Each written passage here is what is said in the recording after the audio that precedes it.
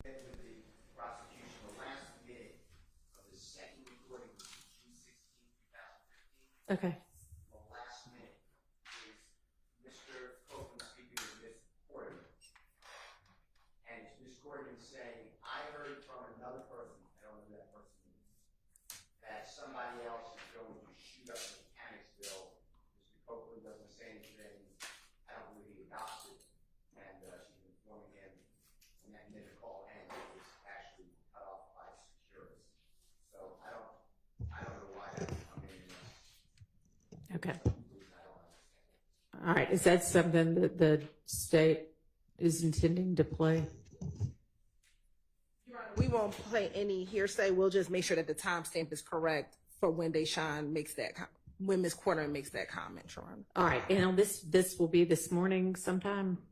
Ideally, hopefully. Okay. So y'all, we actually have a little bit of a delay. One of the jurors isn't here yet. So in a few minutes after the bench conference, y'all could maybe just get together and make sure you're on the same page on that. All right. So can a couple of people come up here?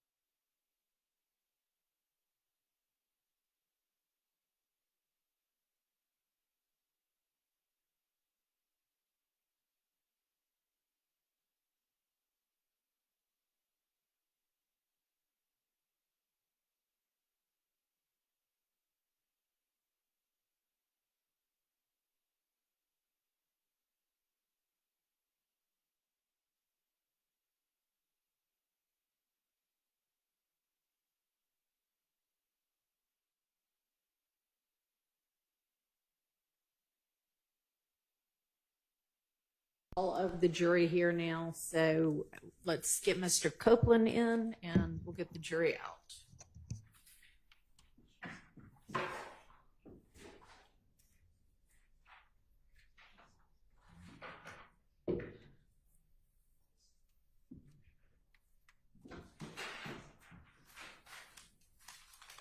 So, Your Honor, we listened to that call, and we're going to stop the call at 14:30, Okay. which would alleviate the issue that Mr. Steele brought up.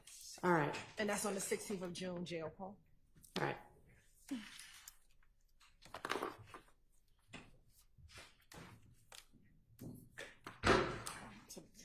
Is somebody going to get Mr. Copeland? Yes.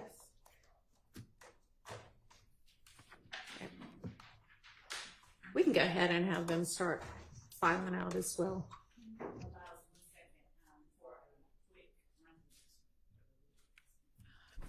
People are just getting seated.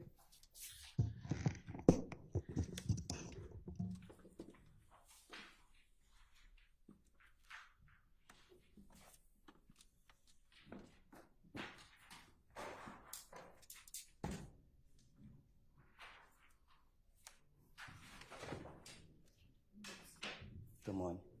Good morning. Good morning.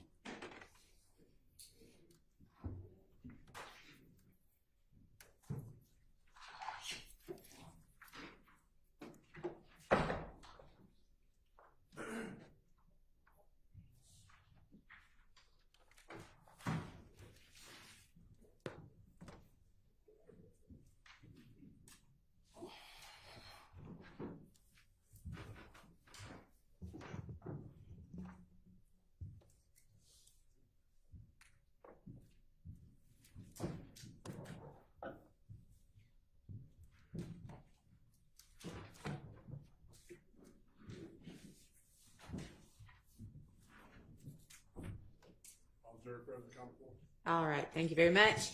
Good morning, ladies and gentlemen. I hope y'all all had a pleasant, long, enjoyable, peaceful weekend. Yes.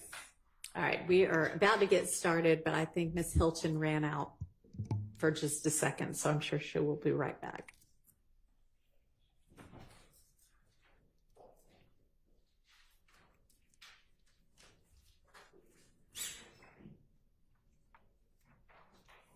All right. Ms. Preston, can we have the Zoom link?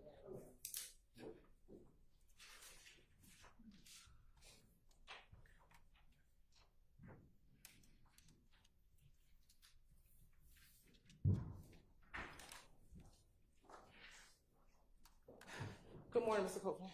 Good morning. On cross-examination last week, do you recall speaking with Doug Weinstein about your knowledge of God and knowing that God is in your heart? Do you remember that? Yes. Okay. And Mr. Weinstein asked you if with God in your heart, that is what you were thinking about when you raised your hand and took the oath. Do you remember him asking you that? I don't get what you're saying. Sure. Last week, Mr. Weinstein asked you when you took the oath to testify, if you had God on your mind. Do you remember him asking you that? Yes. Okay. And you said he wasn't on your mind, he was in your heart. Do you remember that? God, yes. Okay. And you and I have had discussions about God. Is that fair to say? Yes, we have. Okay. And he asked you, Mr. Weinstein asked you, with God in your heart, is everything that you testified to in trial the truth now? Do you remember him asking you that? I guess, yes. Okay. But that's not actually accurate, is that, Mr. Copeland? What you mean? That everything that you testified to in court while you've been here isn't all true. Is that fair to say?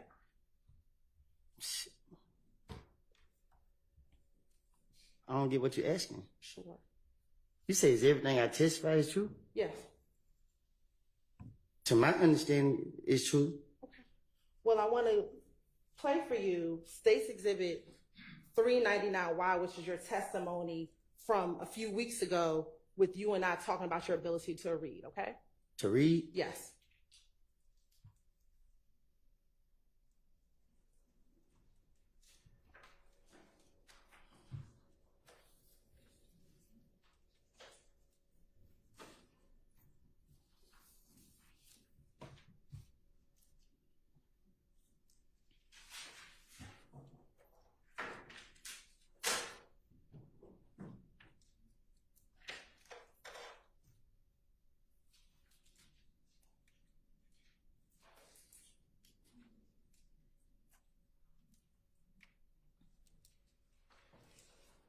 We're just waiting for the Zoom. I mean, not waiting for the Zoom. Log on.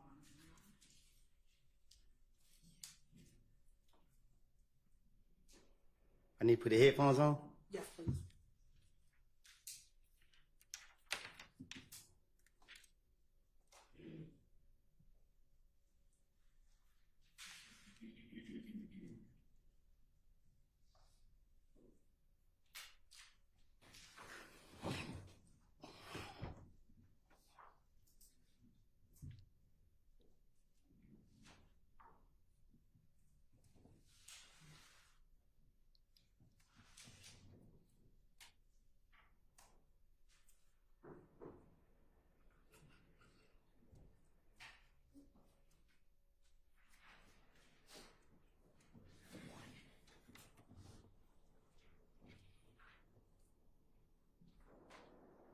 Okay, I'm going to show you what's already been admitted as State Exhibit 332Y.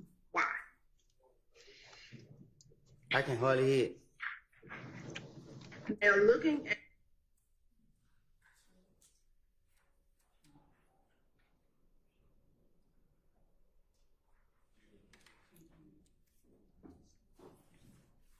It's not playing right here. where we stopped it. At State Exhibit 332Y, do you see on here where it says Hertz rental record?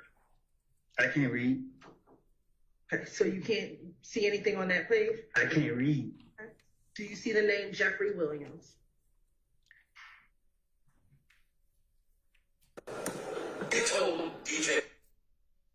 Now, do you remember telling me that you couldn't read? Right? Okay.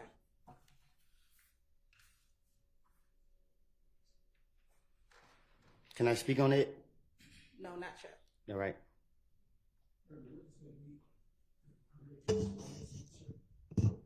There was no explanation of that. I think she's gonna ask him another question, and you can. We'll see where it goes from there.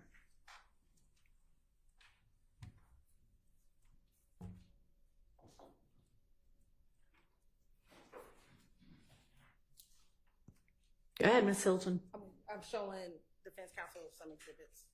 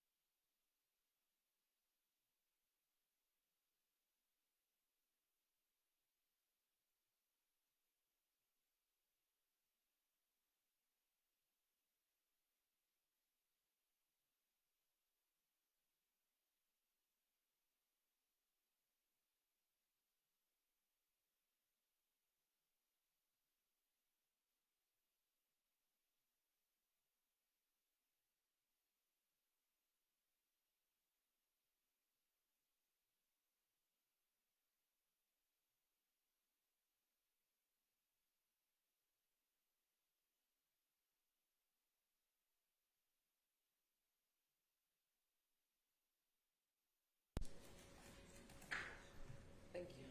Yes, please.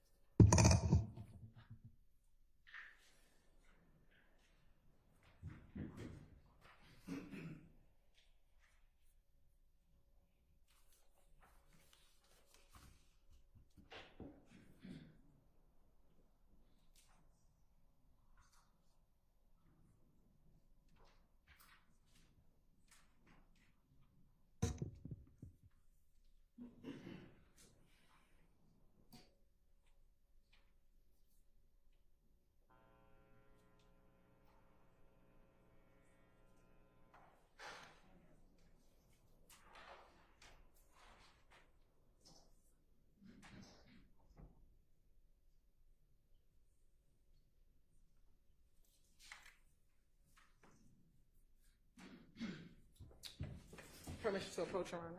You may. Mr. Cook, I'm gonna show you Mr. Martin State's Exhibit 401. Why? First time if you recognize State's Exhibit 401, why? You said, have I recognized it? Yep. I ain't never seen it before. Do you see your name on here? Yeah. Yes. Do you see your signature on the back page? Yes. All right. And do you see that date of December 13, 2018? Yes. Okay. And does it say plea of guilty form? Yeah, yes. Okay. Is this the plea of guilty form you filled out when you took the plea to theft by receiving stolen property back in 2018?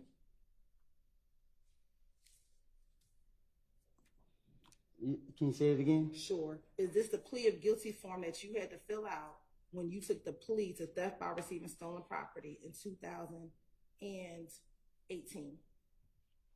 I guess. All right. I'm also now showing you State's Exhibit 402Y. Do you see your name on there? Yes. Okay. Do you see your signature when you signed and date this on August 12, 2013? I see that date. Okay. Do you see your signature? Oh, yes. All right. Did you fill this out when you took your plea in 12 SC 110195, which was your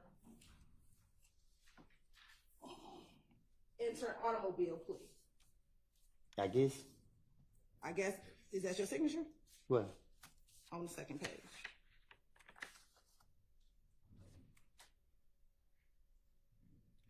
I guess.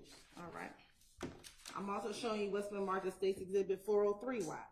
Do you see your name on here? Yes. Do you see the petition of bond that you filled out while in jail trying to get a bond? You said I filled it up? Did you write this from the Fulton County Jail? This, I wrote that, but not that. So you didn't write your petition for bond? No, this not in my handwriting. Okay. Well, I'm showing you State's Exhibit 404Y. Do you see this letter that you wrote from the Fulton County Jail? Again, that's not my handwriting. Okay.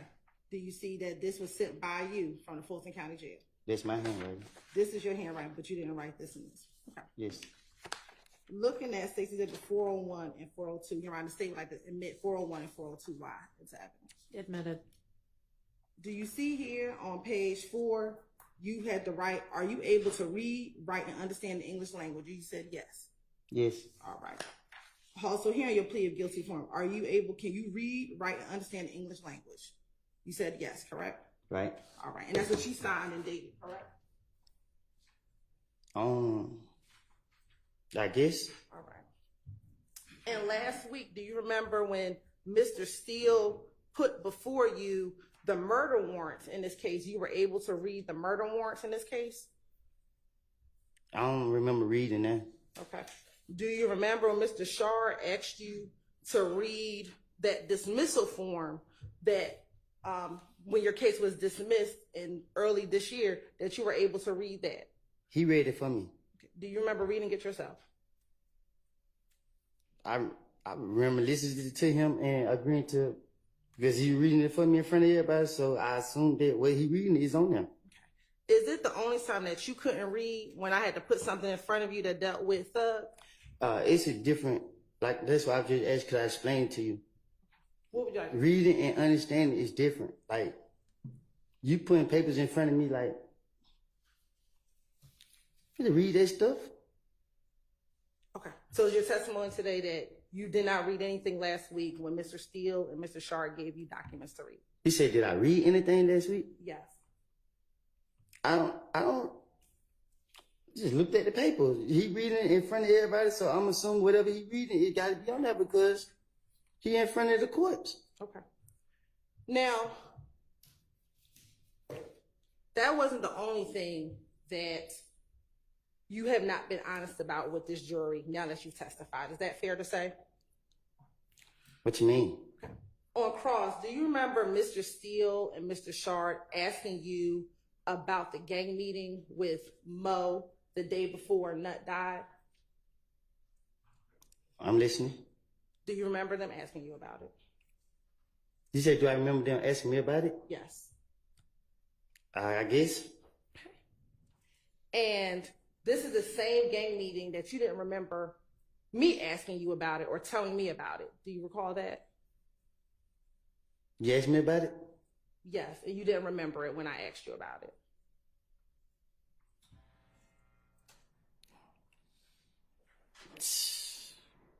What I supposed to say? An answer. Do you remember not recalling that meeting at all when I asked you about it? I don't even remember what they asked me about it. Okay. This gang meeting with Mo, is that the same meeting that you told Detective Thorpe about back in 2015? I told you, when it came to talking to the detectives, I would tell them anything to get them out my face. And is this the same meeting that you told Detective Dennis and Gaither about back in 2015?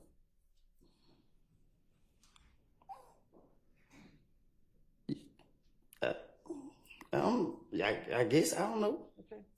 And is this the same meeting that occurred after Rich Homie Quan's car was shot at the studio? Can you say that again? This gang meeting with Mo, is this the same meeting that occurred after Rich Homie Quan's car was shot up at the music studio?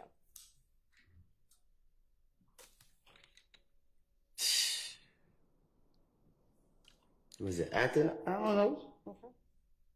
And is this the same shooting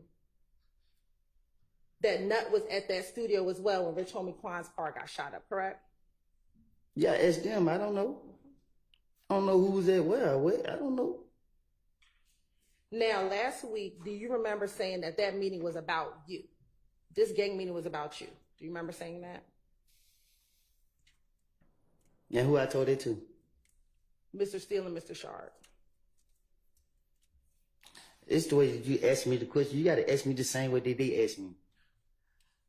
Let me ask you this. The meeting about the gang meeting with Mo, that meeting wasn't just about you, correct? Was it just about me? Yeah, was it just about you? The part I know about. Wasn't this also about Thug? Weren't Thug discussed at this meeting as well? Was it, they brought his name up? Yes. No. Okay. Do you remember telling Investigator Thorpe that this meeting was about you and Thug? I told you, I had to, you keep going to me, and when they were questioning me, I was trying to, bring him in it. I mean, like. I want to play Stacey Exhibit 370 Watt. I don't get it. 78 YA at 306:35.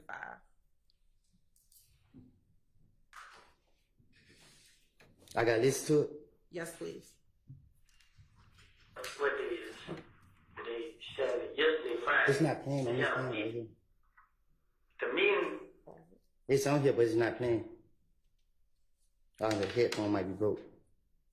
Can you push it? Make sure it's all the way pushed. It's already in. We'll just play it for a little while. Maybe it'll pick up afterwards.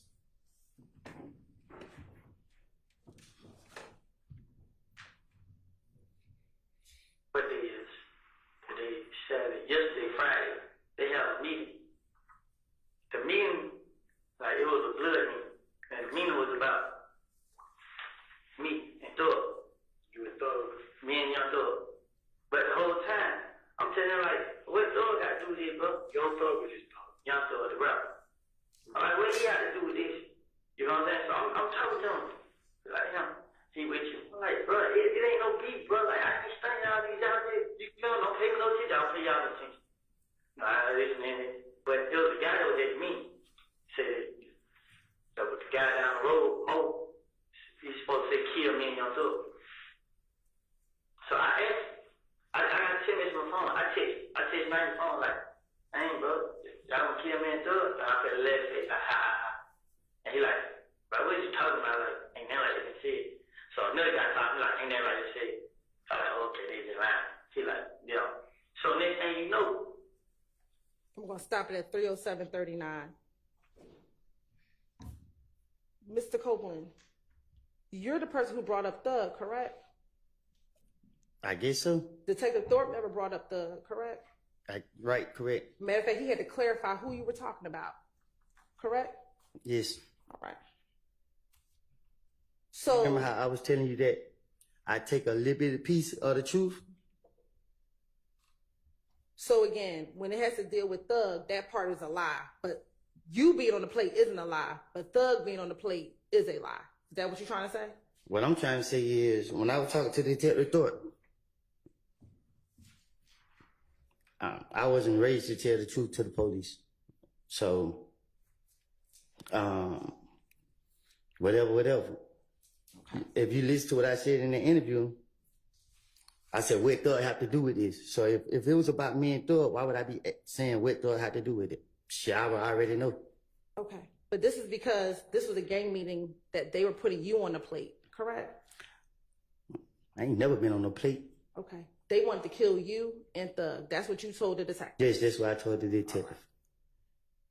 Now, also on cross-examination, do you recall talking about meetings that you had with the state of Georgia multiple times? Do you remember talking about meetings that you had with Ms. Love, with me, with Investigator Long? Do you remember that? Yes. All right. Now, Cross, do you remember Mr. Steele asking you about when I, Ms. Love, met with you at the Fayette County Jail? Okay. Right. And do you remember that line of questioning? If you said the same way he did, I will. I remember him asking about y'all though. All right. Now, when we met, do you recall it being me, Ms. Love, and actually Investigator Viverito that met with you at the Fayette County Jail? Which time? The only time that I ever met you at the Fayette County Jail. You only came once? Do you recall me coming to the Fayette County Jail one time to meet with you? I thought you came more than once. Okay. Do you remember going to? I'm telling you what I remember. I thought you came more than once. That's fine. Do you remember me coming with Ms. Love and Investigator Viverito?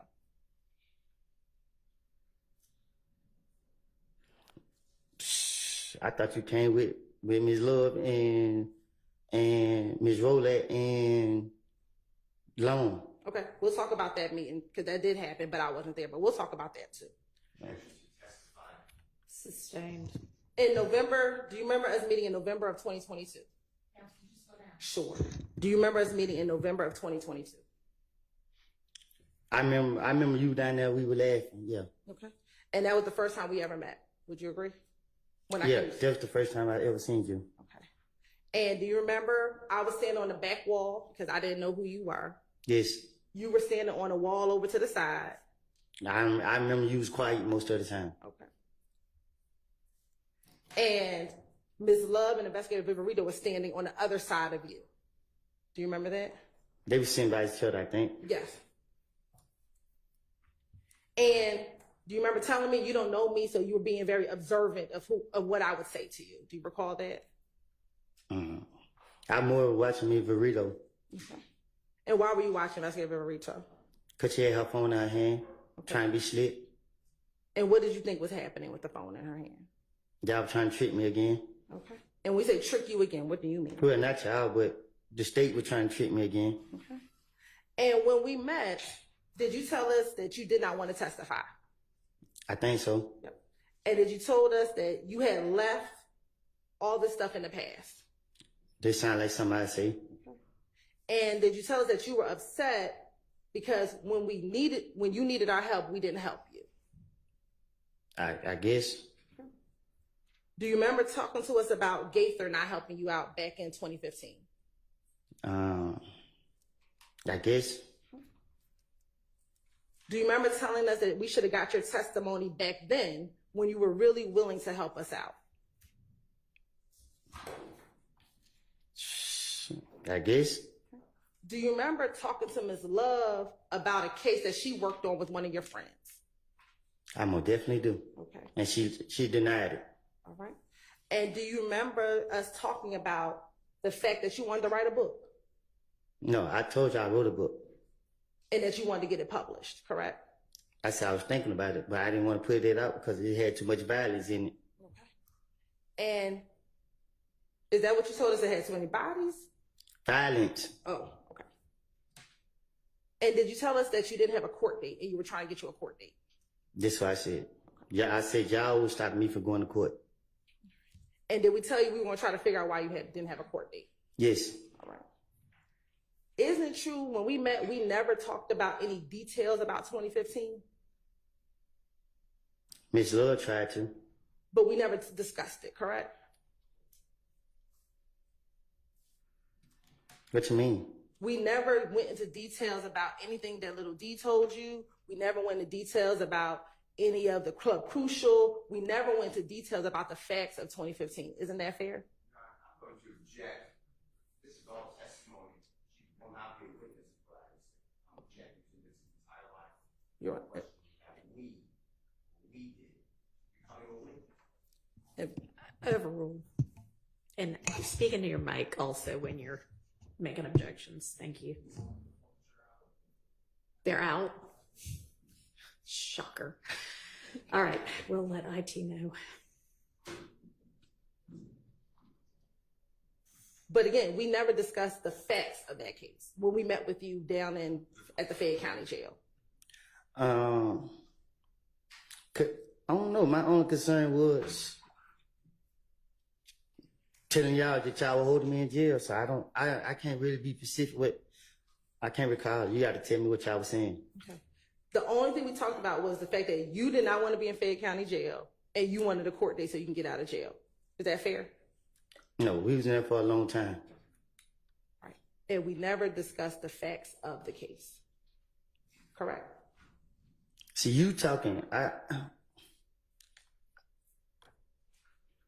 think I'm more. I think I'm more talking to Miss Love, and you was just because I just remember you just kept standing there and you trying to act like somebody in the hood. So. Was I just quiet and being myself? No, you acting like somebody I grew up with. Let's focus on what it is that you're trying to have him clarify. Now, the next time that we met was in May of 2024. Is that fair to say? I don't keep up with the time. Okay. The next time we met is when I met you in Pittsburgh, correct? I think so. Okay. And that was with you, me, and Investigator Long, correct? Yes. And we met by the train tracks over in Pittsburgh. Yes. Is that fair to say? And when you got into the car, you sat in the back seat, correct? Yes. And I was in the front, Long was driving, correct? Or in the driver's seat, correct? No, he stood outside the car. And he eventually got inside. He stood outside. I see him standing outside the whole time. And when we first met, I asked you if Melvin was your attorney, correct? Yes. And you said you had not talked to him. No, I said he is my attorney, but I haven't talked to him. Okay.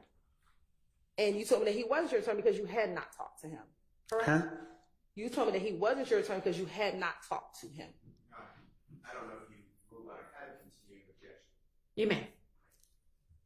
All right. Can It you restate that question? Are you saying was not? Correct. So, Isn't it? I will state. go ahead. Yes. Isn't it true that you told me because you all have not talked, he was not your attorney?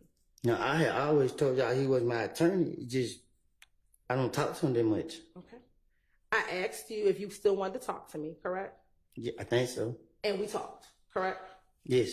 And it was a cordial meeting, which is that fair to say? I don't know what that means. It was a pleasant meeting, is that fair to say? I pleasure. It was a good meeting.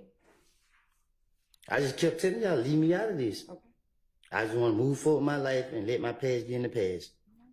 And when we met, you did not have any pending criminal charges, correct? You didn't have any criminal cases. I don't know. I didn't. I know I had just went to court and played to the last case I had open, where I had another one from the jail, but At the time, you didn't know that had been dismissed. Is that fair? well, the lawyer just told me they were dismissed. Okay. And when we met in the car, we also didn't go into the facts of the case, correct? Well, I told you I was lying, and you told me that you know I wasn't lying. Okay. Did you tell us that you just did not want to testify? What you mean? Did you tell Long and I you did not want to be involved in this case? Yeah, I don't told the world that. I think so. Okay. And then when we were finishing, I asked if we can meet again on Monday. Do you remember that? I guess. And you told me, I'll pray about it. Is that fair? Sound like somebody say. Okay. And we called you on Monday and you did not want to speak to us. Is that fair? All right. Then, No, I don't know, because I still end up down here. and you came down here later that week, correct? On about Wednesday, Tuesday. on Tuesday of that week. Thank you. And when we met on that Tuesday, correct? I was down here. I don't know if I can't remember if it was you I met with, but I was down here with y'all. Okay. And when we met, you told us you did not want to testify and that you just wanted us to play the tapes, correct? Because that's what y'all wanted. That's what y'all said y'all wanted. Listen, man, I don't know.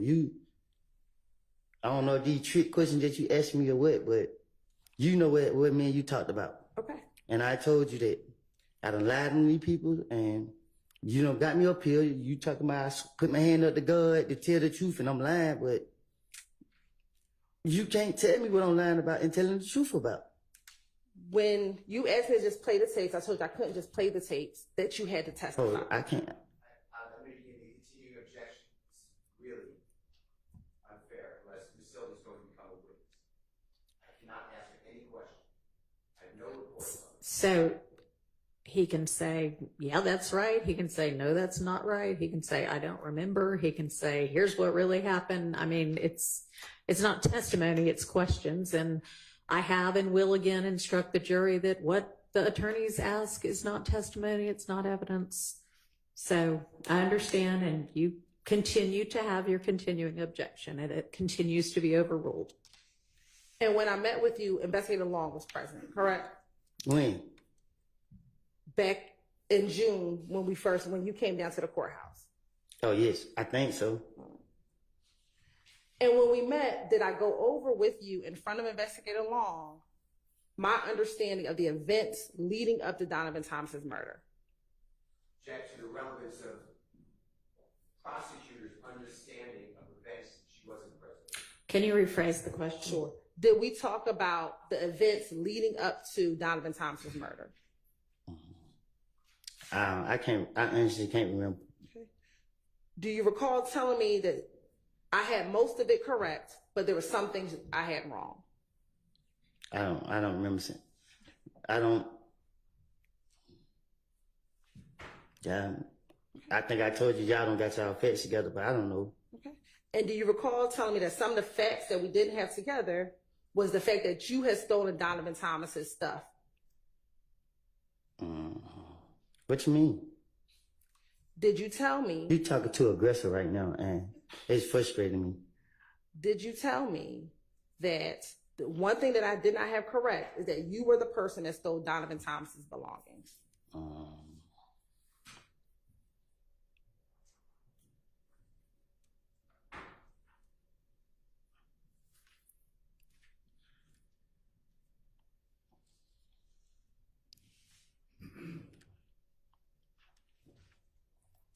I guess. Okay. Did you also tell me that when I asked you about the shooting with Thug and Nard in the car on the night that you got into the fight with Kel at Club Crucial, that I didn't have all of my facts together regarding the shooting with Thug and Nard? Did you tell me that? I don't get what you're saying. Sure. Do you recall telling the detectives about a shooting with Thug and Nard in the car, and you and your brother was in another car, and you saw Nard with a gun, and he racked it, and when you started driving away, you heard shots being fired? I told that to you here? No. Did you tell that to the police? To my in the interrogation room? Yes. Oh, I tell the police anything. Okay. Do you remember telling me that I didn't have all of those details correct? No, I don't remember telling you that. Okay. Do you remember me telling you that I had to tell the defense everything that you told me that was different? You said, only thing you told the defense? Do you remember me telling you that I would have to tell the defense anything that you told me that was different than what was in the interviews? And that's when I switched it up. And that's why you were mad, because you did not want me to tell the defense the things that you told me that were different. Nah, I didn't want you to tell them what I said because I didn't want them to tell on me. Okay. So when you said that, I was like, don't say that, because I don't want to be exposed. And speaking about that, when we met, did you tell me that your biggest concern was what the defense knew about you? To my things I did, Yes. right? And did you tell me, I don't have a problem testifying for y'all. I'm more concerned about what they know about me. I'm concerned about both of y'all because they can. It ain't. Cause I mean, I don't know. It's just, man, I don't know. You got me up here and you keep telling me that, you keep testifying that you kept telling us that you lied. Is that fair? Do you recall me asking you, what do you lie Yes. about? What do you lie about? You thought I was gonna tell you? Okay. And then I ask you, are you talking about like lying to your girlfriend? What are you talking about? Because I wanted y'all to cause y'all put me in here and I constantly told you. I know I just told you every time me you talk, I don't lie. So y'all put me up here and y'all be expect me to remember the lies I done told. Yeah, I better remember the truth. And remember when we met, you've never told me any lie that you said back in 2015. Is that fair? All the time, to be honest with you, you ask me the question. Anytime I think about anytime me and you met, it was just laughing, hee ha ha. I don't. Shit, you played on me. Because we were always cordial with one another. Is that fair to say? If that's what it means. We were always on good terms with each other, correct? Yes.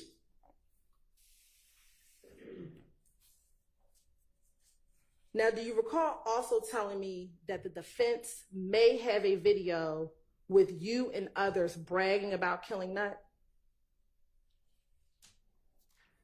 Do you remember telling me that there might be a video that the defense has that it's you and others bragging about, we killed Nut?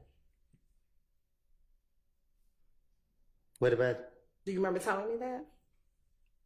I told you that?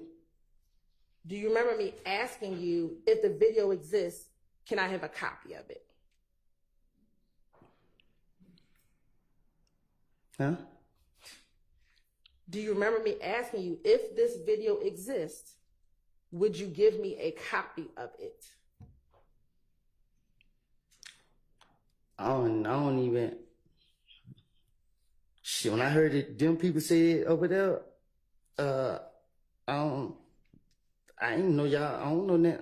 I don't know. I don't recall. So last week when Mr. Steele asked you if there was a video about saying you killed Nut, that wasn't the video, correct? There was a video maybe that said we killed Nut, correct? What video y'all have? Is this the video that you said the defense may have? I haven't seen no video. Y'all ain't showed me none.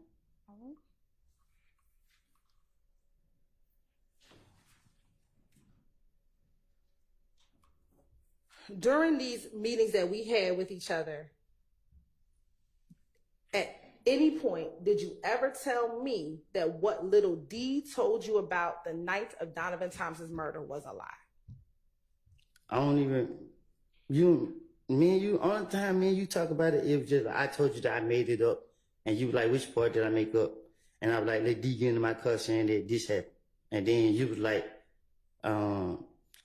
so the D never got in your car and said that they killed, and I was like, no. And you was like, why is this my first time saying it? And I was like, I was scared. And then you was like, so you asked me about Noah, and I was telling her I didn't know him for real, and I just made it up. And you was like, and then you were like, well, I gotta let the defense know. And I was like, damn, you gonna tell them? And then you were like, I have to. And then I was just like, damn, don't tell them because the defense already saying that, you know what I mean, too much that they don't need to be saying. Okay. Isn't it true that it wasn't until you were about to testify that you told me some different things about what happened that night at McDonald's. Because you made me feel comfortable. And that is when you told me that it wasn't Nard that got into your car. It was Little D and Shannon that got into your car. Huh? Do you remember telling me on the day that you were going to testify that it wasn't Nard that got into your car on the day that Donovan Thomas passed away, but it was Little D and Shannon that got into your car? I don't get what you're asking me. Do you remember telling me, switching your story up, that it No, was... I didn't switch my story, but I came forward. You made me feel comfortable, and I let you know, like, I lied. The D never told me nobody killed nobody when he got in my car. Did you ever tell me what you told me on June 7th, 2024, that Little D didn't say anything to you? That's what you told me, correct? You just confused me again. Sure. When we met in June of 2024, that's when you told me that Little D didn't say anything to you. That was the first time you ever said that, correct? You said that was the first time I ever told anybody that? Yes.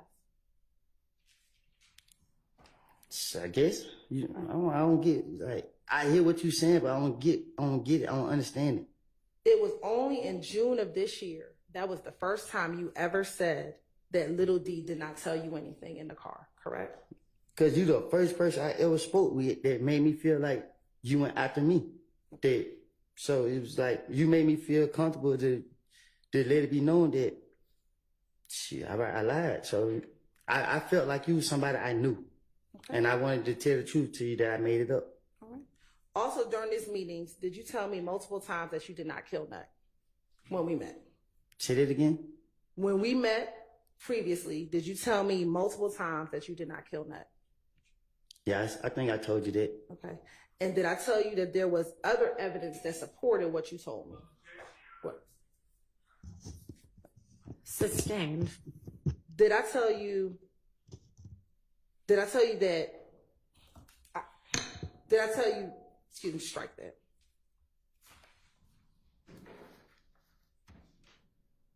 Did I discuss with you that I could not show you any other evidence because you were a witness? Huh? Did I tell you that I could not show you any other evidence because you were a witness in this case? No, you showing me the pictures and stuff and the phone calls that you're going to use. That's what you're talking about? I did show you that. Was there other evidence I told you that I could not show you because you were a witness? I don't remember. Now, Mr. Shard on cross-examination asked you if I showed you all of your interviews prior to trial. Do you remember that? Can you say that again? Do you remember last week Mr. Shard asking you if I showed you all of your interviews prior to trial? Do you remember that? Can you just ask me this question? I don't. Do you remember Mr. Shard last week asking you if I showed you all 6 of your interviews prior to trial? If you showed me the interviews, what about it? Do you remember Mr. Shard asking you if I showed them to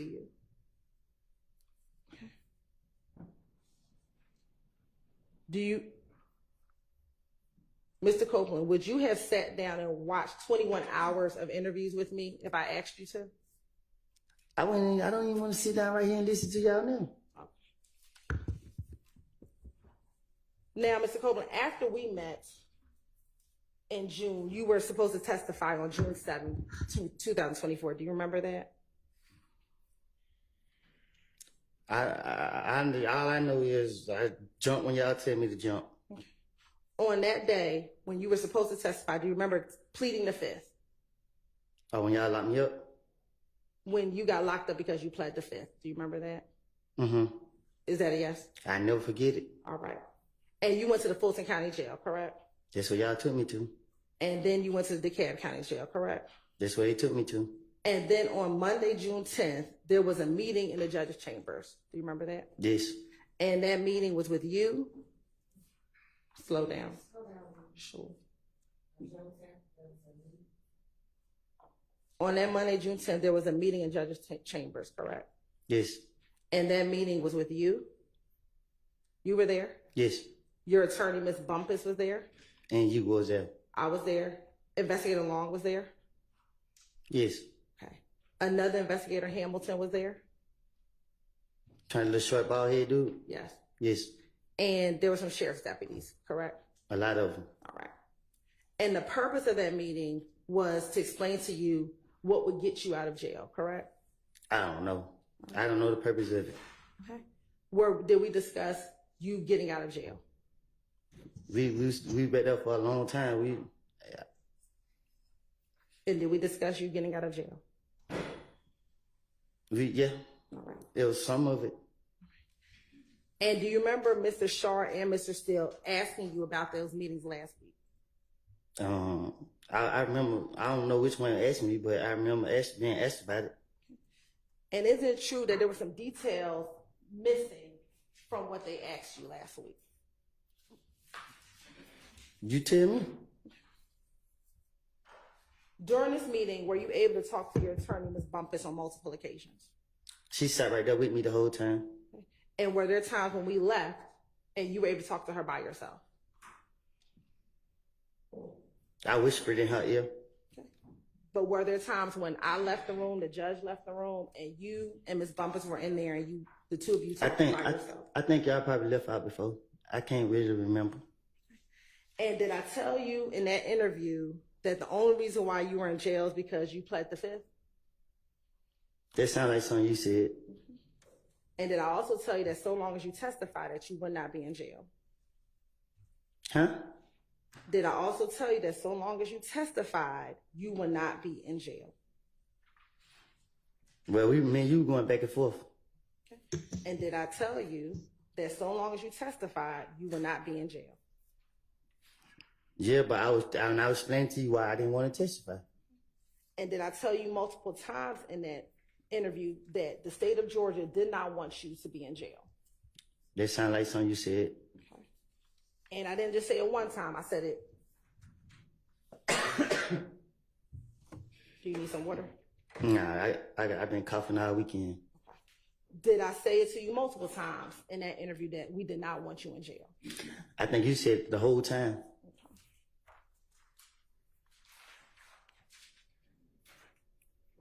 Now, in that meeting, did I also tell you that I expected you to tell the truth?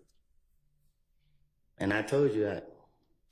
I don't lie. If you keep going to the past, if you want me to tell the truth, you can't ask me about what I done told the police because when you know what I mean, I'm just going with the flow.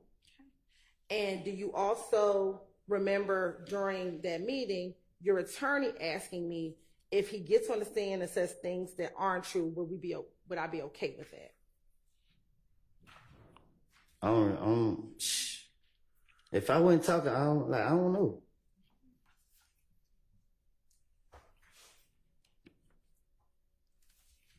Do you recall Ms. Bumpus, your attorney, saying, if he says something, it'll be effect on it. If he says he did something and you know he's not telling the truth, what happens? And my response to you is, if he said he did something and he did not do that thing, and she said to me, if you believe he did not, so if you believe that he's lying about that, then I said, then no. If he admits to doing something on the stand and he did not do that thing, I'm going to ask him, this is the first time you're saying that. And she asked, and you have independent evidence to prove it wasn't him, then what? Then nothing. What do you mean? So she said, so you're okay with him if he got on the stand and said things? Ms. Hilton, get to the question. Is it true that I said, no, I want him to tell the truth. What have I always said to you? I want you to tell the truth. I don't know what's going to come out your mouth, but I expect you to tell the truth. Is that what I said to you? You told me that if I say I killed Donovan Thomas and I ain't killed him, you're going to lock me up. You said that if I plead the fifth, you're going to lock me up. And from my understanding, whatever I had to say to matter, from my understanding. And let's talk about the part about Donovan Thomas, correct? Do you recall me saying to you, and this is when, we talk a lot about perjury back in the chambers. What's the other word is too that I was saying? Purge. Remember we talked about them purge? Two different words. Okay, yeah, that's it. Okay. Do you remember us talking about perjury and perjury meaning lying on the stand? I always get confused, but you know it. Okay. And did you have your attorney ask me multiple times, if you testify and say something that I know isn't true, what would happen? What you mean? Did Ms. Bumpus ask me on multiple occasions, if you testify and say something that I know isn't true, what would happen?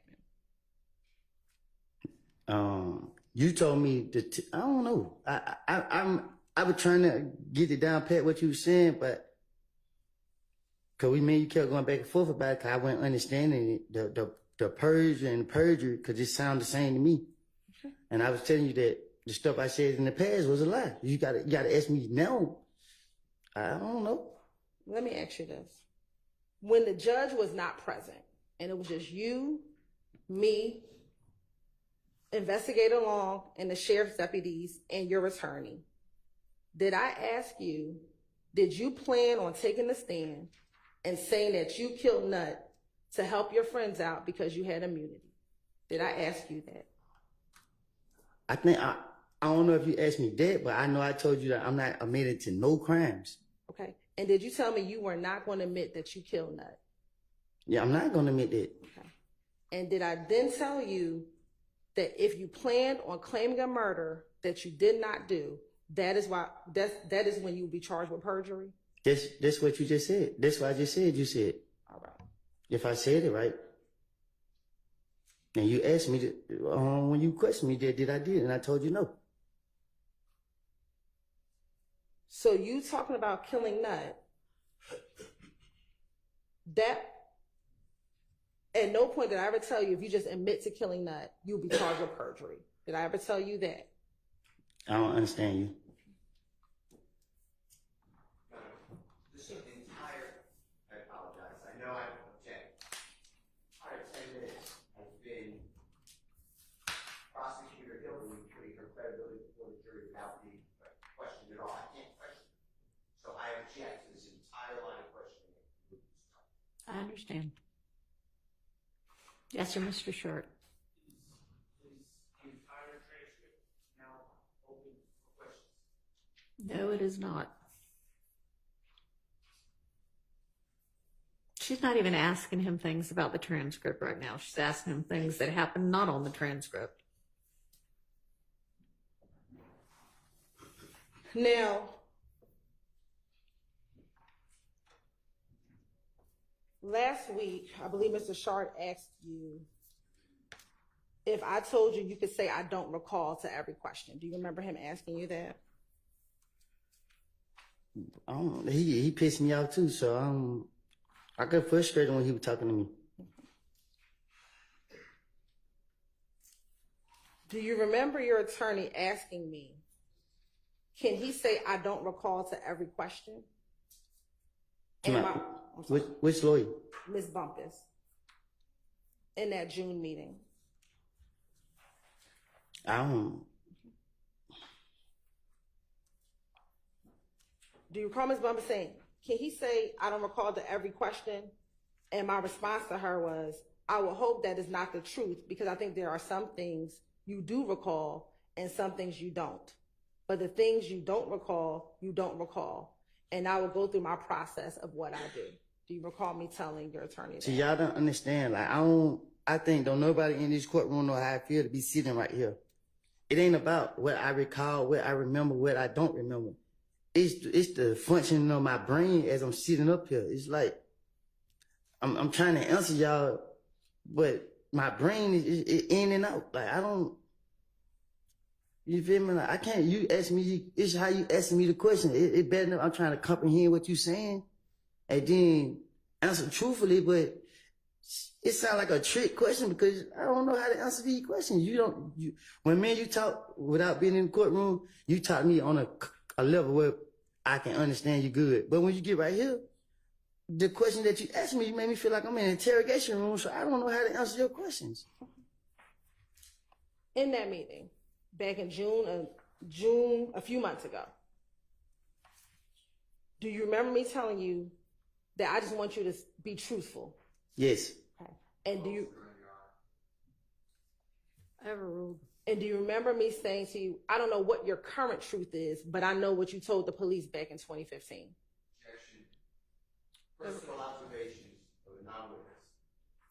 Overruled. Do you remember having that conversation in the judge's chambers? Yeah, because I told you that. Y'all don't got, like, y'all don't know that, like, y'all don't know. And you said out your mouth that, yeah, you're right. We don't know what you're going to say and what your truth is. So. And do you remember me telling your attorney to talk to you about what impeachment is?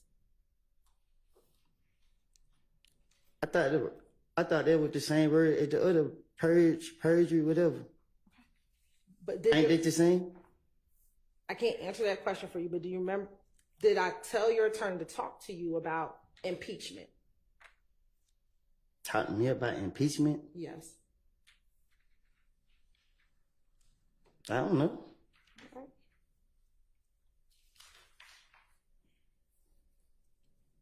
I know most of the time we was talking like, I don't. My only thing was I was in jail and I didn't understand what was going on. I just felt like, I don't know. Now, also in that meeting, you said, I did these crimes. Do you remember saying that I did these crimes? Because I don't want my family to, I don't want my nephews and them to hear the stuff that I did. Okay. When you said you did these crimes, what crimes were you talking about? I don't recall. When you say you don't recall, what do you mean? That I ain't speaking on it. Were these crimes that occurred back in 2015 or crimes that happened more recently?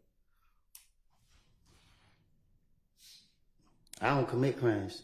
I changed my life. So when you said I did these crimes and Mr. Steele asked you about that, or Mr. Shard, what crimes were you talking about that you did? I guess the ones in my dream, the nightmares, whatever. I don't know. I don't get what you're asking me. In that June interview, in that June meeting that happened a few months ago,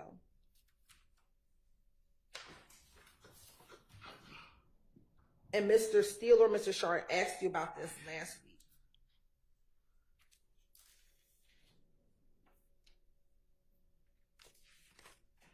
you said, I did these crimes, I'm telling you that. And my response to you was, okay, I don't know what you're talking about. I'm asking you today, what crimes were you talking about back in June that you said you committed? I ain't committed no crimes.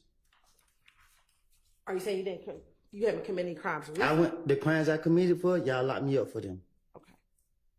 So then when you said I did these crimes, were you talking about things that happened in 2015? I'm talking about the crimes y'all caught me for. Okay. And to be clear, were you talking about any crimes that are charged in this present indictment? I'm not a part of it, so I don't know. I never read this indictment and don't want to read it or hear nothing about it. And let's be fair. Were you in custody between June 10th, 2015 and February 2019? Can you say that again? Were you in custody between June 10th of 2015 to February 28th, 2019? February 28th? Yes. 2019? Yes. God bless you. Can you When did you get out of federal custody? September 12th? 22nd? One of them days, 2019. Okay. And were you also incarcerated from May 13th, 2020 to May 11th, 2021? I went back to jail. I did over a year. Do you remember then going back to jail June 15th, 2021 to July 24th, 2021? Yes. Okay. You said from when? June 15th, 2021 to July 24th, 2021. You said from June to July? June 15th of 2021 to July 24th of 2021. So what you saying, I did a month in jail? Yes. I don't remember that. Okay. I remember going back to jail, and both times I went back to jail after I got the feds. I was in there longer than a year. All right. Do you remember then getting arrested in October of 2021 and then being released in February of 2022? You said October, Yes. and then getting released in a year later. And let me say, going to prison in February of 2022. 2022. Yeah, I went. Yeah, And you stayed in prison until August of 2022. Is that fair? yes. Okay. 23. And then you were transferred back to Fulton County in August of 2022, and you were in jail until March of 2023. Is that fair? Yes, they sound like it. And you've been out since March of 2023, correct? Until y'all locked me up for pleading the fifth. And you spent the weekend in jail. Yes. All right.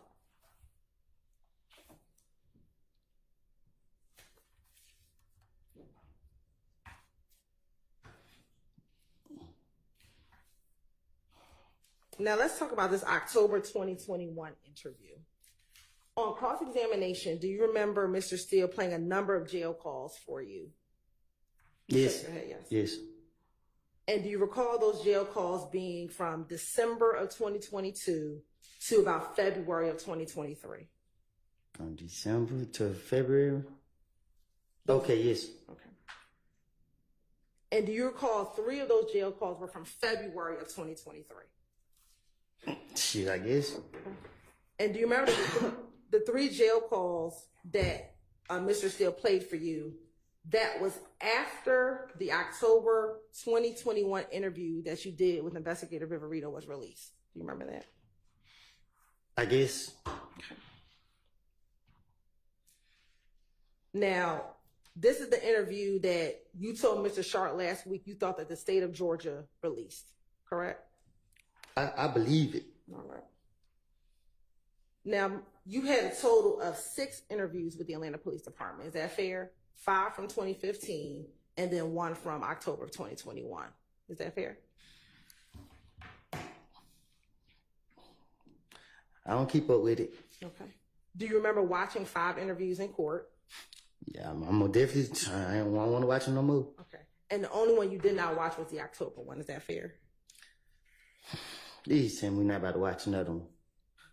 Is that fair that you have not watched Yes. the October one? Yes, I have watched it. The world watched it too. Okay.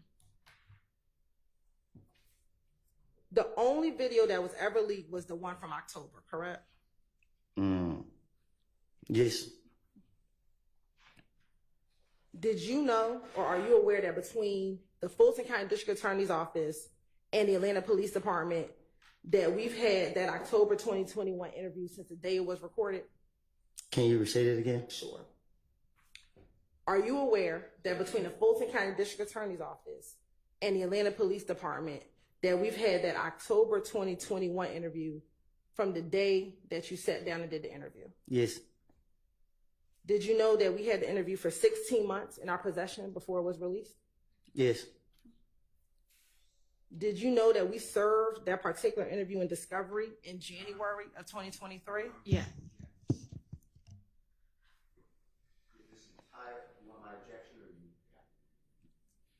I think I've got it. Yeah, I Ms. believe Hilton. it is relevant to the assertion that defense counsel made last week when they opened the door as far as who released this interview.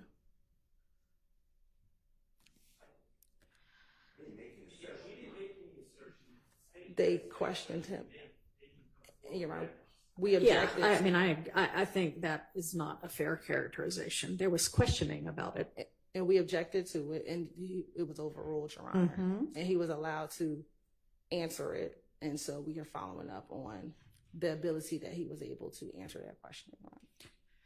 Oh, I don't oppose that. It was on a jail call, but I would like to ask questions of the prosecutor. Because this is testifying. all right. It's not testifying. Ms. Hilton, rephrase your question. Are you aware that that interview was given to defense in January of 2023? No. Are you aware that the video was released within 30 days of it being given to the defense? Your Honor, I would object, and if they have any evidence, they can bring it forward in court. Overruled. Are you aware that after the video was released, we brought the fact that it was released to the court? All right, let's take a break. Time for a bathroom break anyway.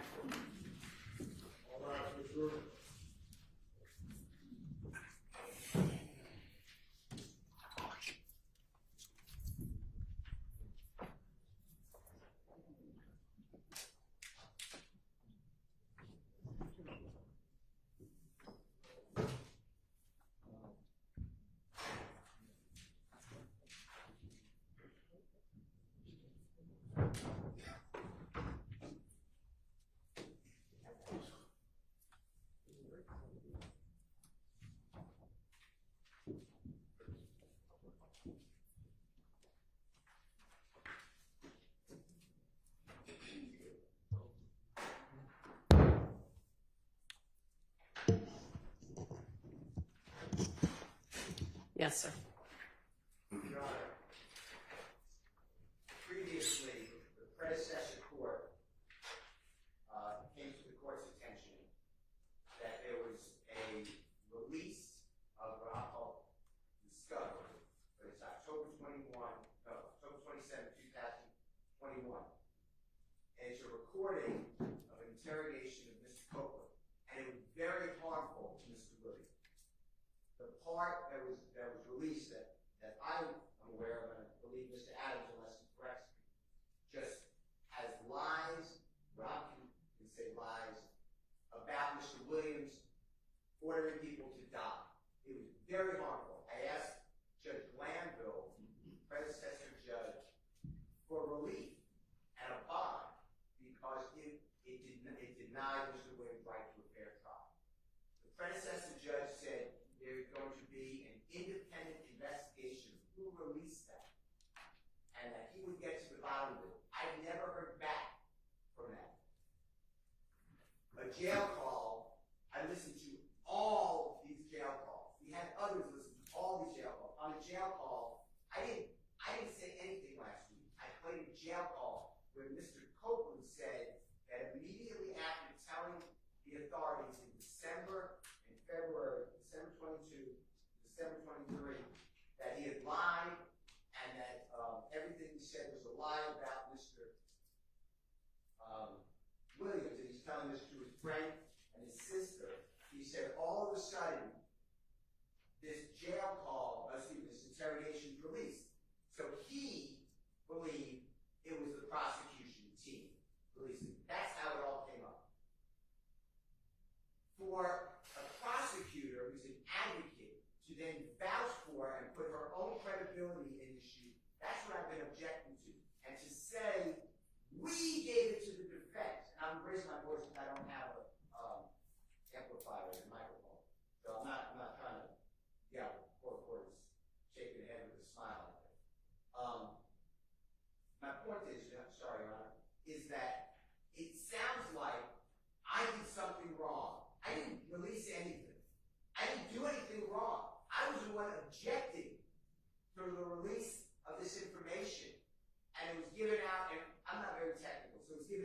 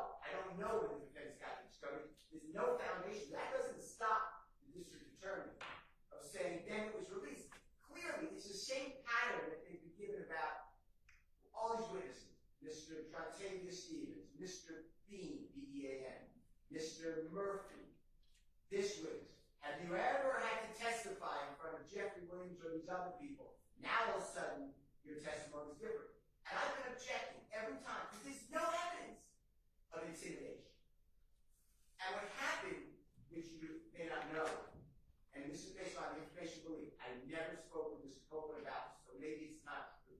I believe he got beaten in the jail after that was released. I believe, I could be wrong. But assuming that's all true, for the prosecutor to now say that their hands are clean, and I can't ask the question. Judge Lambo denied my request to call the prosecutors and their agents to assert under oath, under questioning, who released this. Because it certainly wasn't in Mr. Williams' best interest. So anybody on Mr. Williams' behalf would be would do a disservice to release that Mr. Williams is having people killed in the middle of jury selection.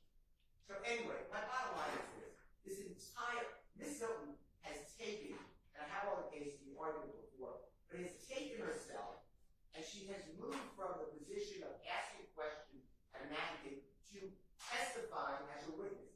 You told me I was there. Detective Long's out of the park. You told me. You only told me this. Did you know that the prosecution served this? Were you aware that the defense had this? All of this needs to be questioned to Prosecutor Hill. So I asked the court, I know I've been repeatedly asking that, and I know you have a continual objection, but this is nigh on tried cases in the state of Georgia. All of these cases require Ms. Hilton to take a witness stand. And if she does, I have no objection because I'm not witness. But it's been denied. That's my objection. I'd like her to be removed from the case. I'm not trying to stymie the prosecution. They have other witnesses. They have at counsel table 3 other lawyers. I mean, this is not new. So I ask for the prosecution that specifically Ms. Hilton and Ms. Love be removed from the case. I have questions for both of them.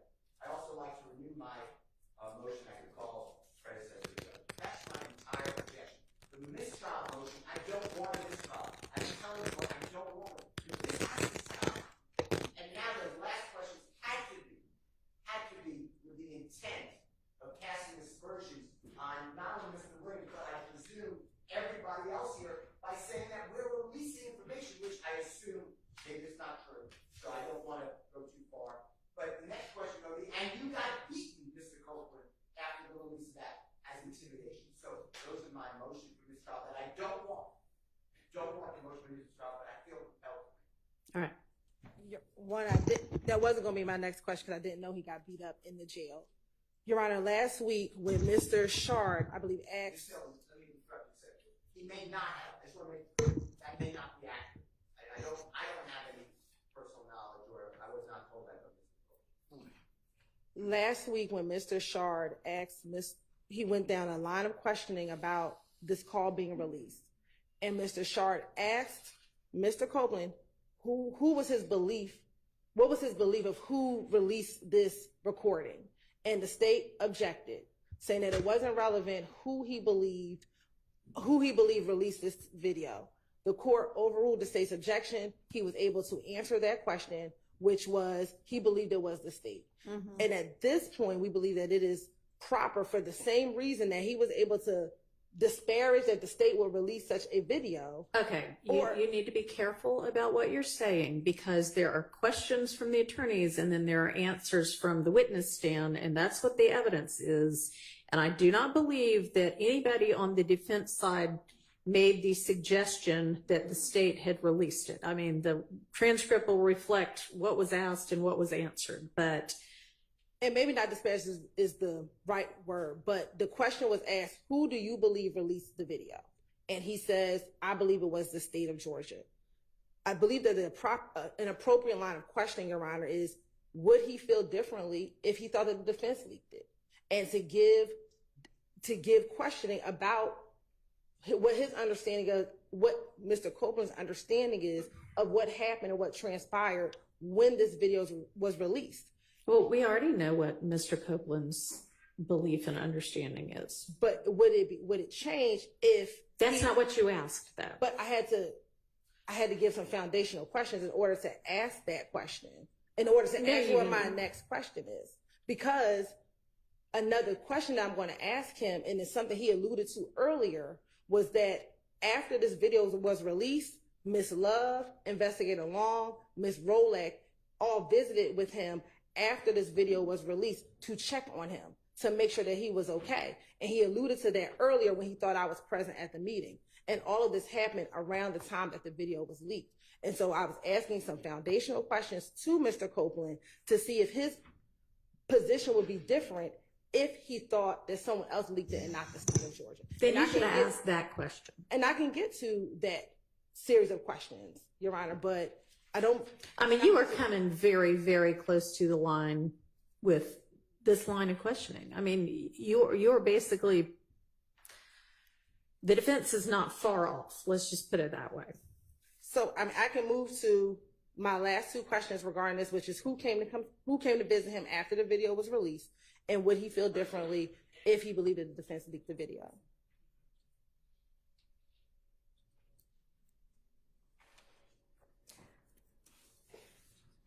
No, I'm not going to let you ask that last question at this point. And that's a total hypothetical question.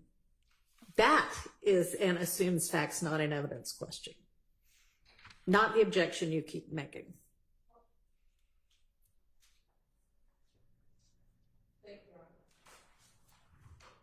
Your Honor, I feel compelled to just make a brief record.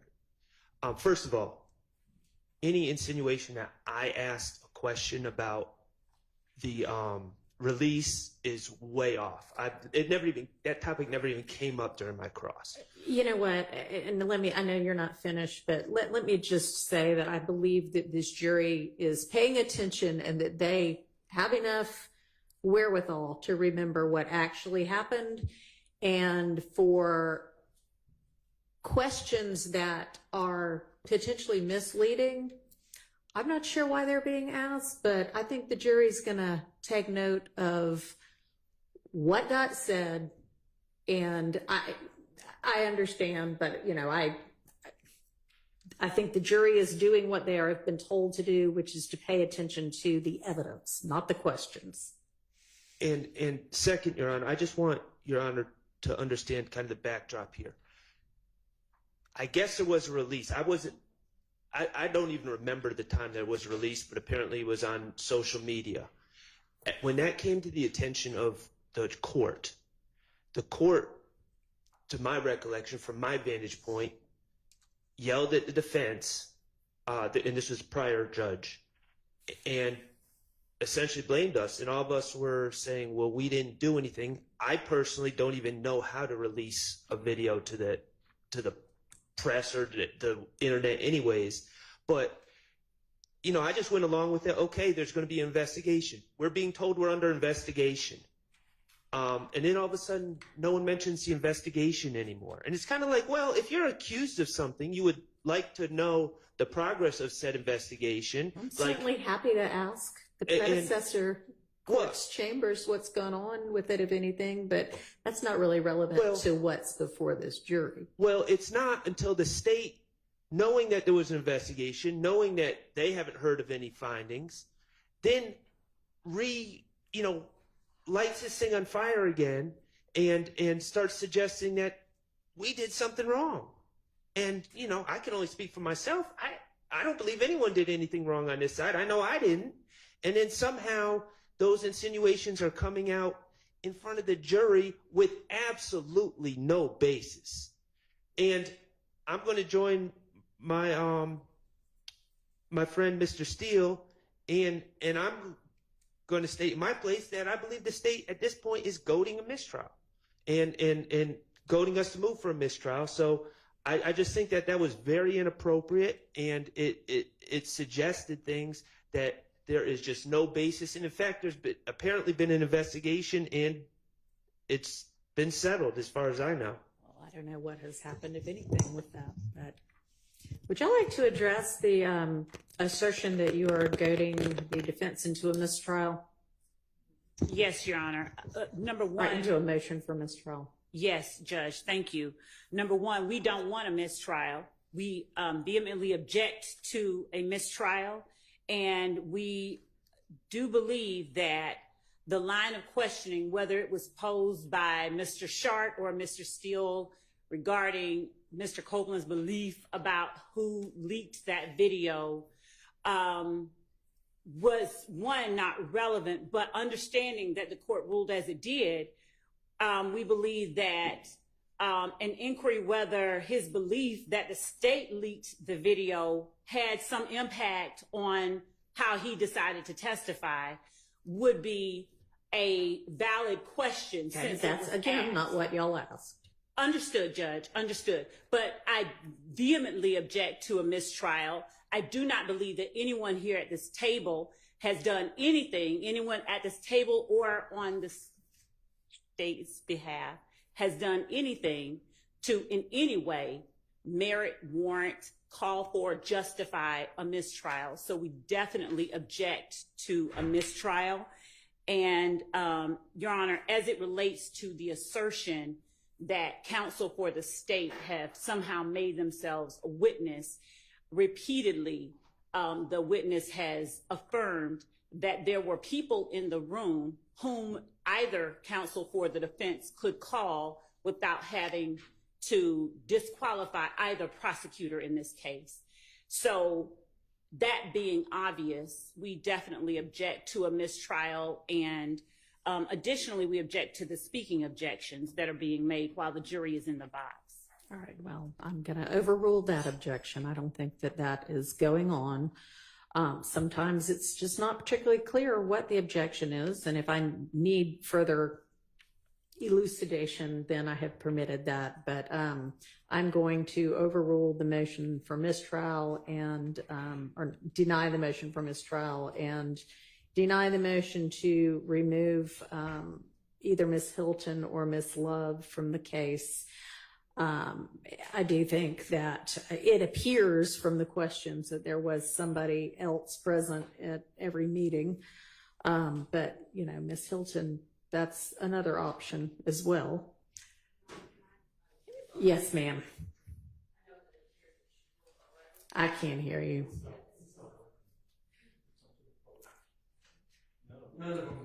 Okay. All right. Can you Try that one. All right. Can you hear me? That works. All right. Your Honor, I want to add that we cannot question any other individual that was at that meeting about Ms. Hilton and the way that she asked some of her questions and made her comments. Let me give you an example. Ms. Hilton said, I was standing to the side because I didn't know you. That's her feelings. That's her reasoning on why she was standing where she was standing. Ms. Hilton also said, I was just being me. I can't ask Detective anyone in reference to that. Hang on. Sorry. I mean, I think that each of those was not a statement. It was a question. It was a cross-examination question. They were, and was this essentially like, is this your recollection or is this what happened? So it was not her testifying. I'm overruling that objection. All right. And I just want to add that she also said the purpose of the ex parte meeting. So there's no way that he said, I have no idea what the purpose of that meeting was. So, I mean, I understand, but it's overruled. Thank you for the additional making of the record. Anything else? Yes, Your Honor. Just briefly, I know I objected earlier about what Attorney Caleb Bump was allegedly said in that meeting.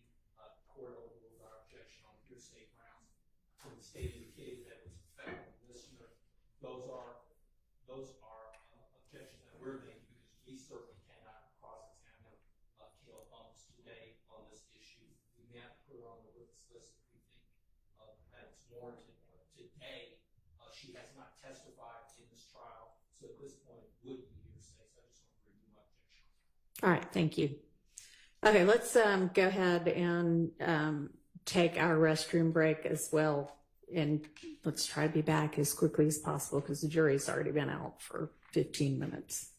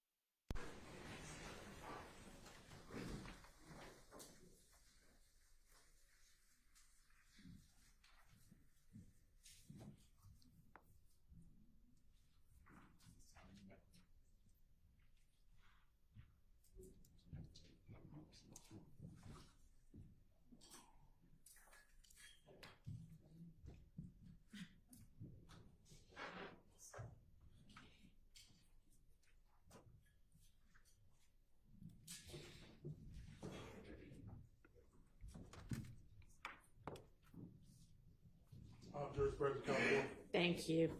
Go ahead, Ms. Hilton.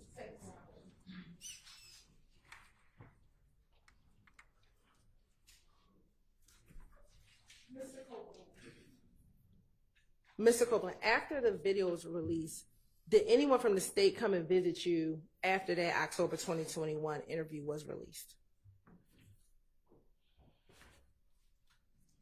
No, not that I remember. On cross-examination, you were asked by Mr. Steele about the murder warrants that were taken out regarding the Donovan Thomas murder. Do you remember that? Yes. Okay. And do you remember telling Mr. Steele that you never saw the warrants, but you were told about the warrants by your then attorney back in 20? My lawyer came to the jail and told me I was charged with murder. Okay. And do you remember when your attorney came and spoke with you? I was in the feds. Okay. Were you ever brought to Fulton County Jail for those warrants? I was in the feds. Okay. Were you ever arrested on those warrants? I was in the feds. Were those warrants dismissed against you? This what I was told. Okay. And is it fair to say that you have not or were not indicted for the murder of Donovan Thomas Jr.? Is that fair to say? I don't understand you. Were you ever charged with the murder, like formally charged with the murder of Donovan Thomas? Well, my lawyer came to the jail and told me I've been charged with murder. Okay. And did your lawyer also tell you that the case was dismissed against you? Yeah, like at one point, I can't remember when. Okay. Were you still in the feds? I think so. All right. Now, last week, Mr. Shard asked you about the false statement arrest warrants that were taken out by the Fulton County Sheriff's Department. Do you remember him asking you about that? Yes. Okay.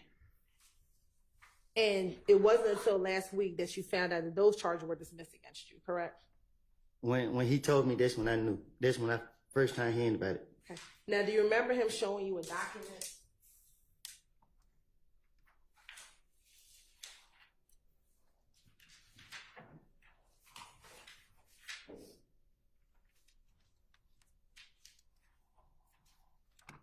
Do you remember him showing you this document last week, Defense 27, Charlie? Yes. Okay. And do you remember him asking you about Fonnie Wilson's name on here? Do you remember him asking you about whether or not her name was on there? That's the same paper? Okay. Yes. All right. Did Fonnie Willis sign this document? How am I supposed to know? Whose name is on the bottom? Mine? No. Something. I don't know how to pronounce that. Does it say Kenneth Hutcherson? Yes. Okay. And is it fair to say that that's not my name, correct? Now your name is Hilton. Okay. That's not Ms. Love's name? You just said the name. Is it fair to say that no one over here talked to you about that case prior to last week when you learned about it, correct? I don't get what you're asking me. We did not, did anyone from this prosecution team here dismiss this case in exchange for your testimony? My first time hearing about this case. Sustained.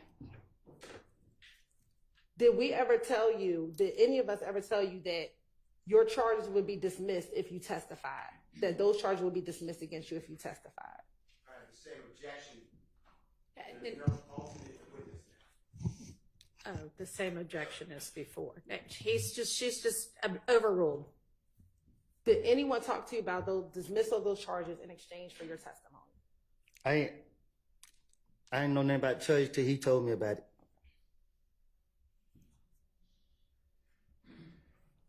So it's fair to say that you are not testifying here today because in exchange for your testimony for dismissal of those charges. I'm testifying here by force. Okay.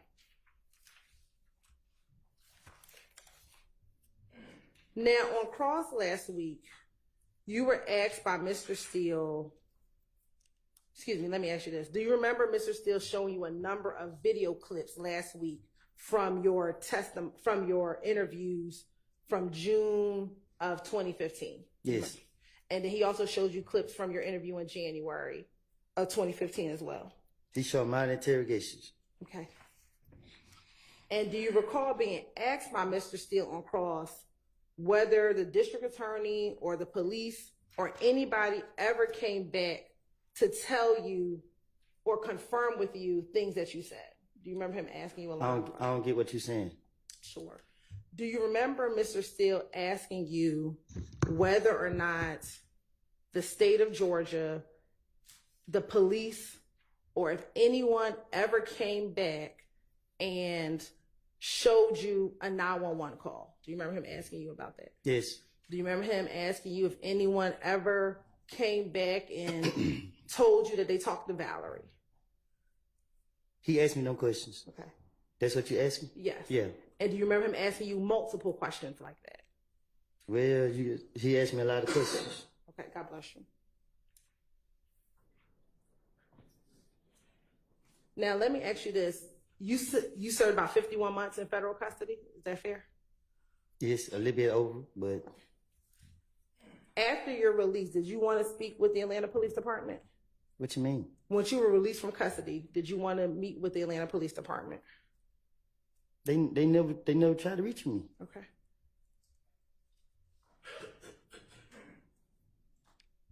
Did anyone from the state, the police, or anyone ever tell you that they found shell casings on a side street on January 6, 2015? Say that again? Did anyone from either the police department, the state of Georgia, ever tell you that they found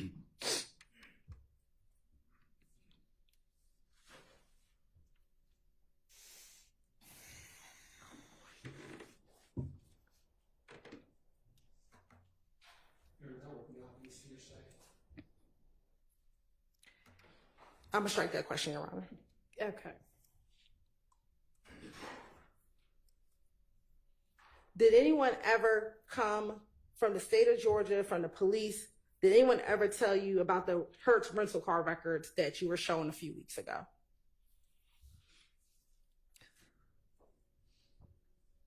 Nobody never said that to me. Okay. Did anyone ever from the police department or the state of Georgia ever showed you the surveillance video that you saw last week? Which one? The surveillance video, God bless you, at the gas station. Say that again? The surveillance video at the gas station. You said what about it? Did anyone ever show you that before you saw it in court last week? Yeah, I seen it before. Where'd you see it? On the news. Okay. Did you ever come into the police department to see it at all? I never, no. Okay.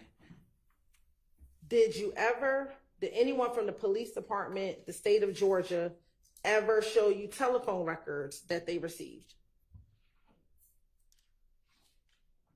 The police just asked me questions. Okay.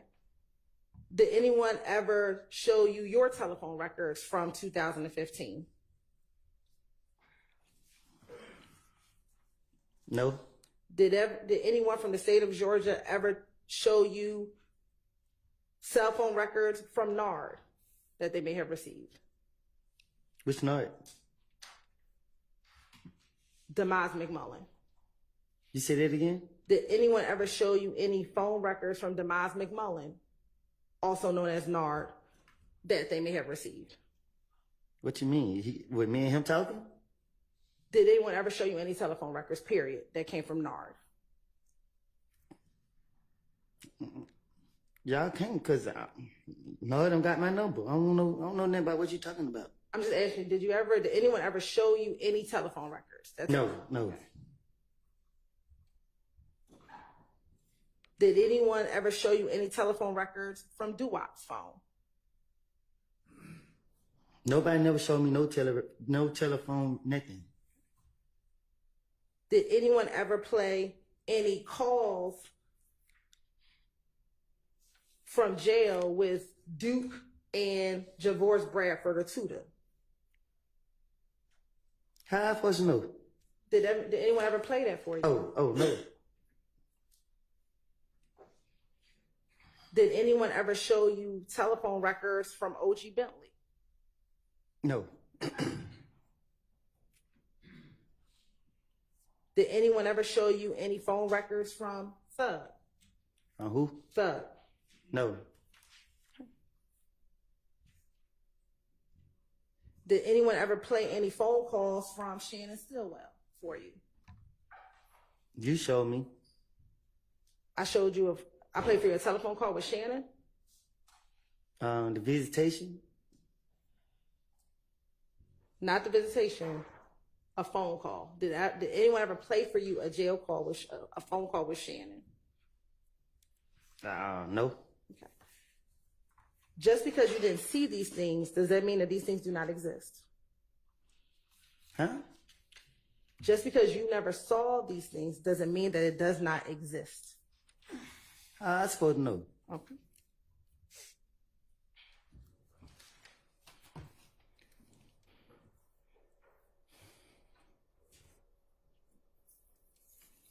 Now, Mr. Copeland, on cross-examination, you were asked by Mr. Steele about the fight at Club Crucial. Do you remember that?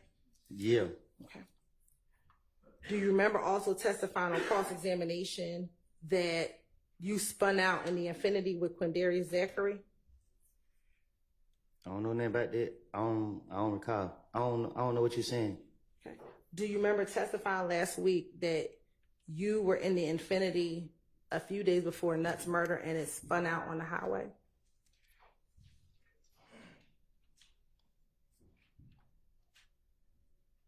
What you asking me? Your Honor, I object to the form of the question. It's apparently you're not the only one that objects to it. Mr. Copeland does not understand what you're trying to ask him. Rephrase the question. Sure.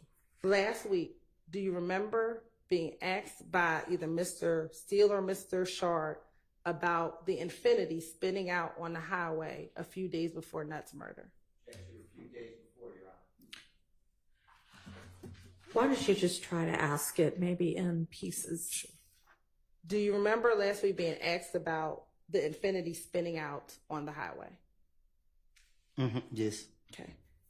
And did that spin out happen right before Nutt's murder?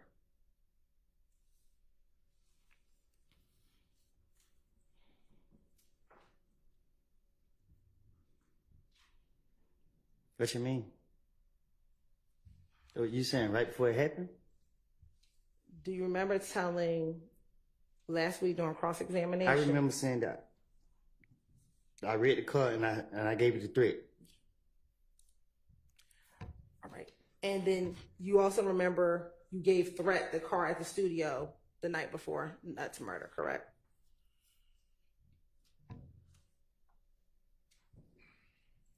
You remember giving the car to Threat the night before Nutt's murder, correct?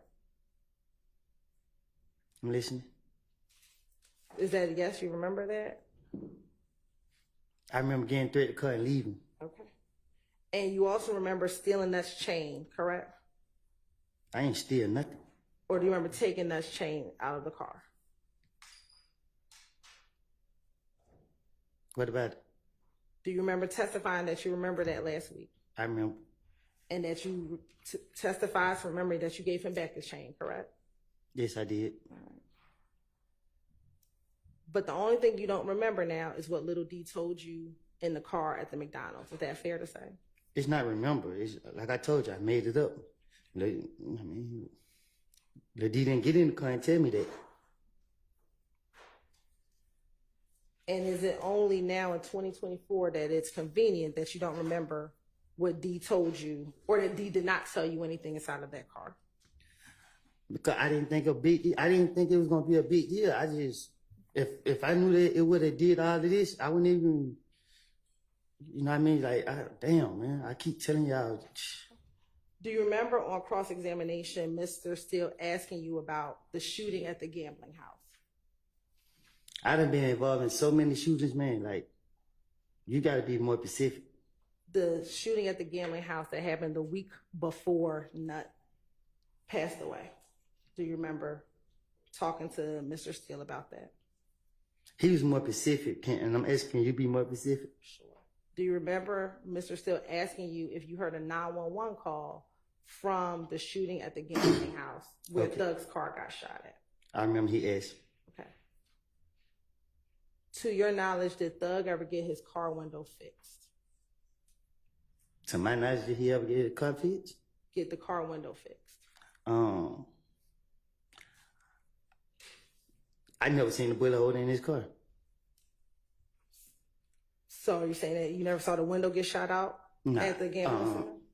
When the night it happened, I was so mad. Shit, by the time I noticed he was gone, I didn't even, I don't know.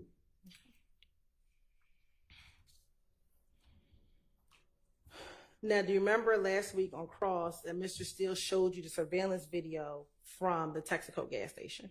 Yes, And do you remember him asking you whether or not you saw Thug get out the car? I'm listening. Do you remember him asking you that? Yes, Okay. And do you remember, I believe Mr. Shard also asking you if you saw Shannon get out the vehicle? Do you remember? yeah, I remember them asking. Okay. First, let me ask you, did you or Thug get the car window tinted on the Infiniti after you rented it from the Hertz rental facility? I don't know what you're talking about. So you don't know if you got it tinted? I don't even think the car had 10 windows on it. I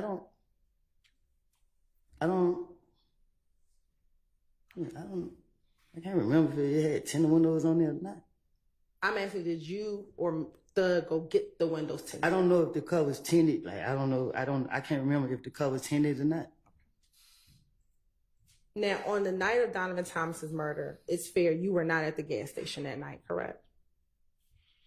I told y'all I was at my baby mama's house. Okay. And you only told the police what Little D from Mechanicsville told you, correct? I told the police whatever to get them out for me. Okay. And in that interview, you told the police that Little D told you that they switched cars at the gas station, correct? Excuse me. You say that again? Sure. You told the police that Little D told you that they switched the cars at the gas station, correct?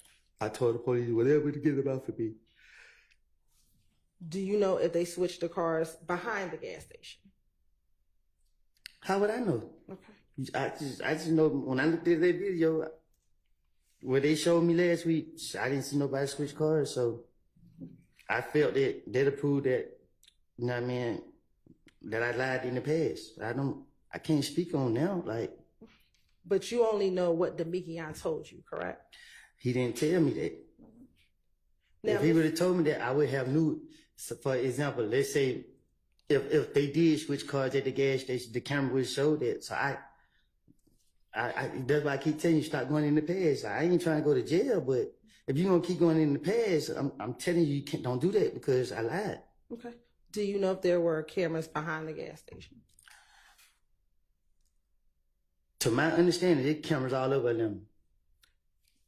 I'm asking you specifically, do you know if there were gas station cameras behind the gas station? You gotta go ask the gas station and see. Now, on cross-examination, Mr. Steele asked you, or you told Mr. Steele that Thug encouraged you to speak to the police on the night of the murder. Is that fair to say? I don't recall telling him that. I don't know. Let me ask you, did Thug take you down to the police department to go talk to the police? No.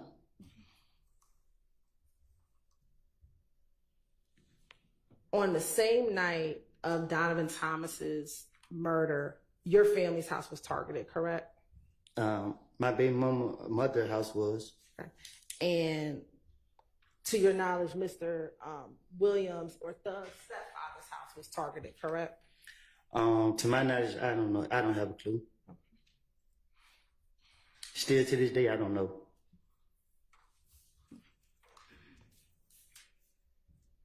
Now, cross-examination, you told defense counsel that you had multiple phones back in January of 2015. Is that fair? I did. Okay. I had two, not multiple. You had two phones. Now, I'm going to show you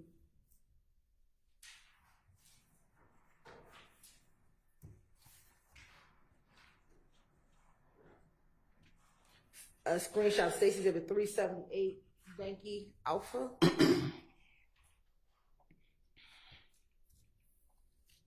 Excuse me, Judge. Yes.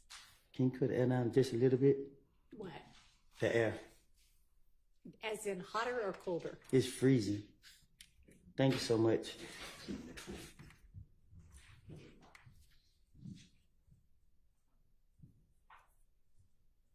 Now, do you see this screenshot of 378 Yankee Alpha?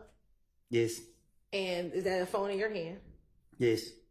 And I'm going to also show you a screenshot from 378 Yankee Bravo.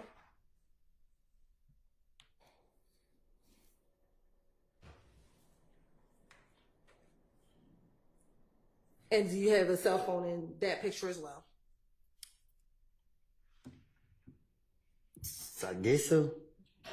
Now, when you said you had two phones, did you have one phone that was your primary phone? Can you be more, what you mean? Is there one phone that you use more than the other phone?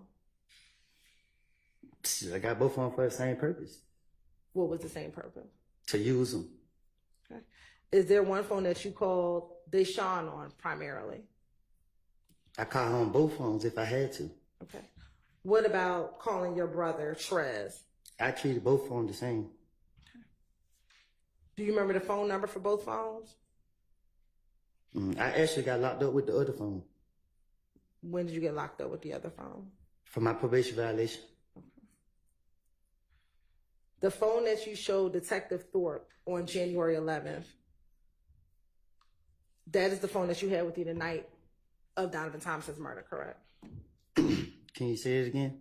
The phone that you showed Detective Thorpe, that is the phone you had with you the night of Donovan Thompson's murder, correct? Yes. Did my one show in the interview? Yes. Yes.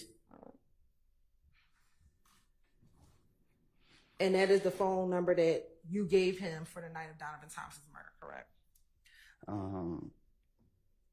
I don't know which phone number I gave him. I can't just say yeah or no to that.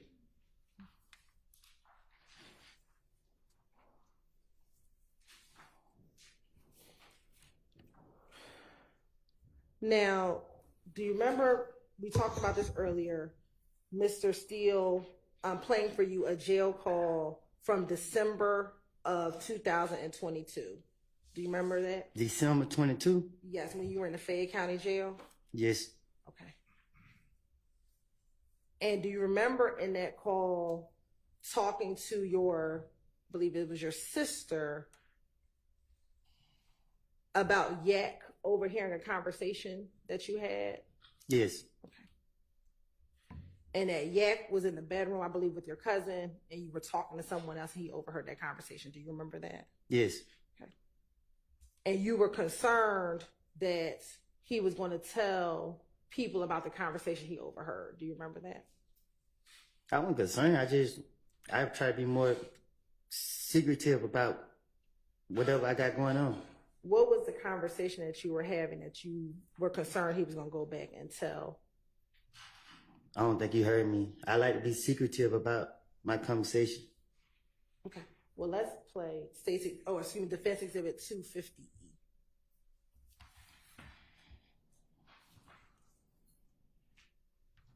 And we're going to only play from 425 to 559.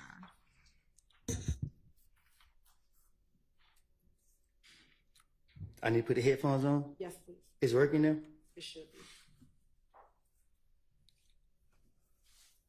I mean, It's not working. yeah. Try putting it. Is it showing up on your computer? It's right here, but I hit it out loud. I want to hear it through these. Let me take it out, put it back in. It should be. Are you on the Zoom? Can you see that same screen? Can I wait? It's right here. That same screen is on your computer? Mm-hmm.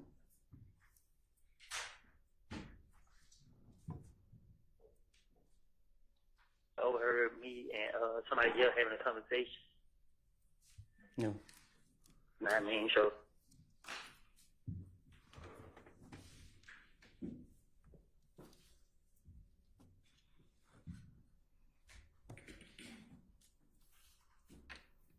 Hello, this is a prepaid.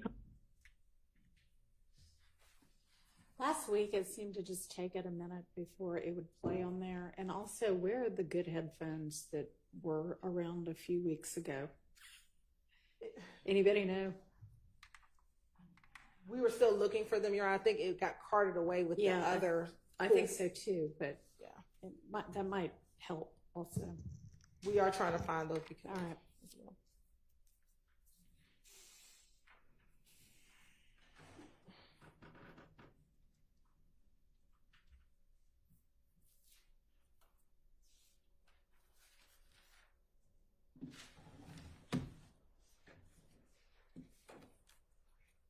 Oh, good. Thank you. Okay. Like I said, we're only going to play 450. Yeah, I can hear it. 559.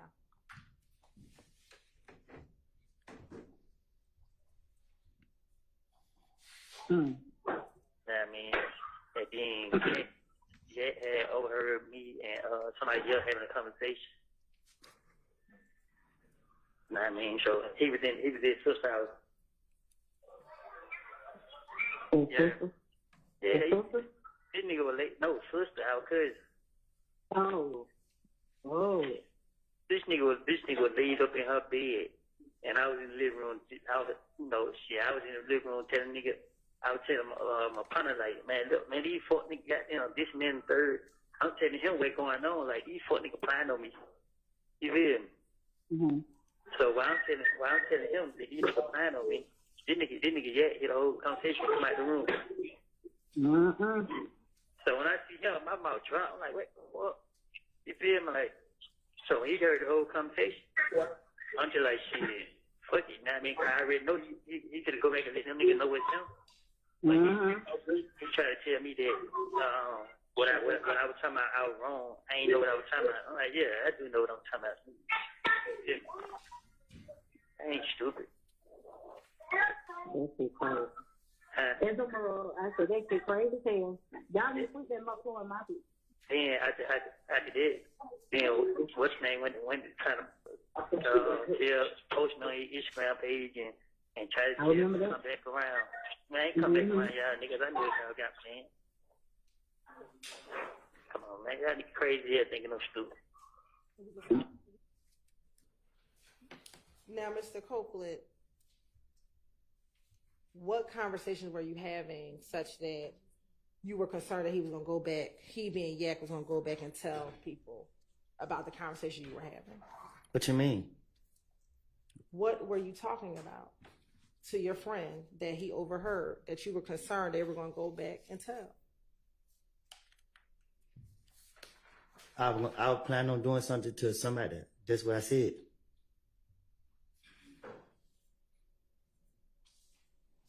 Then, in the call, didn't you tell your sister that you said, I was in the living room telling this N-word, telling my partner, like, F these N-words, this, that, and the third. I'm telling him what's going on, that they plotting on me. You feel me? When I'm telling him that these N-words are plotting on me, this N-word Yak hear the whole conversation, and he came out the bedroom. Mm-hmm. Yes. So, who did you think was plotting on you? Then I tell you, I like to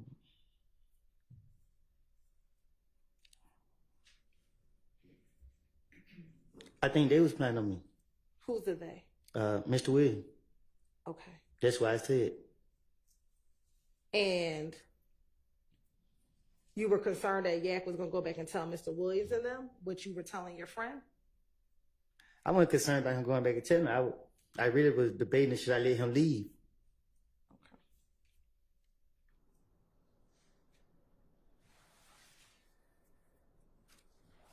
Did you tell Yak, I already know that you fixing to go back and tell them what happened?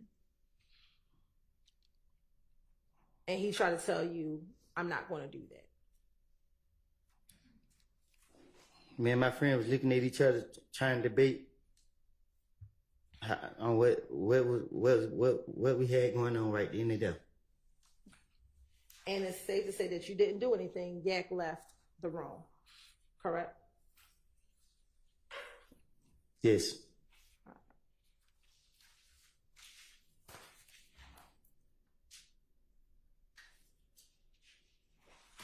Now, also, during the same call,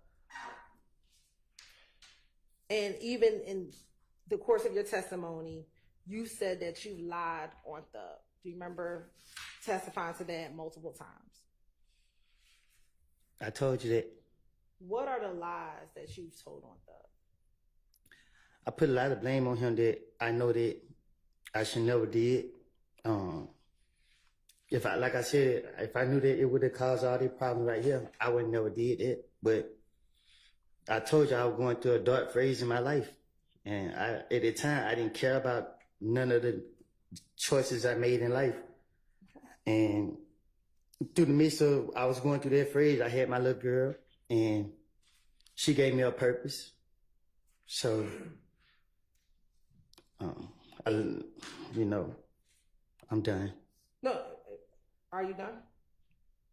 But specifically, you keep saying that I told these lies because I thought it would get me out of trouble. So what are the lies that you told on Thug that you thought was going to get you out of trouble? Whatever the police wanted me to say. If they brought his name up, about anything, I didn't care if he could have been in another country. I would have said he's right there, and he did it. Like he had something to do with it because they made me feel like they wanted him, and they only got me because of the stupid stuff that I done. And if I could get them something to help them out about him, then they'll let me go. And that's what I kept doing. And the whole time, they knew that I was just doing it, and they didn't care. So let's talk about some of the things you told the police about Thug, okay? Do you recall that you told the police that Thug's window was being shot out? That Thug's window was shot out at the gambling house? I think I said it in the interview. Do you recall that you told the police about Mo and other Bloods wanting to harm you and Thug? I think I probably did. You told the police about a concert with Thug and Rich Homie Quan? I probably did. You told the police that Thug gave you money to hold? What you mean by that? Be more specific. Sure. You told Thug that he may have one time given you $1,000, but like that you could keep, but he may have given you $300,000 that you could flash. That nigga ain't never gave me. I mean, excuse my language, but he never gave me $300,000 to flash. Okay. But it's fair to say you told him he gave you some money to hold. What you mean? He gave you money to flex with, to flash with. As we together? Yes. Okay. That's what you told the police, correct? Girl, I ain't gonna tell them it was my money. At some point, did you tell the police Thug just gave you money that you could flash in the club? Right, so the police asked me where I get all this money from. My job is to lie to the police. That's how I was raised up. I'm not gonna tell them that, oh, I break in stores or I do this and I do that. I'm gonna tell them that, hey, he's legit. It's still money. If I knew that it was gonna backfire me, I would never said that. You also told the police that you didn't know what beef Thug and Nut had, correct? I probably did. You told the police that Thug rented the Infinity. I did. You told the police that on the night of Donovan Thomas's murder, that Thug got into another car with a girl and Little D, correct? That might be one of the stories I told them. I can't be specific if that's what I said. You told the police that Thug was not in the Infinity at the time of the murder, correct? I probably did. You never told police that Thug shot anyone. Is that fair to say? Huh? You never told the police that Thug shot anyone, correct? Yeah, I did. No. I told the police. You never told the police that Thug shot Nut, correct? Oh, no, I don't think I told them that. You never told the police that Thug was driving the Infinity at the time of Nut's murder, correct? I didn't tell them that either. Okay. It wouldn't make sense to tell them that. You never told police that Thug was bragging on the murder of Nut, like Nar and Dolly, correct? Huh? You never told the police that Thug bragged on Nut's murder, correct? I never heard nobody bragging on it. You told the police that Nar and Dolly bragged on Nut's murder, correct?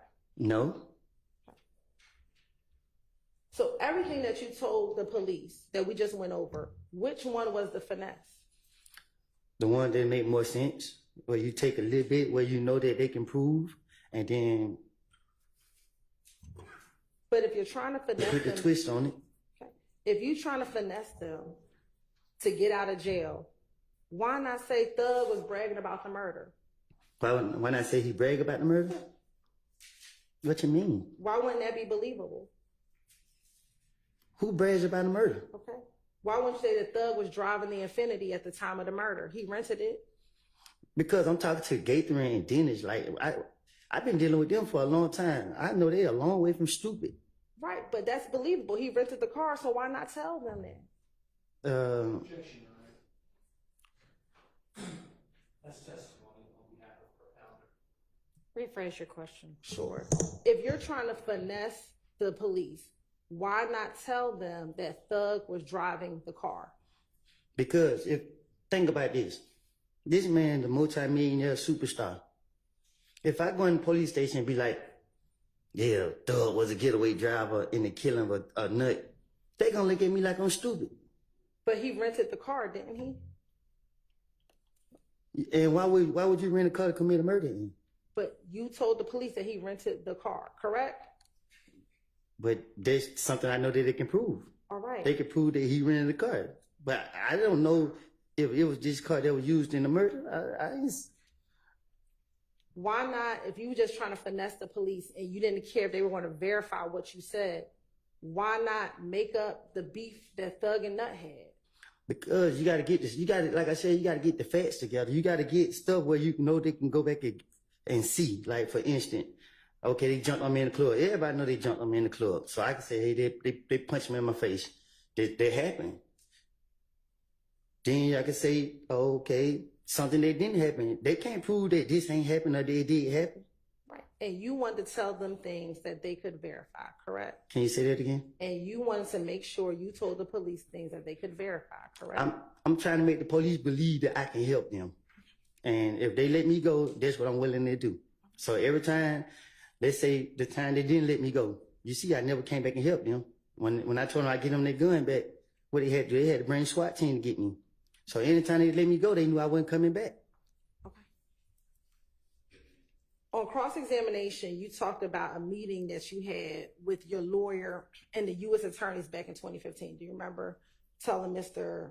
I believe Steele about a meeting that you had with your lawyer and the U.S. attorneys back in 2015 or sometime during that period? Yes. Okay. And do you remember telling Mr.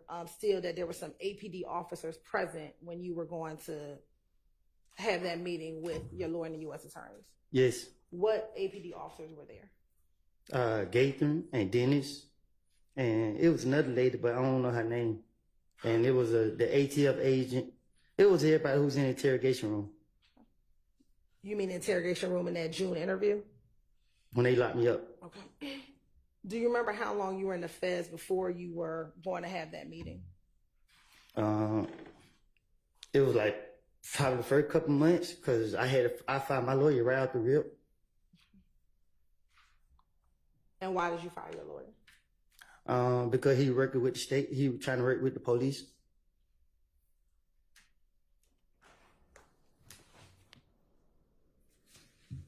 And when you said he was trying to work with the police, what was your understanding of what he was trying to do? He was trying to get me to do whatever they wanted me to do. When you said he was trying to get them to do what you wanted. He was trying to get me to work for the police. And was that going to be in exchange for a reduction in your sentence? That's what he told me. He told me that if I go down there and talk with him, they'll throw my case out. But he didn't say it. Like, he lied to me how he said it, but he was like, when you go to court, I mean, we just gonna get this case swept under the rug. But when I got down there, it was all the police, they locked me up and I got mad. And then you decided not to move forward with whatever the agreement was. Yeah, because I seen it got real, and I knew what I had done. Now, last week on cross-examination and on direct, you testified that YSL is not a gang, correct? And it still ain't a game. And you testified that it was a music label, correct? Well, that's the purpose of it. Okay. And it's a music label that you were never signed to, correct? Clearly. Okay. And you never done any songs with Thug, correct? I haven't. Now, on cross-examination, do you remember Mrs. Steele playing a portion of the On the Porch video? Out the porch. Off the porch, excuse me, thank you for correcting me. The Off the Porch video with you? Yes. And that was Defense Exhibit JW246 for the record. Now, that's a blog for up-and-coming artists, correct? Yes. And you talk about music? Yes. Right. And you talk about life growing up, correct? I think so.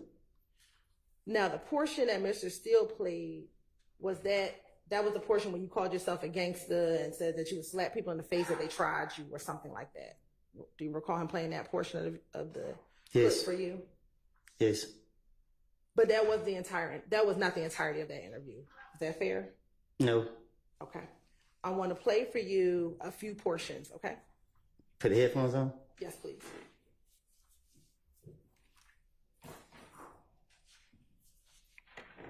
I'm going to first start playing Defense Exhibit JW246, starting at 00 and ending at 007. Yeah, they Lil Woody freehand entertainment. Just jumped out of the pool with Dirty Glove Best. Slap YSL for life. Now, there you said slap YSL for life, correct? Yes. And again, you were never signed to YSL, the label, right? Not. Okay. And slap means slime, love, all the time, correct? Slap means slap. Slime, love, all the time? Yeah, I guess. All right. Now I want to play JW246 at 9:15 to 9:47.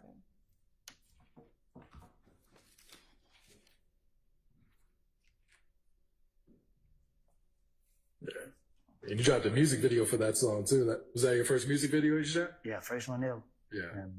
How'd you think that turned out? It was fun. It turned out great. You know Yeah. what I mean? Yeah.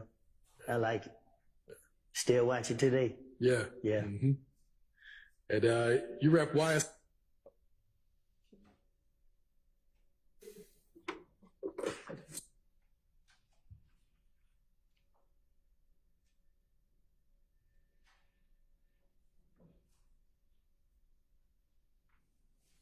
And you dropped a music video for that song too. Was that your first music video you shot? Yeah, first one ever. Yeah. How'd you think that turned out? It was fun. It turned out great. You know Yeah. what I mean? Yeah. I like it. Still watch it today. Yeah. Yeah. Mm-hmm. And you rep YSL a lot in your music. Gang. How far back does your relationship with them go? Yeah, still. When he said rep, he asked you if you rep YSL in your music. You said gang, correct? No, I said game. Why would you say gang? Game, like I wanted to be a part of YSL. I wanted, like, on the papers, I wanted to be a YSL artist. This interview was done in 2020, correct? One of them years. Okay. Is it fair to say this is after you got out the feds, correct? Yes, yes. All right. And at this point, you had known Doug for a number of years, correct? Mm-hmm. Yes. And it was fair to say at some point in time y'all were friends. Yes. Okay. And even at this point, you still were not signed to YSL, the label, correct? But me and him spoken about it. Okay. And he just told me I had to convince him that this is what I really wanted to do. And you still aren't signed to the label, correct? I had went back to jail. All right. I'm going to play the last section, which is 2010 to 2040.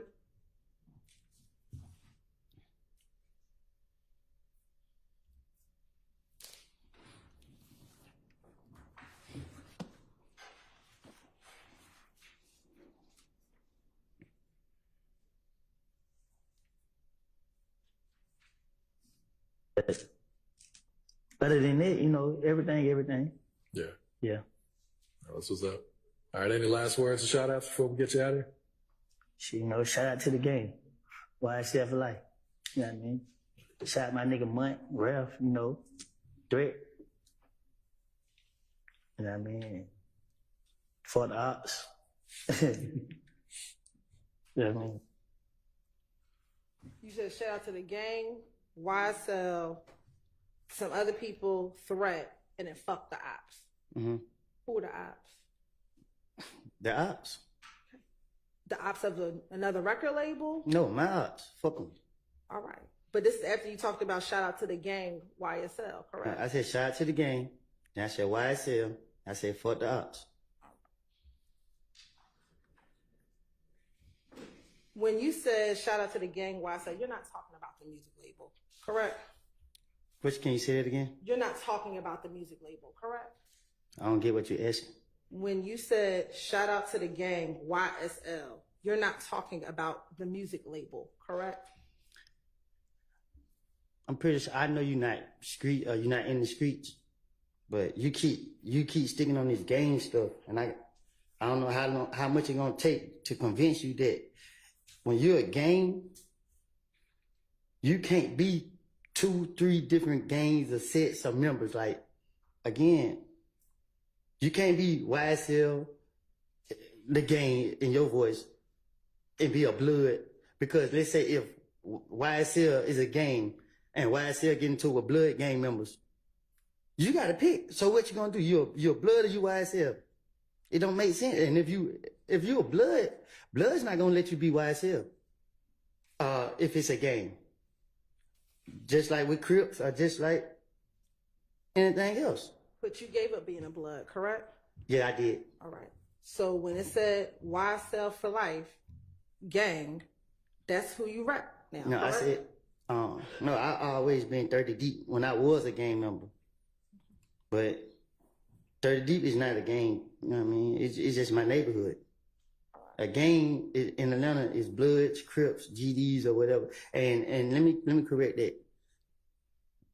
To certain people, it's not a gang to them, but y'all trying to say YSL when you know, Atlanta, we monkey see, monkey do. We see people doing something, we want to be a part of it. We want to represent it. We want to say it. If you see that most of these people in the courtrooms don't got no ties to me, I never seen them before. So you can't say it's a gang. A gang, everybody know who he is. Everybody, we rock together. A lot of these guys, we don't did stuff to each other. And it's in the same video where you called yourself a gangster, correct? That's the portion that Mr. Steele paid for you last week, right? It's entertainment. All right. Now, on cross-examination, Mr. Steele played for you a portion of that jail call with you, Max, Thug, and Deshaun. Do you remember that? Yes. And do you remember the portion of the call that he played for you? Yes. Okay. Well, I remember some of it. All right. I'm going to show you. It's going to be stationed at 405Y. I got to listen to it. Yes, sir.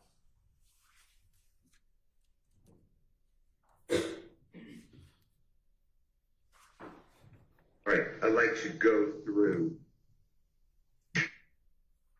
a jail call that the state played for you, Ms. Hilton played for you earlier this week. It's, Your Honor, it's already in evidence. It's State's Exhibit number 295Y.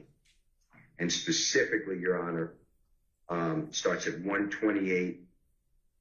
And just to orient the jurors, this should be the 13th day of June of 2015. So 13th day of June 2015.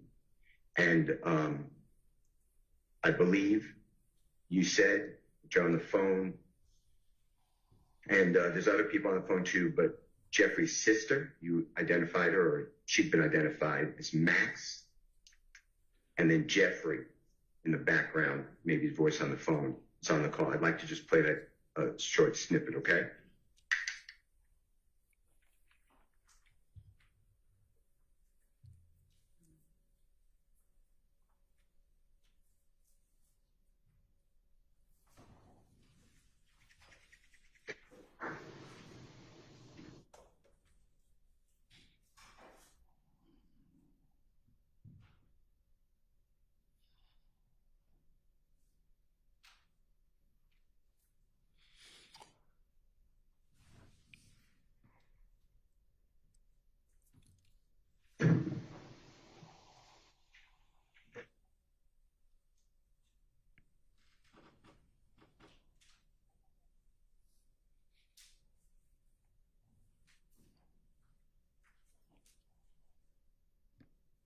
I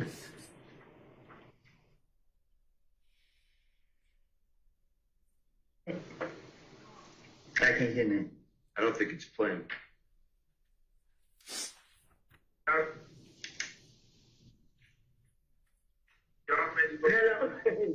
You waiting. I know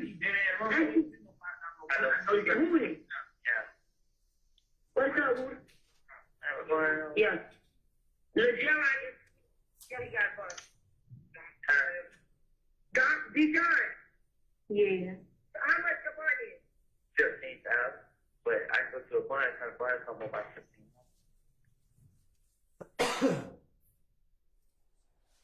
You found the button too? I'm on lockdown, so they only let me out one time a day. But my brother there did.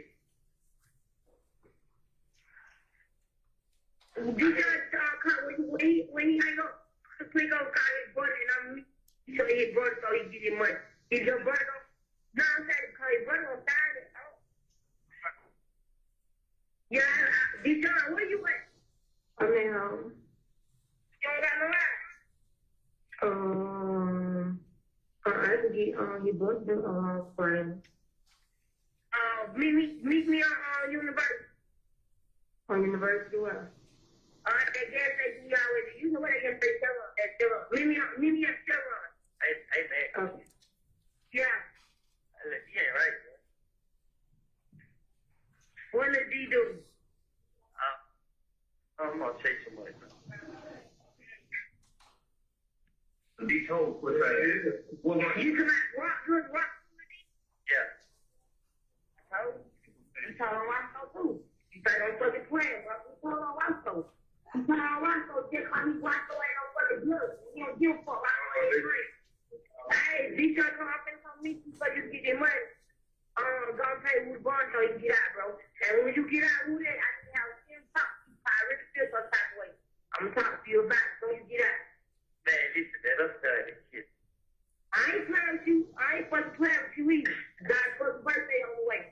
What's wrong with you? Yeah. I appreciate it. Tell you, but I love you. He hear you? You gotta get this motherfucker mind. He said you gotta get your mind together, bro. How you been sick? Man, I've been left out there.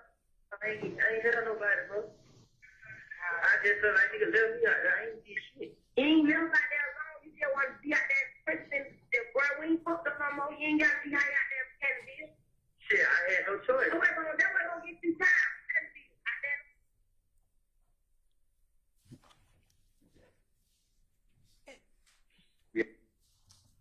That's it. Yes. And that is where Mr. Steele ended the call. Do you remember that from last week? Yes, that was last week. Okay.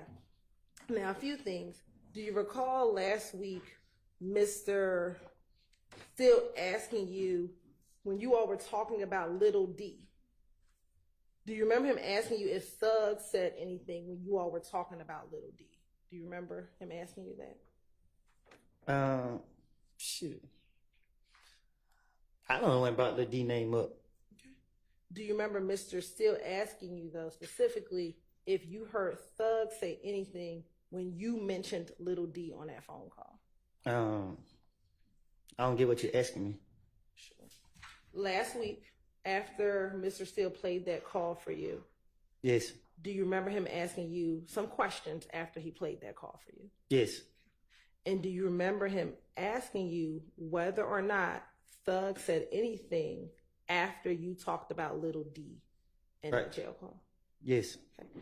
And do you remember your response being, no, Thug did not say anything? He didn't. I didn't hear him say anything. Is that not Thug who says, Little D, that pussy ass told? Oh, you gotta play it again. I didn't hear that.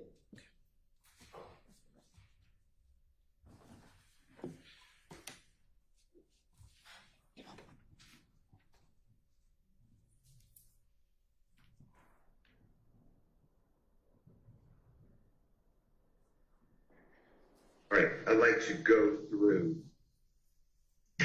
You playing the whole thing, go? a jail call. It should be the 13th day of June. Other people on the phone too, but Jeff on the phone. It's on the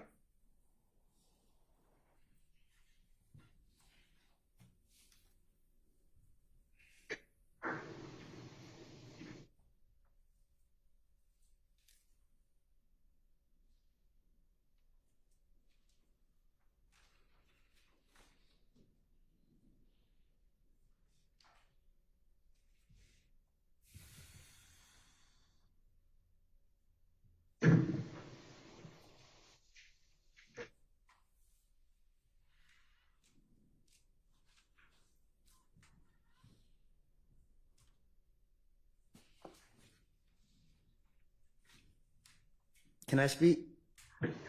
After.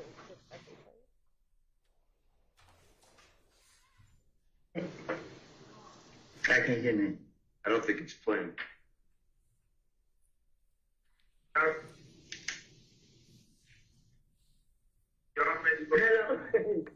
Wait. I know you got Woody. Yeah. What's up, Woody? Yeah.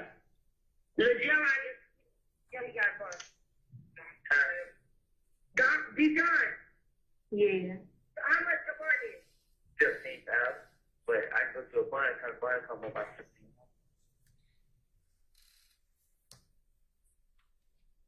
15. You found the bun company? I'm on lockdown, so they don't let me out one time a day.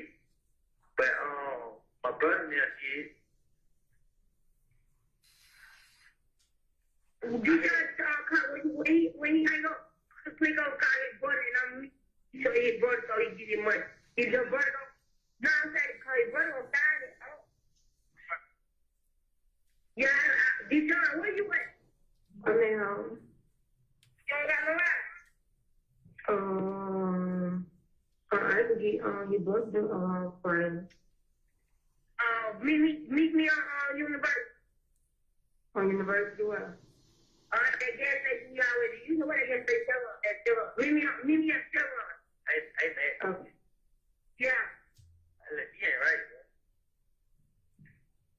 What does he do?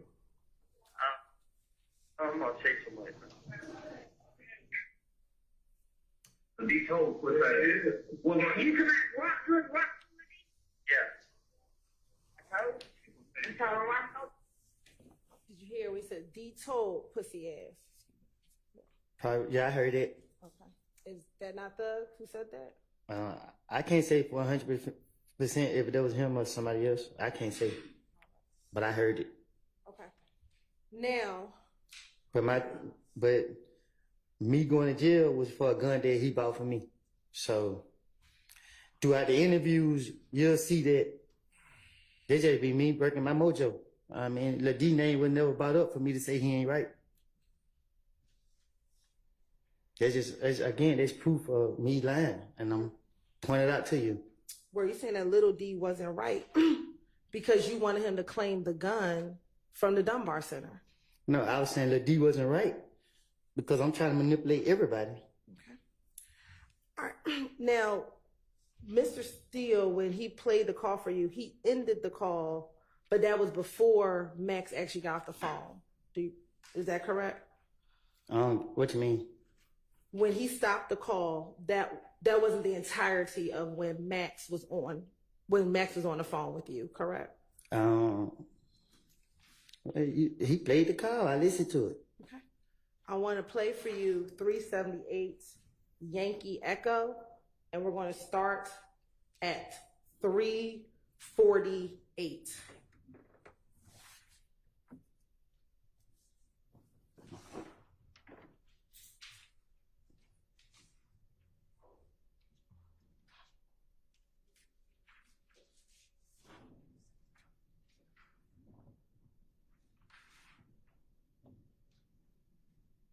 And my apologies for the record. We're going to be playing 395 Yankee.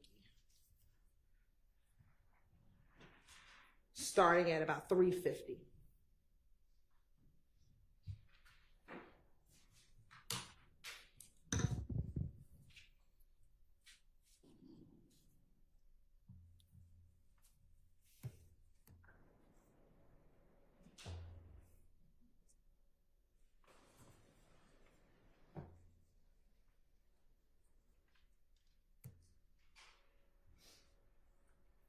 You ain't never out there alone. You just want to be out there in the churches and bro, we ain't fucked up no more. You ain't got to be hanging out there in Canterville. Shit, I had no choice. That wasn't gonna get you time, Canterville. Out there in them apartments. I keep telling you that. Yeah. And wait for that shit, bro. Hey, you got to realize, swear to God, we killed nothing, so they gonna stay on you. Yeah. Smoke nut. Hello? Stay away from that shit, bro. You just don't know it be your hood, bro. Your hood scared you, bro. Don't do that. Trust me, your hood is the main hood. Them the main people that want to have you fucked up before anybody else on the street do. Dude, I'm telling you, play scared of you. I already know. You gotta stay away from that shit. You got a little girl now. I've been telling you that shit. I really ain't gonna lie. I was just mad at your ass, bro. On my money, you how you on? heard the phone going out for me like I done did something wrong, bro. Yeah. Call Mac. Motherfucker. Man, you know Valerie told me that. But I'm saying you listen big bad. You call my phone 20 times, bro. You know what I'm telling you? They all just call my phone 20 times. No call ID, then we get right in the car. You walk past me like you're a boss. Bitch, I got it on me, that fake ass weave in your head, ho. I just drop your ass. And I got my pistol on me too, ho. Don't try me, fuck wrong with you. I just told you don't be listening to this fat ass hoe. She wanna keep up drama, bro. Yeah. Come on, man. This hoe just told somebody look jig on her house. Don't listen to her. You finished? Yes. So the portion that Mr. Steele did not play was when Max said, "Swear to God, we killed Nut." Correct? What you mean? I played for you the clip. I heard you. I don't get what your question is. The portion that was not played was when Max said, "Swear to God, we killed Nut." She said they swear to God we killed Nut. But if that's what you want her to say, then That's what the recording says. "Swear to God." I'll rephrase, Your Honor. Sustained. Rephrase. In the interview, did you hear, "Swear to God, we killed Nut"? I mean, in the jail call, excuse me. I'm telling you what she said. I mean, I talk to her on a daily basis. Like, I might not ain't here, but I can I can understand street talk slang, and she saying what they saying in the streets. They swear to God we killed Nut. Did you hear the person in the background said, "We smoked Nut"? You gotta play it again. I didn't hear that. I mean, but I never heard of that. Okay. We'll play that. That's that portion for you. Thank you. I want to hear the whole thing.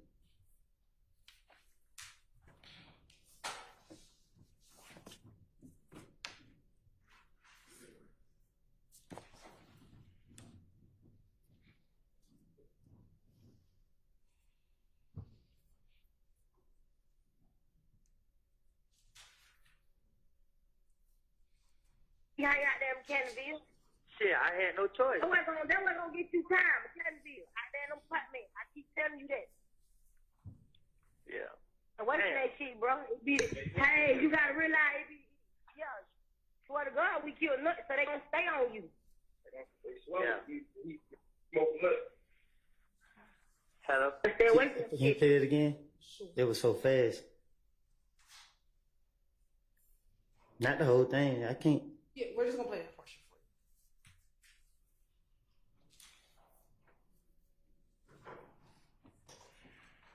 That wasn't gonna get you time, Canterville. I damn them apartment. I keep telling you that. Yeah. And what's that shit, bro? It be, hey, you gotta realize it be, yeah. Swear to God, we killed Nut, so they gonna stay on you. Yeah. He smoked nut. Hello? Did you hear that? No, I didn't hear it. Okay. Let me ask you, who is the we? Huh? Who is the we?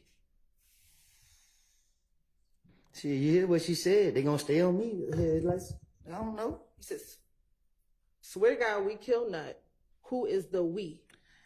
Ask Dolly. I'm asking you. This her. Sustained. Why didn't you ask her, what we are we talking about? Because that's what the streets are saying. So who is the we? Objection calls for speculation. Sustained. You didn't ask, why didn't you get clarification as to who she was talking about? Because I heard it in the streets myself. Okay. So when you heard it in the streets, what did you hear in the streets? Sustained.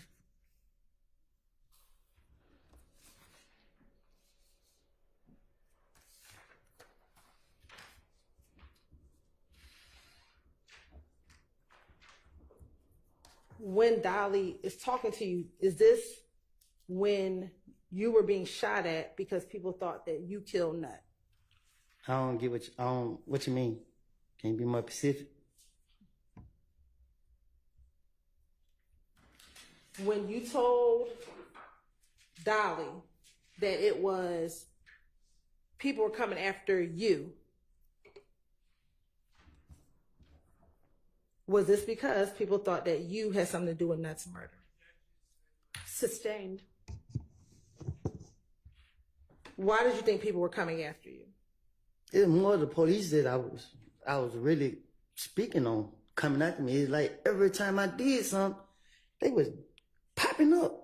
Like I wasn't worrying about nobody in the streets. It was the police. So that's why I kept saying it come after me. I was going to jail for charges I didn't even commit, crimes I didn't even do. Like that's why I was telling her, like, I ain't got nobody. I ain't got nothing. I ain't got no money to get myself no lawyer, nothing. Every time I come outside, the police locking me up. I actually went to jail in a county I never even been to. When you heard her say, either according to you, you think or they think we killed Nut, who did you understand the we to be?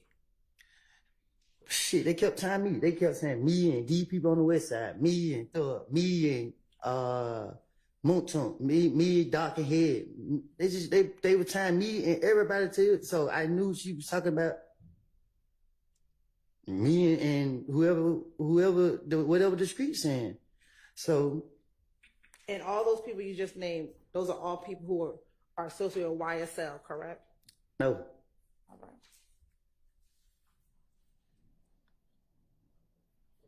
Now, only people that was associated with Thug and Moonton. And that's not that was, you know, y'all try to put a part of this. Now you talked about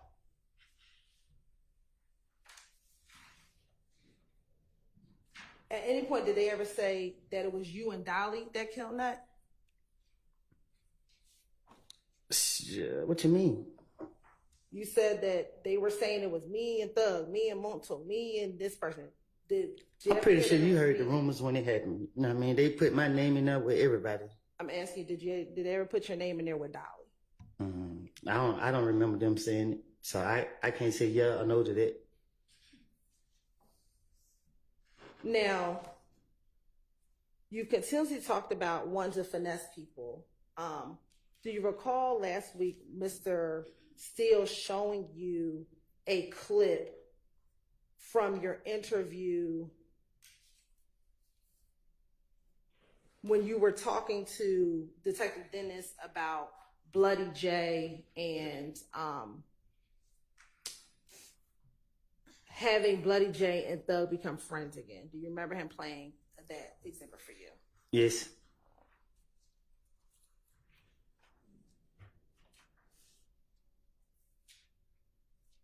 I'm going to play for you State's Exhibit 378, Yankee Echo at 10:40. It's the same one? No.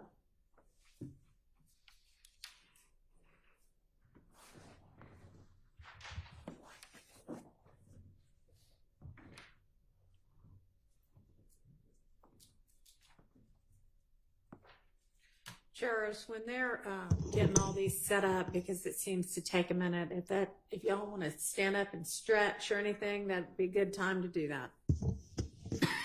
I know it can get tedious sitting all day long. I do it all day long.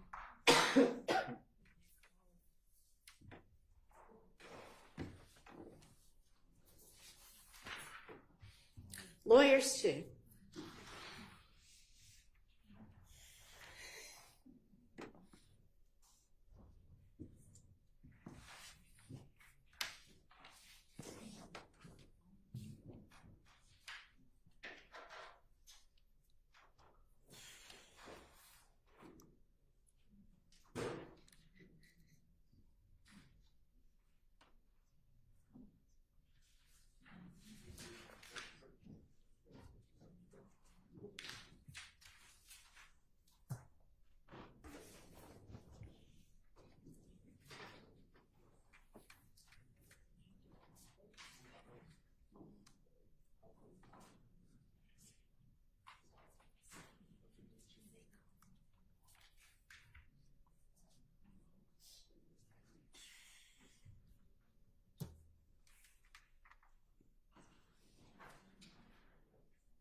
We're ready. We're waiting on y'all, so when you're ready, go.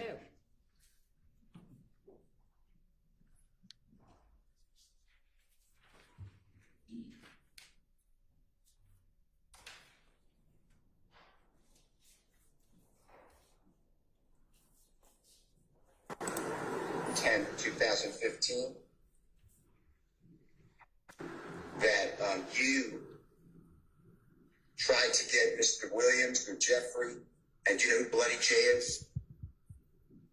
I heard of.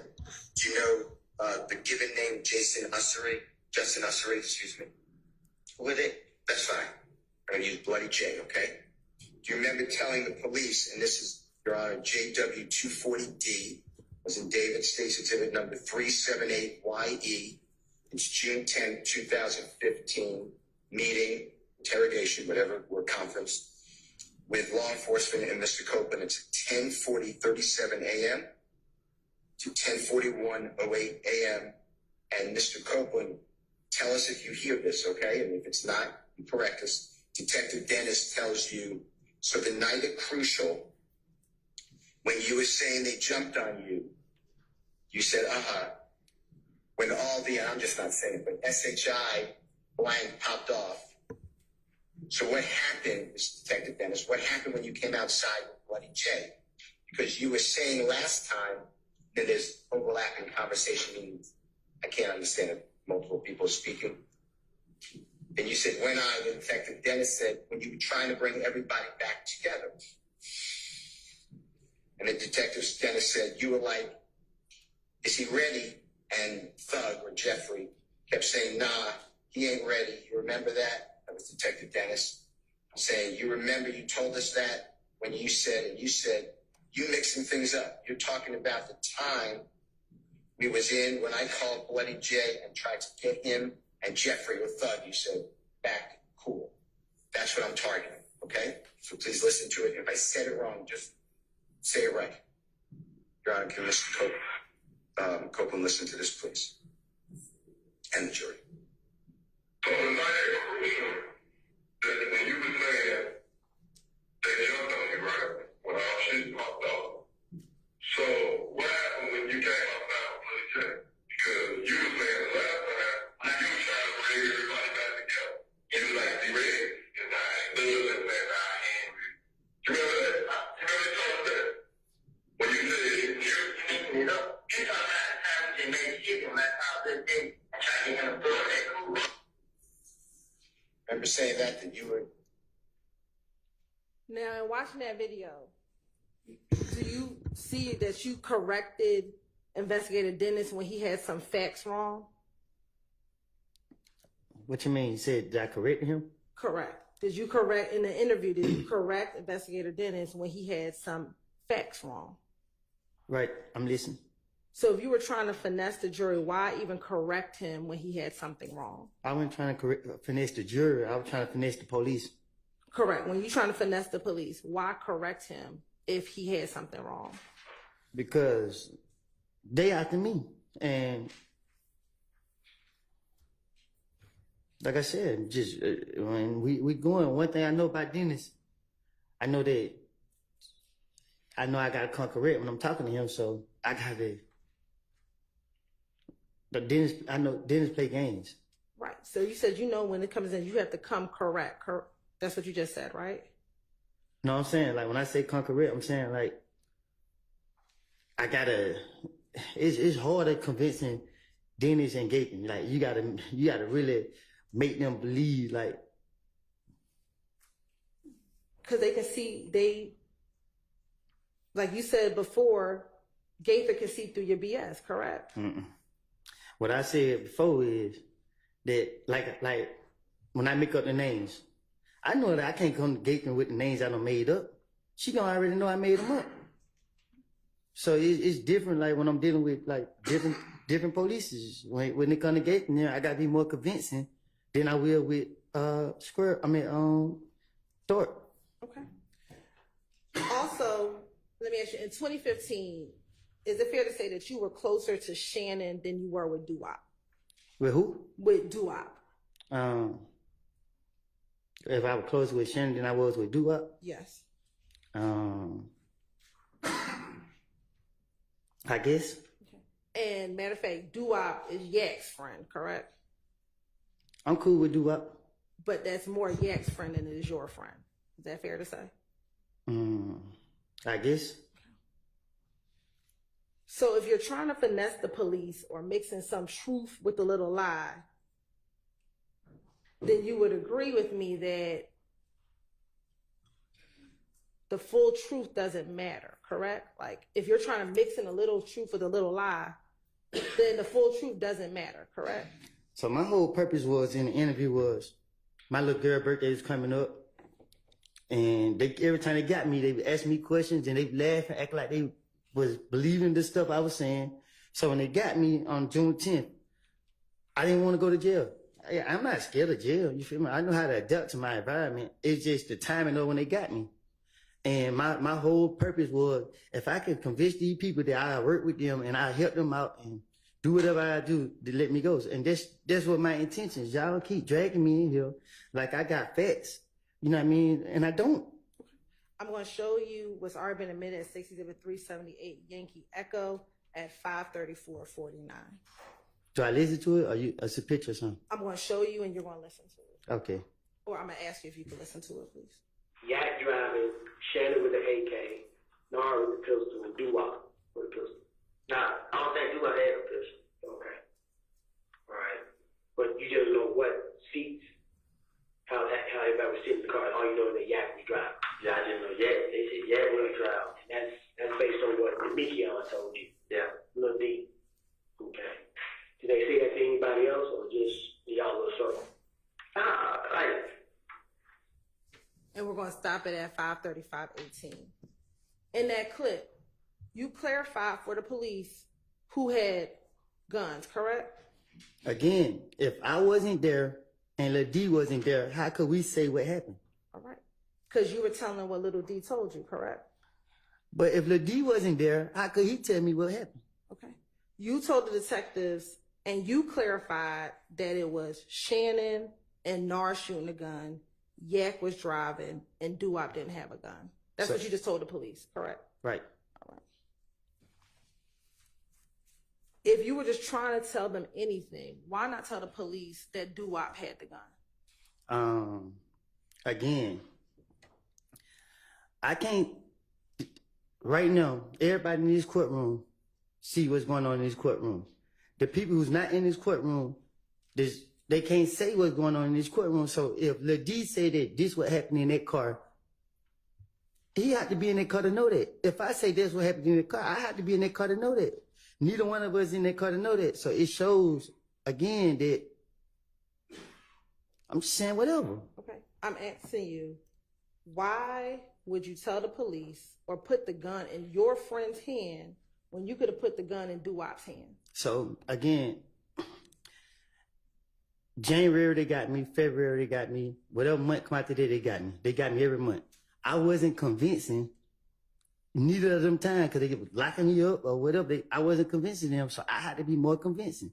It ain't like it's just like, okay, let me put it on Doo-Wop or nothing. It's the spare of the moment. So in the spare of the moment, you gotta get them up off for you. You just gotta, off the top. Like, I wasn't, listen, Miss Hilton, I'm sorry. I mean, like, I don't mean no harm, but I wasn't there to be able to say what anybody had. And this just proof. And no matter how many times you ask me, which ways you ask me, it's just what it is. And again, you're just telling the police what Little D told you, right? Lil D can't tell me something that he ain't. If Lil D say I was in the car and this would happen, then okay, I say that. But if I'm sitting right here lying saying Lil D told me something that I know that he didn't tell me and he know that he didn't tell me, because for us to know that, we had to be there. And the reason why you wanted to make sure you were accurate with what you told the police is... Sorry, I didn't hear you. Sure. The reason why you wanted to be as accurate as possible when you talk to the police is because they told you that they were going to try to verify what you were telling them, correct? Well, when Nut got killed, the people on the scene was already saying what they saw. So Like I said, you just take pieces of what you hear, you know what I mean, and you put them together. Now, last week, Mr. Shard talked to you about making up fictional characters. Do you recall that? I think I just spoke on it. Yeah. He asked you about making up Little Rick and Quez as related to the stolen items that were found on June 10th, 2015. I'm listening. Do you remember him asking you about making up when you talked about Nut's chain? That he told you that you made that up as far as stealing Nut's chain and who stole Nut's chain? I made somewhat to a certain extent, but the truth of the matter, I didn't steal it. The door was open. I keep telling you that. Okay. He asked you about making up characters as it related to threat shooting up the barbershop. Do you remember him asking you about making up individuals regarding the barbershop being shot up? I'm listening. I'm listening. Okay.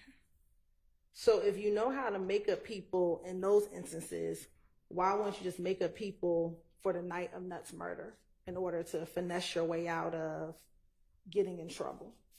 So if you realize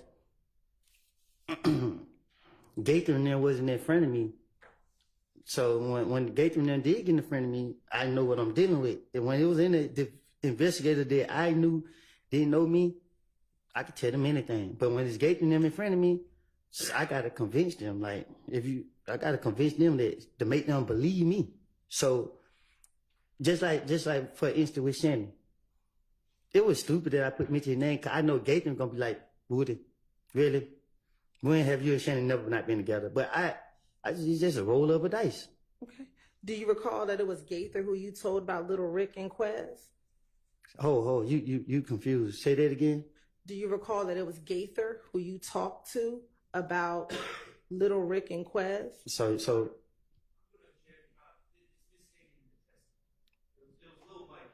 Oh, sorry. Yes. Do you recall it was Gaither who talked to about Little Mike and Quez? Yes. Right. But I said they were from the West Side. Okay. Ms. Hilton, how much longer do you think you anticipate on your redirect? Probably about 20 minutes, Sean. All right, maybe about 25 minutes. Go ahead. Well, I'm sorry. I have 2 jail calls, so it's going to be a little bit longer. All right, let's break for lunch. Y'all be back at 1:30, please.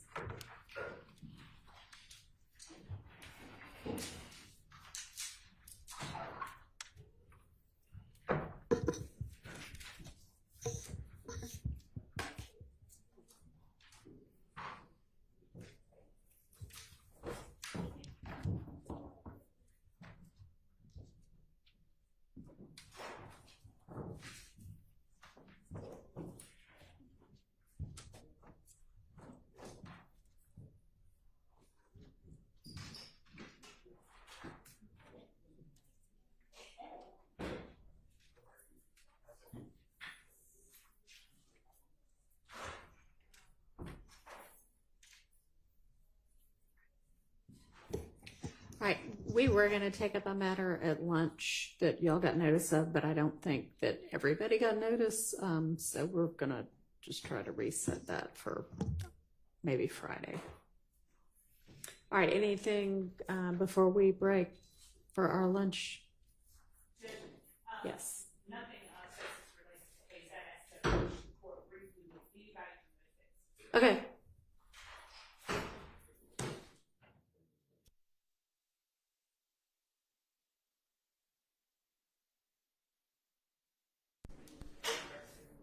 Does it have to do with like scheduling or something?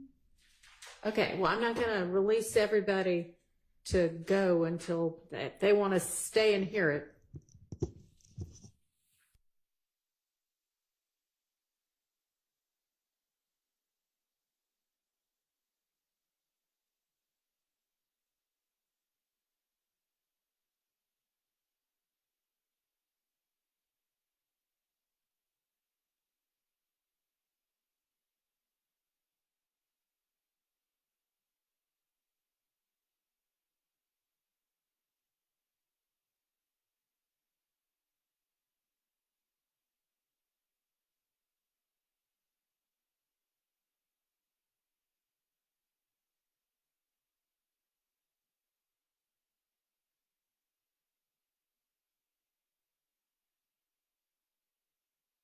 Speaking of things that have nothing to do with the case, but have something to do with scheduling, Mr. Harvey, I want to see on an entirely different matter if you might be available on one of your other cases that is before me on a day that we're not going to be in court on this case.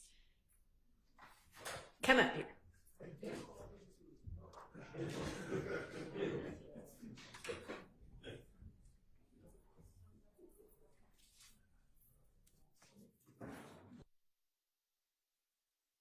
So we'll see everybody back at 1:30.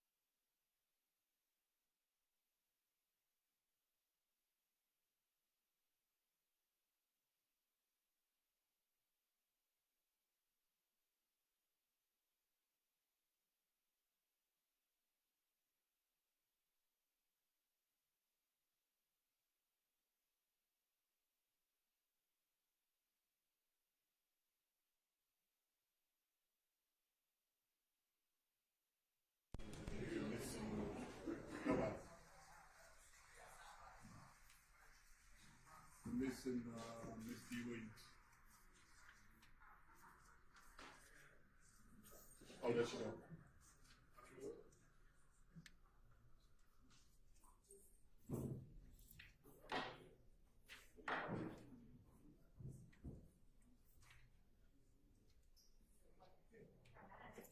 That's everybody. Okay. I don't know how far we're going to get today, if we're going to finish Mr. Copeland, but do y'all have your next witness lined up just in case? Okay. All right, let's get Mr. Copeland back in and get the jury. I suppose, because it's something moved at all. What does it say now?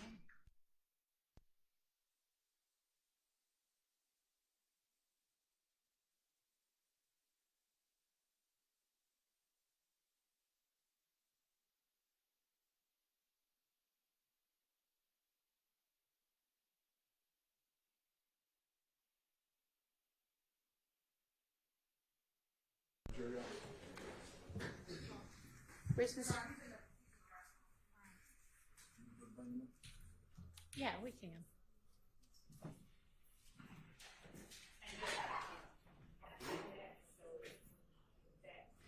Yeah, we adjusted it, but it hasn't moved at all. The temperature hasn't moved. Is that what you're talking about?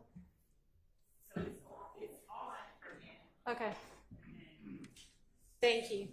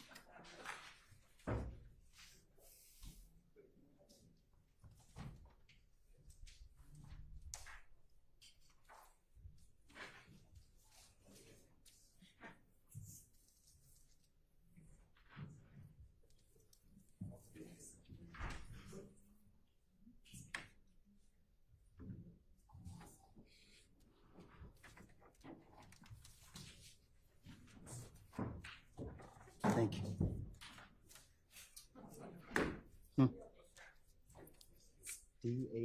DAISHAWN.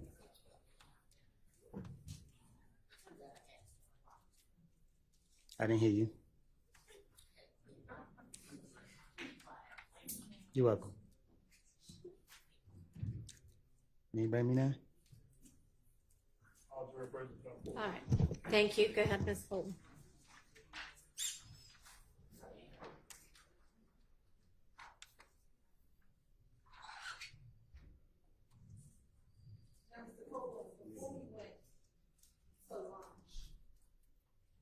I believe you had testified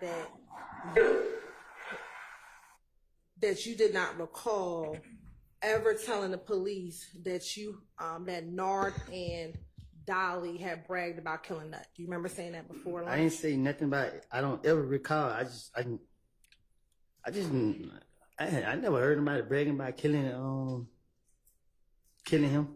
Okay, I'm going to play for you State's Exhibit 378 Yankee Echo at 3:48:46.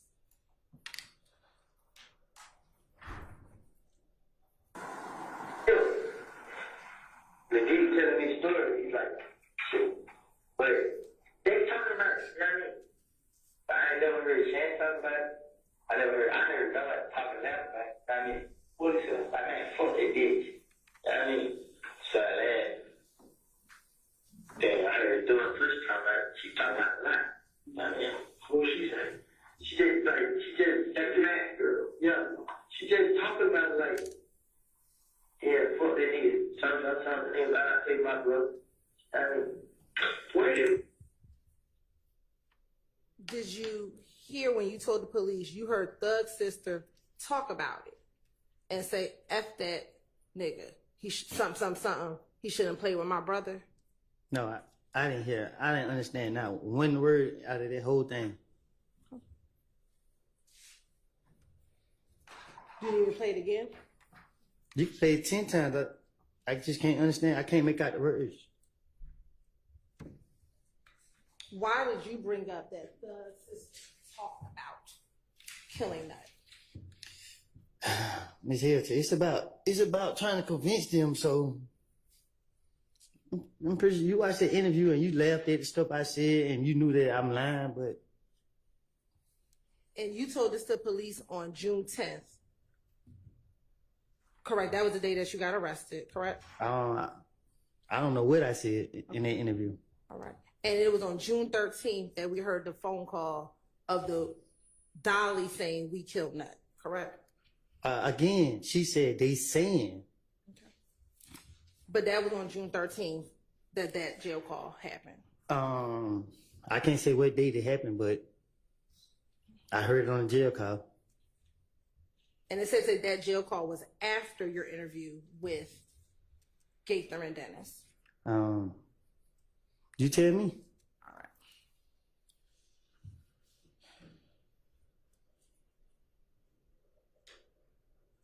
Now, you've said on numerous occasions throughout your testimony that you feed the police whatever lies that you're telling in the moment, correct?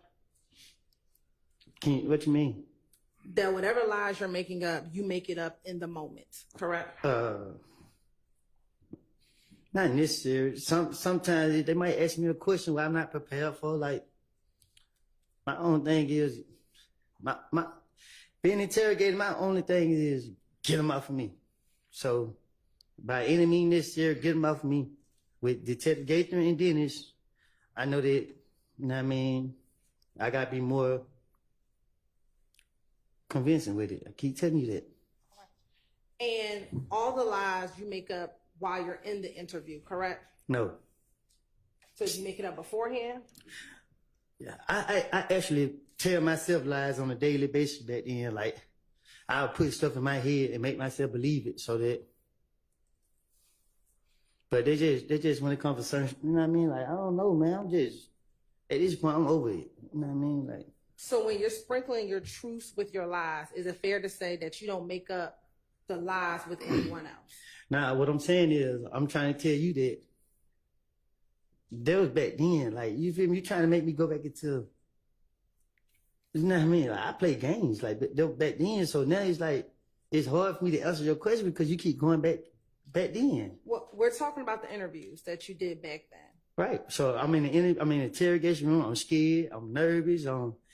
I keep going to jail every chance the police see me. So some things I just knew where they out there. And my question to you is, it is fair to say that you made up these lies on your own, correct? Whatever you were telling the police back in 2015 to finesse yourself, you were making those lies up on your own, correct? I'm not up here trying to reveal my hand. So what I'm saying to you is, I lied back in 2015. If you want me to be speaking in general, like over the whole curse of the thing, like, you gotta be more specific. Like, with this situation right here, they questioned me one time. I told them out the real, when he questioned me, I told him whatever I told him, I don't remember. The next time he questioned me, I told him something different, I don't remember. Every time he questioned me, only thing I could remember was to convince them that I didn't do these crimes. And Let me go. And my question to you is, in all of your interviews in 2015, you keep telling the jury that you sprinkle a little bit of lie with a little bit of truth. My only question to you is, those lies that you were sprinkling in, you made them up on your own, correct? Well, somebody's supposed to help me make it up? Like, I don't get what you're asking. That's all I'm asking. Did you make up those lies on your own? Did I make them up on my own? What the heck? Did I make them up on my own? You need to be more specific. Did you make up the lies with anyone else? Somebody like, did I go to somebody else tell them lie with me? Yeah.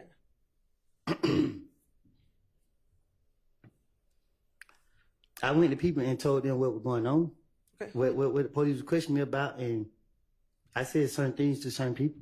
Who did you tell those lies to? I don't remember who all I told it to, but I told it. I have. Who were some of the people you told the lies to?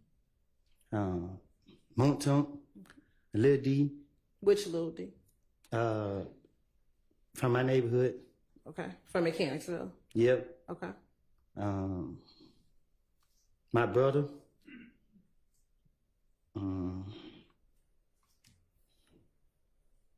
Shit, I told Vlad to obscure my name.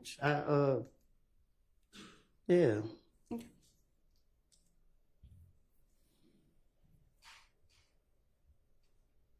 Did you tell Shannon about the lies that you told the police? Yeah, I think so. I'm pretty sure I probably did. Did you tell Thug about the lies you told the police? Yeah. Did you tell Yak the lies that you told the police? No, I don't think I told. I don't, because I ain't really talked yet much, so I don't think I told yet. And what lie did you tell them that you told police? That I spent the story that, you know what I mean? Shit, I told every goddamn it, you know, shit, these motherfuckers on me, so I put it up on everybody else, get them off me. So you told Montunk that you told the... I can't hear. I'm trying to. I got you. So I want to be clear, because you said you told Montunk. So you told Montunk, I went to the police and I told them that Little D told me about what happened the night of the murder. No, I told Montunk that the detective Thorpe questioned me, and he let me right back out. I said, this nigga dumb. Like, my bad. I said, I told Montunk that, shit, you can tell Detective Thorpe anything. He gonna go for it. Did you tell him specifically about what Little D told you? Little D never told me nothing. So this how I go. They done question me so many times. Even over the phone, they done call me. Now, who did this and that? Gaten. Who did this and that? Third. I ain't do it. I don't care nothing about it. I don't want to hear nothing about it. Why say? I ain't in handcuffs, so I didn't really have to come up with no story. I want to talk specifically about the June interview, okay? Yes. When you gave up most of the information. Most of what information? Did you tell Montunk that in that June interview, I told the detectives that Little D told me what happened the night of the murder? Every time they question me, and I left, the ones y'all didn't lock me up on, I mean, I was telling the D, I mainly told the D, I mean, because I felt like the D always had my back, so I was telling the D what the police would question me about, and the answers that I was giving them, and the D like, damn, boy, you hell. Like, with Montunk, just like, so I was telling them, they own me, you feel me? Like, well, they trying to get me, you know what I mean? Like, I put off on shell kill, like, I just told Montunk stuff like that. So I'm asking you specifically, because this is my question. Did you ever tell Montunk that you told police that Little D told you what happened the night of the murder? Well, I can't be specific about that because, like I said, I know I went back to Montunk. I got into it with Montunk because it's like, I was telling him like, but they own me. And then I felt like he was starting stuff up. So yeah, I felt some type of way towards him. So yes, you did tell him what? I told Montunk, I feel like I was telling him that how I was spending the police and he was creating a problem. So I stopped talking to Montunk at one point. So I can't be specific on what I was telling him, but I just kept telling him that, you know, I told him that they asked about me and him. They asked about me, him, I mean, not me, him, but me, Doc, and Head. So they keep tying me to the murder, and I just kept throwing it off on shit. But they nutting them, roll out the plug, this and then third. Like, they just going for it. That's why I was telling. I can't really be specific on what I was saying because it was so long ago. Let me ask you this. Did you tell Montunk that it was Shannon, Nard, Yak, and Doo-Wop that shot Nut? No, I mean, we don't discuss that. Like, I don't know nothing about saying none of that. You said you also talked to Shannon about what you said to police. Did you tell Shannon that you told police that he, Yak, Doo-Wop, and Nard shot and killed Nut? Why would I tell him that? You know what I mean? Shannon he probably was surprised to hear that I said that. So I don't. Did you tell Thug that you told police that he drove the Infiniti? That he rented the Infiniti, that Shannon, Yak, Nard, and Doo-Wop were in the Infiniti when the murder happened? I didn't think this stuff was gonna come out, so because like I said, so I didn't tell them none of it. What I'm telling them that for? I don't want to. And did you not tell them because you knew you snitched on them about what happened the night of the murder? Huh? I can't snitch on nobody that I don't. Like I said, if I knew that the problems that I caused would have did this, like I said, you know what I mean, I didn't even think y'all would do this. So talking about I snitched on somebody, this ain't their case. Let me ask you this. Outside of Deshaun, did you tell anyone what you told police about Yak, Shannon, Doo-Wop, and Nard killing Donovan Thomas? I'm make sure you hear me this time. I don't know. I never seen Yak, Shannon, Doo-Wop, and Nard. They never told me they did anything to Nut Donovan Thomas. I never saw them do anything to him. I'm not trying to defend nobody, no nothing. Y'all trying to use lies that I done told in the past against these men. And I'm just here to screen it up on my behalf that I lied. So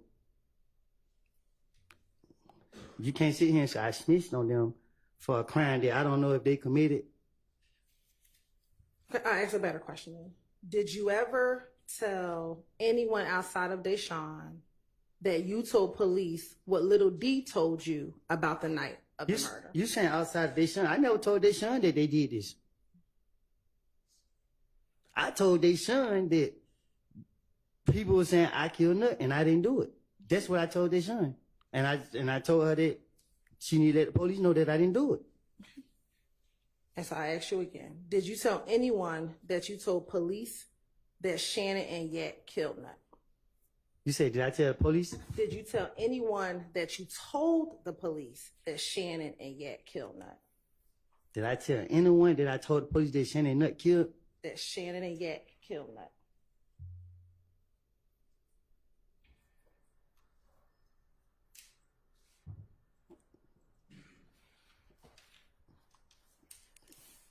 Not that I know. I don't know. You confusing me. Now,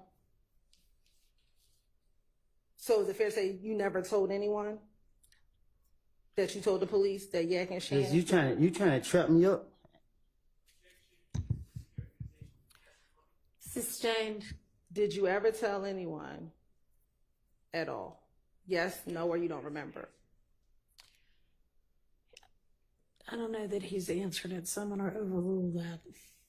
It's either yes, no, or I don't remember. Did you ever tell anyone that you told police that Yak and Shannon killed Nut?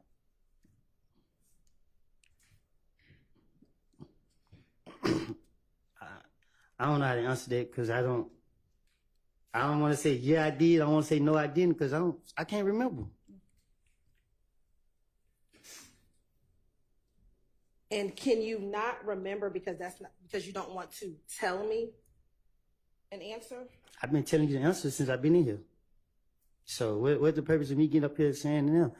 Like I told you last week, or whenever I told you that if I would have seen them, or if they would have told me that they killed Nut, I would have sat right here and said that Shannon said he killed Nut, or Yak said he killed Nut. Neither one of those told me that. I told you that I was going through a phase in my life, you know what I mean, and trying to tell the police anything. Yeah, every time they questioned me, I told Mooton, hey, Yeah, man, I just left down there. They trying to question, but they trying their best to put it on me.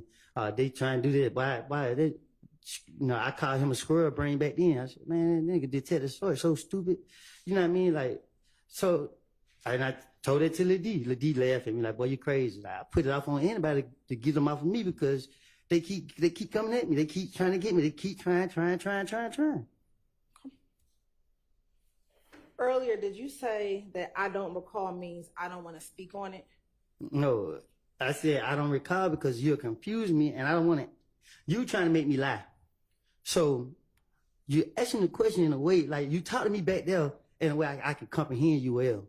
So even though I'm talking the way I'm talking, I can hear you, but I don't like my level of understanding is different. So if you talk to me like how you talk to me in a bad street way, then I can answer you better. But the way you ask me now is just like, it seems like it's a trick question. You want me to say something? Just straight up say it to me. Okay. Last week, do you recall when Mr. Weinstein asked you about an interview that you did recently? With DJU? Yes.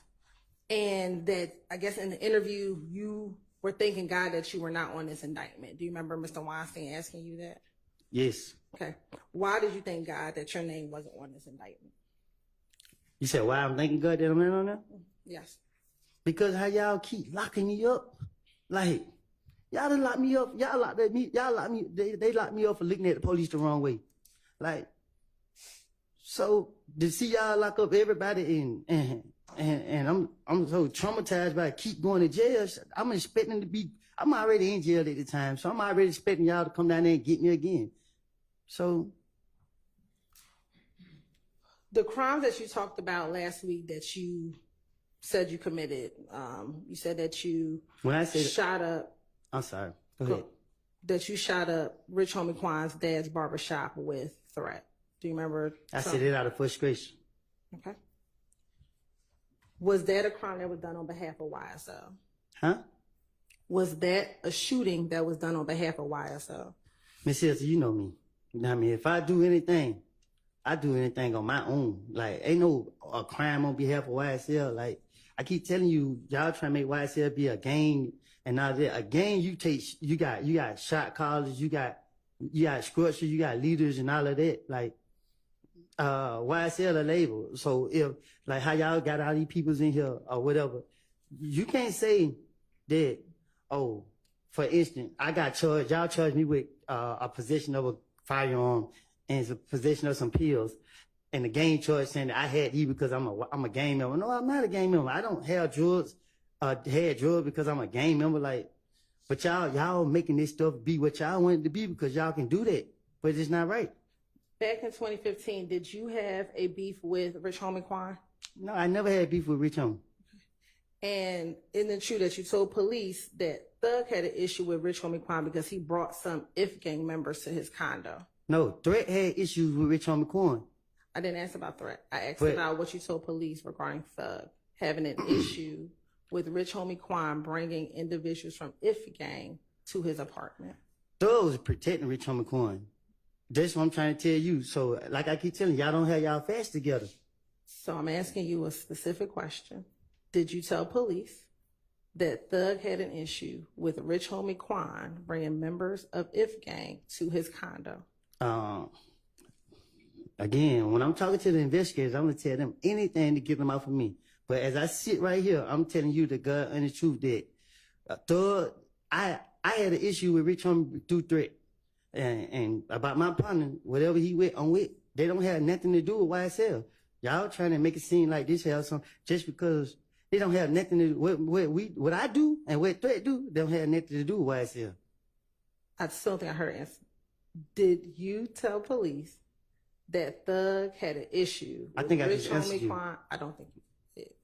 Oh, if you did, I did not hear you. So I'm sorry. I said it. Thug was trying to protect Rich Homie. He was calling us saying that, man, hey man, leave Rich Homie alone. Like, yo, he don't tell me what to do. So that still didn't answer the question. Yes, no, I don't recall. Did Thug have an issue with Rich Homie Quan bringing members of IF gang to his apartment? Thug, did you have an issue with Rich Homie? I'm asking you for what you told the police. And I'm answering you. I just told you several times. I tell the police anything. Okay. Do you recall talking about the shooting at the studio with Rich Homie Quan's car last week with Mr. Sharp? I don't know nothing about it. And you asked him if he had proof. He asked you if it was you who did it, and you asked him if he had proof. Right.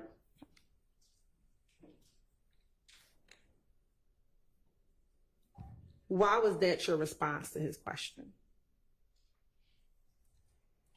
I ain't answering it. I don't know.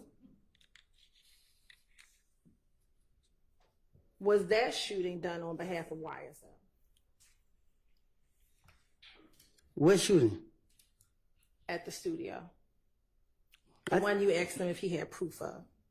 Yeah, because that was my first time hearing something about some shootings. I don't recall. I don't know. You talking about shooting at the studio? Right. Now, Mr. Sharp on cross-examination, I believe he said to you that you had time between January 11, 2015 and June 10th, 2015 to make up the lies that you told on your friends. Do you remember him asking you some questions around that? Can you ask me that again? Sure.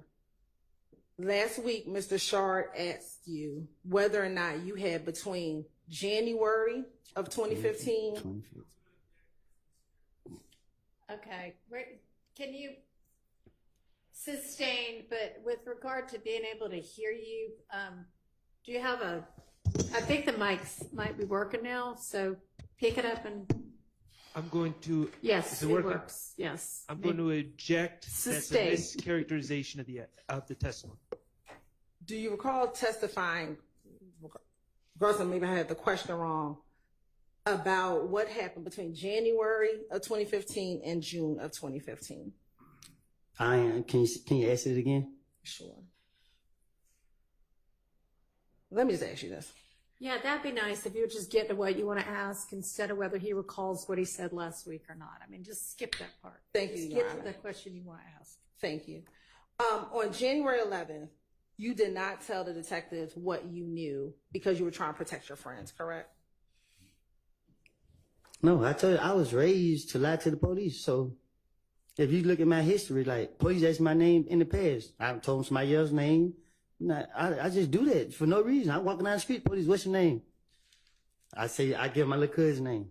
Driving without license, what's your name? I give him somebody else's name. So this is how we raised up. And in all these interviews, you gave them your real name, correct? Because they know who I am. All right. And in all these interviews, you gave them your real phone number, correct?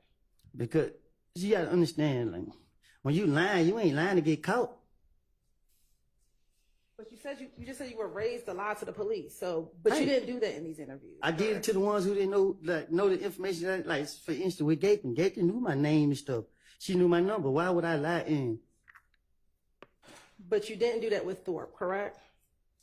Yeah, because what I had to do that for? And you didn't do that. I had to. Go ahead. No, you go ahead.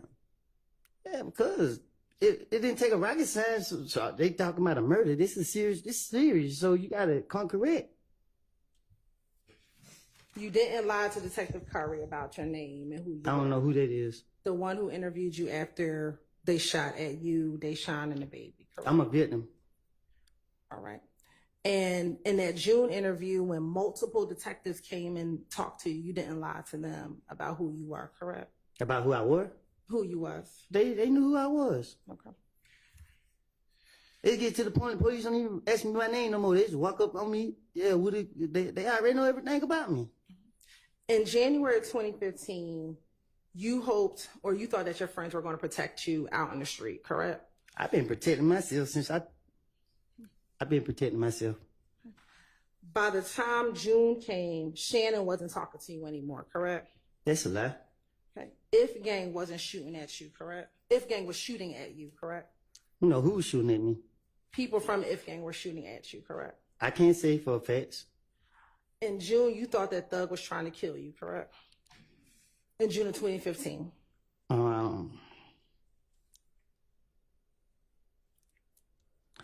I was going to use that for a platform to start problems with.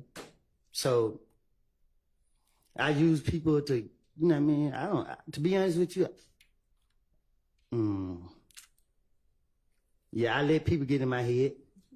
And by June of 2015, you thought that you were out here all by yourself, correct? I still feel like I'm out here by myself. I'm just trying to just keep myself free. And that is why you told the police what you knew or what Little D told you about Nuts murder, correct? Lil D never told me anything. And again, if you ask me now, we can speak now. But if you want to keep going in the past, I'm going to keep telling you the same thing. Like, I didn't tell the police anything. Now, you've known that you've had to testify in this trial since, or that you were going to be asked to testify since about November 2022, correct? The way y'all played it, man, y'all kind of kept me in a blind. But I in my heart, I feel like y'all probably was gonna call me, but people would tell me that, or well, not people, but I was hearing that y'all won't call me because y'all knew I was lying. So until that day you can't see me in Pittsburgh, that's when I like, oh damn, when that day you can't see me in Pittsburgh, I was like, dang, they for real.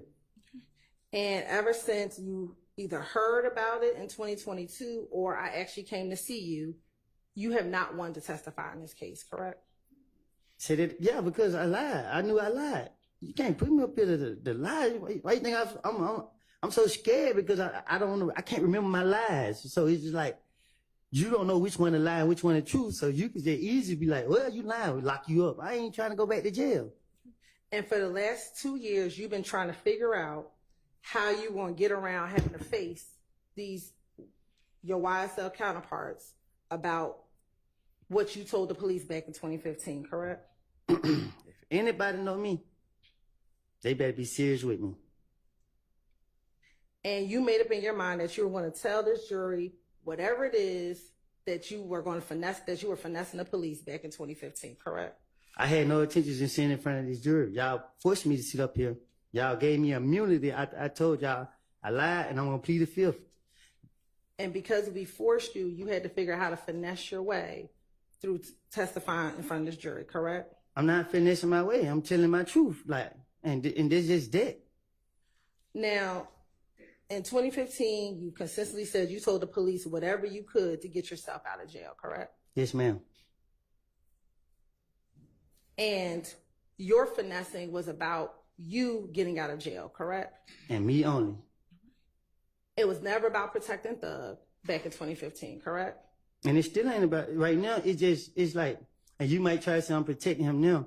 It's just my conscience. You know what I mean? My conscience knows this man ain't did anything. And I'm not trying to have it on my conscience. Okay. But in 2015, when you talked to the police in any of those 2015 interviews, you always omitted your roles in crimes because that would make sure that you did not go to jail, correct? I don't understand you.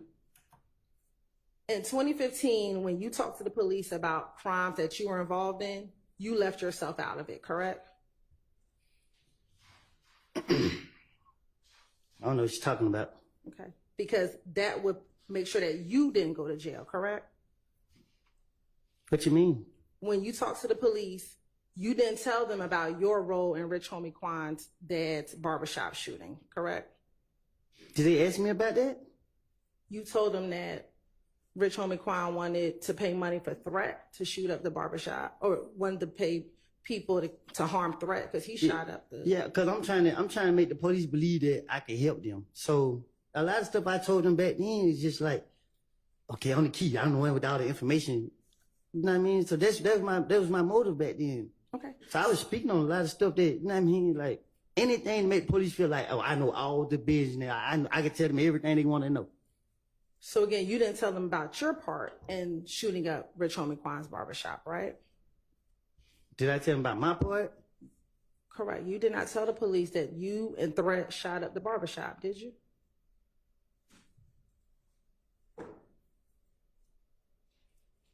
So what, you gonna charge me now? I didn't say that. I'm just asking you a question. Did you tell the police back in 2015 that you and Threat shot up the barbershop?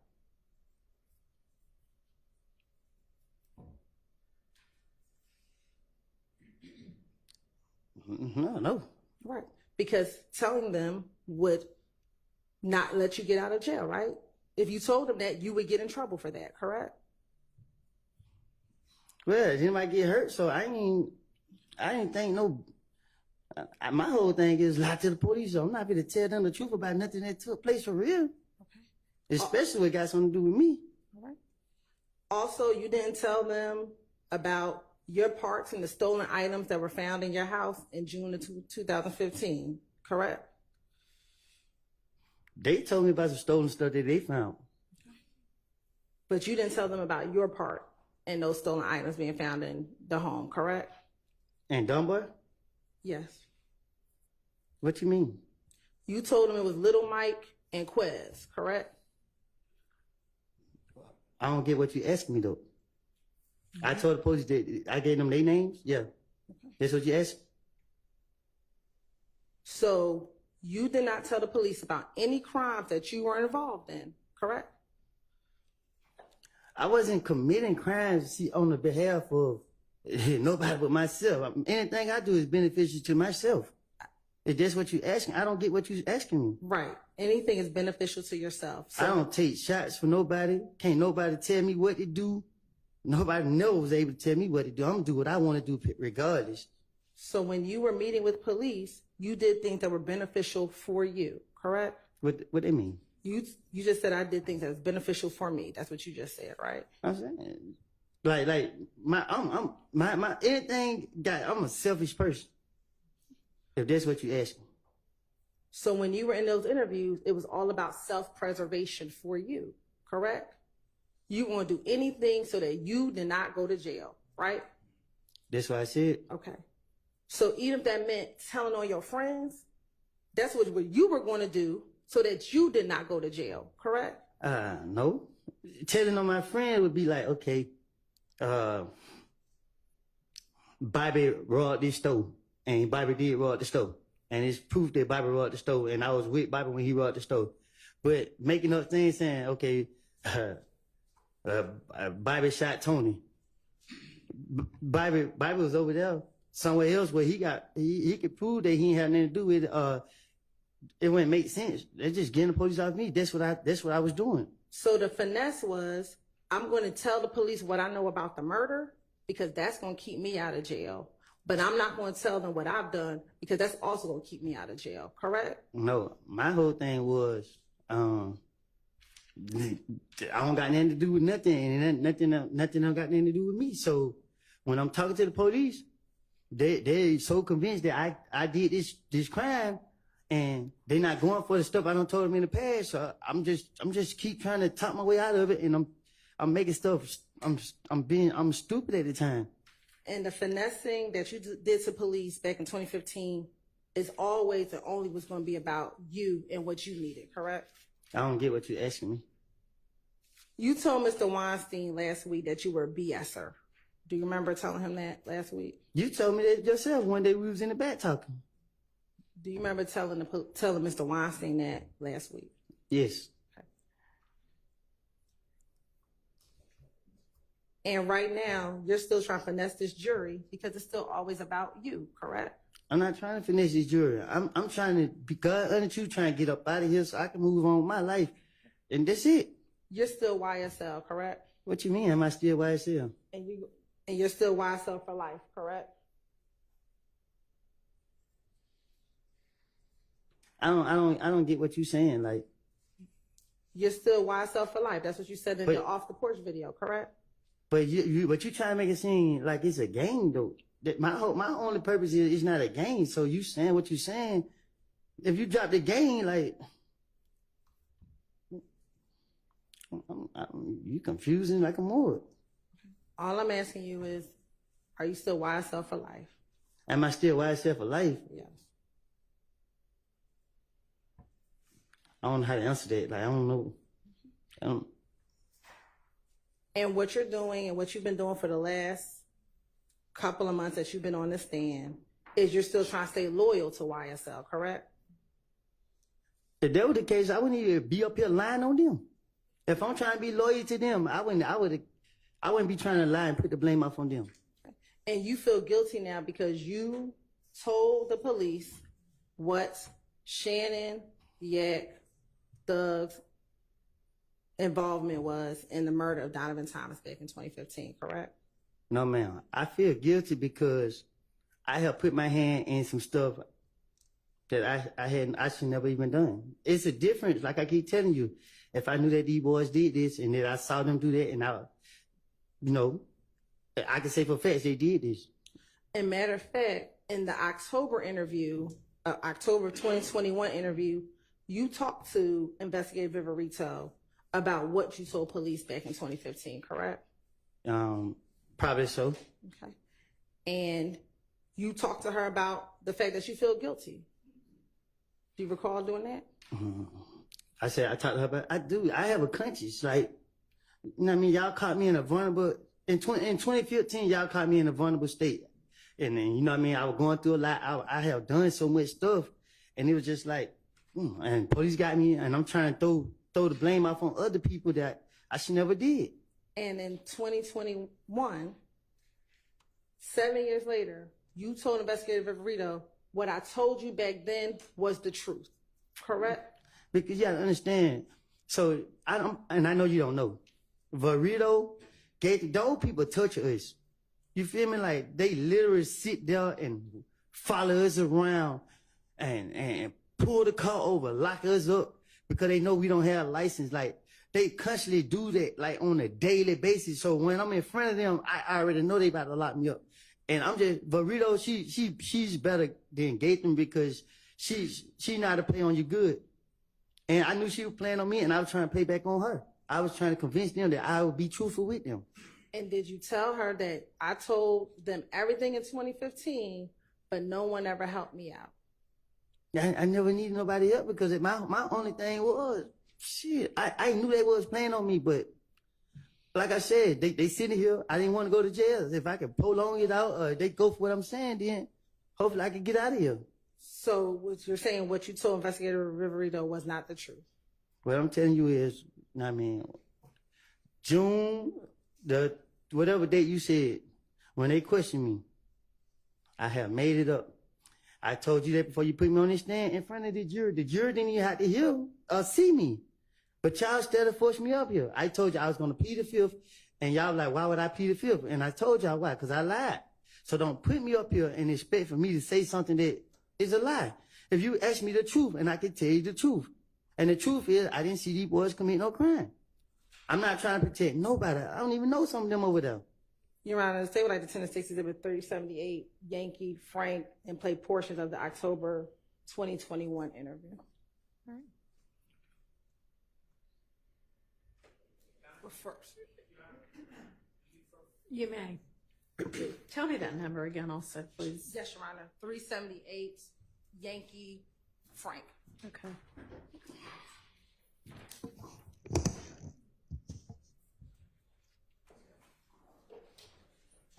Any of y'all need a restroom break? If you don't, that's fine. But if you do, let me know. It would be a good time to take one. Y'all all good? All right.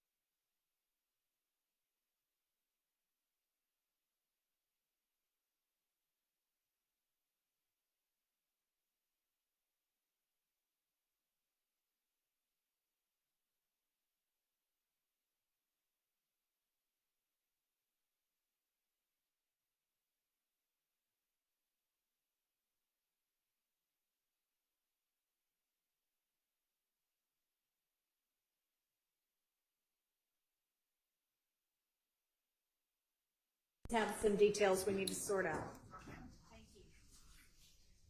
I can leave out? Yes, thank you. For how long?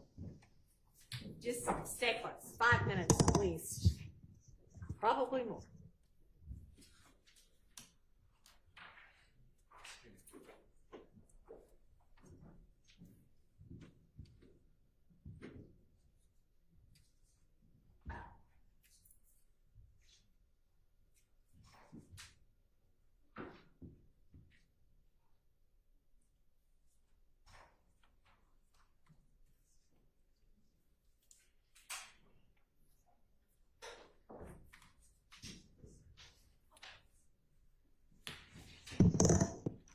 All right, so yeah, Mr. Short, you were saying that this was not one of the statements that we had kind of litigated in detail or at all, and I think that's right. And Ms. Hilton has 4 specific little excerpts, but instead of trying to sort that out up here, let's just, if you'll go ahead and put on the record what those are and let the defense attorneys have a chance to see what you're talking about and whether there are any objections that we need to go ahead and sort out without the jury being present. And we can play it right now. It's only about 2 minutes in total, Your Honor, the 4 sections. I'd really not want to hear it 2 and 3 and 4 times if necessary.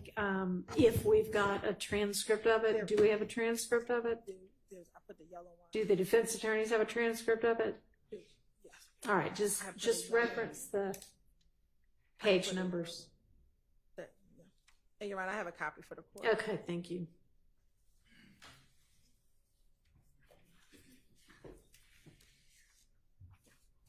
Your Honor, may I approach? You may.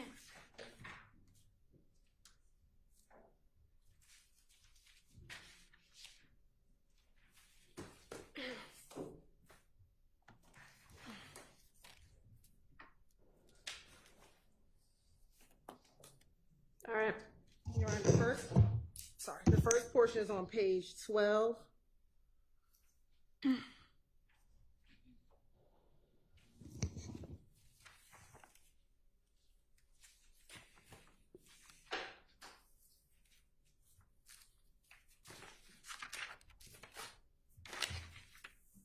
And it goes through page 13, page 12, line 13, through page 13, line 18. And it says, Investigator Flores, what you want to do. Then Kenneth Copeland says, this, no. And I told them everything that I knew about in this situation. Investigator Rivera says about what? I can read it. I mean, we can all read it. We don't need you to read it out for us.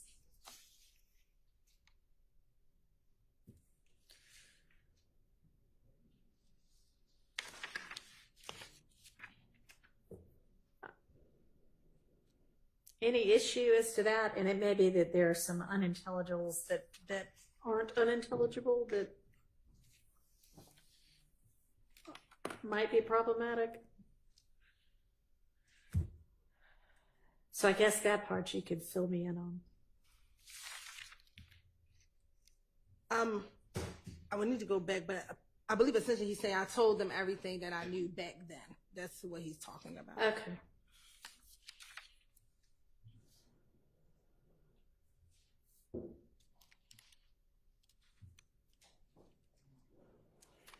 Any issues with that being played?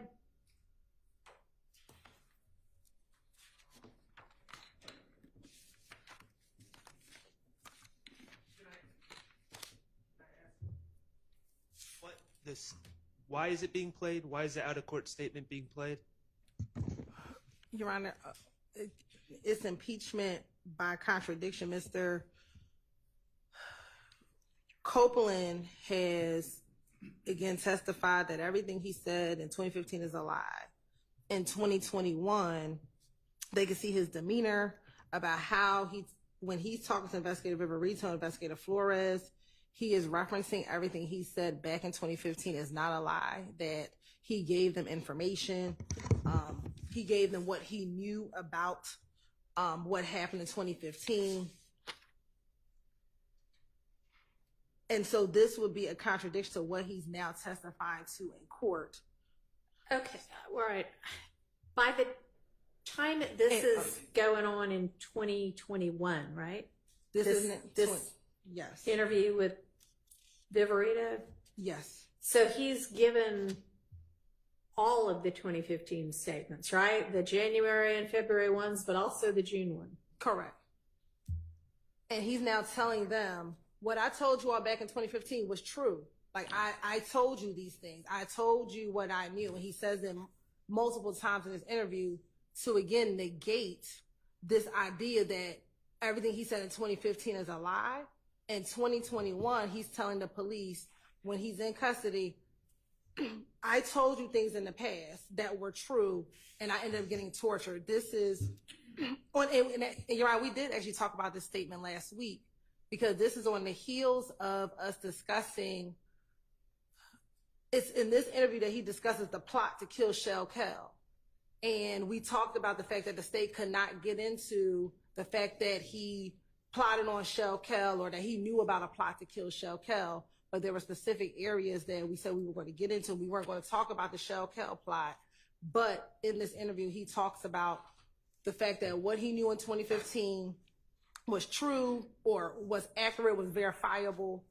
And so that's what this portion is, Your Honor.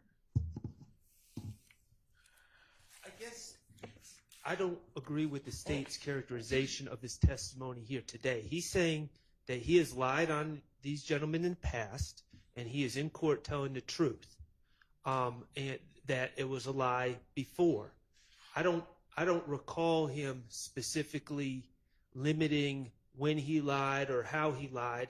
So to me, this is just bolstering, and it's just pointing out that he's made the same statement more than once, which I don't believe that is a path to admissibility. The fact that he is now saying in court in 2024, I lied to the police. In 2021, it's a prior inconsistent statement, because he's telling the police in 2021 that what I said back in 2015 is true. So now he's not saying it's true. He's saying that's everything I knew. And what he has said on the stand is, every time I have ever talked to the police in my entire life, I have lied to them. And that would include this 2021 interview. You haven't had him say that yet, but that's the point, Your Honor. When he says here, I didn't have any parts. What I did was I heard after the fact things. I said everything I knew when Slow down. Sorry. She's not going to be able to take that down. Sorry. And I said everything I knew when I went through that. He's now telling this jury, I never told the police anything Little D told me. What I told the police about what Little D told me is a lie. This is what he's saying now. What he said in 2021 is, I told the police everything that I knew, which is what Little D told him. Well, that's your version of it. But when you continue to look at the other sections, Your Honor, that will illuminate what. Okay, let's look at the next section.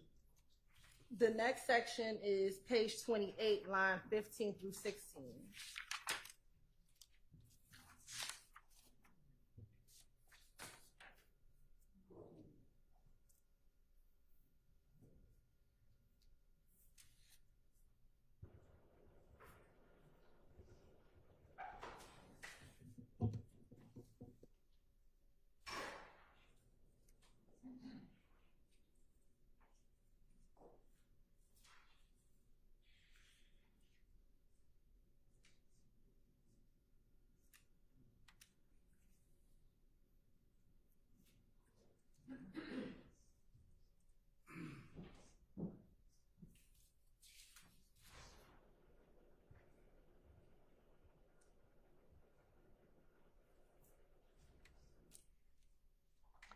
So he doesn't appear to be talking on lines 15 and 16 about the same thing that we've been talking about here in court. That appears to be about something else, doesn't it? No. So that's what I said, Your Honor. So this interview starts with Copeland going into, after he's arrested, he goes into the interview and he's like, I have information I can provide. Right. The information that he can provide is about a plot to kill Shell Cal. Mm-hmm. So when you get to page 55 and he starts at line 12, there's a murder. We were on page 28. Excuse me, page 28, line 12. Okay. When he starts there. This is a murder that's about to take place with some very bad people. Bad people. The stuff that I know right now, you know what I mean, should be good enough, I think he says, to get out of my situation. You know what I mean? I'm not bullshitting. You know the last information I gave y'all was right. The last information that he gave was about 2015. That is what he's talking about here. And then I can further continue. Do you have something that establishes that that's what he's talking about? Yes, he tells Investigator Viverito, I think earlier, and I'll find the page, because he keeps bringing this up in front of Investigator Flores. Investigator Flores doesn't know about what happened in 2015. So Investigator Viverito says, are you talking about this stuff in 2015? He wasn't here. So you have to give him some more information because Flores wasn't around in 2015. So the context of this is he's referencing what occurred back in 2015. Where's that part? Let me find it.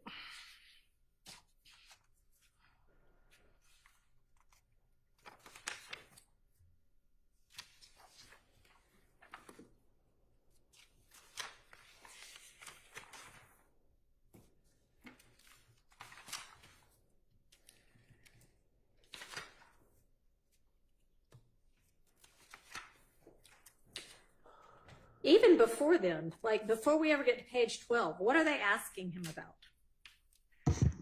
So before you get to page 12, when he gets into the interview room, he's about to get arrested, and he begins to tell them that he has information about some stuff that's going on tonight, getting ready to happen tonight. He then proceeds to tell them he's not going to give up a lot of information because previously when he's given up information, no one ever helped him out. Mm-hmm. So then he proceeds to give a little bit of information, but to say, I'm not going to give you much because when I've done this in the past, no one has helped me out. So what he's talking about is in 2015, when he gave information to Gaither and Dennis, no one helped him out. He still had to go to the feds. He still had to go to jail. So throughout this interview, when he makes references to the past, he's making references to what he told police back in 2015.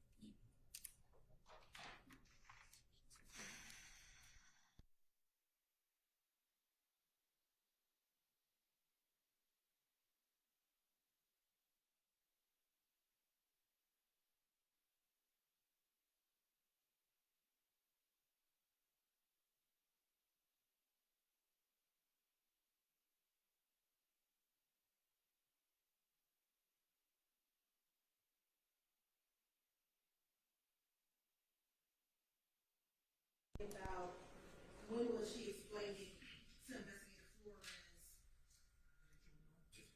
I'm getting it. It's on page 12, Your Honor. Mm-hmm. At line 25, going to page 13, line 2.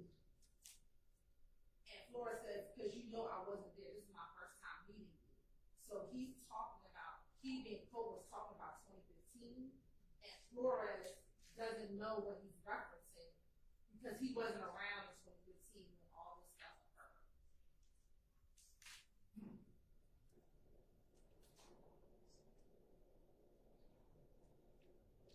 And that's why he said, so you have to fill me in. And so that's when he goes into the paragraph that we want to play, which is starting at line 12.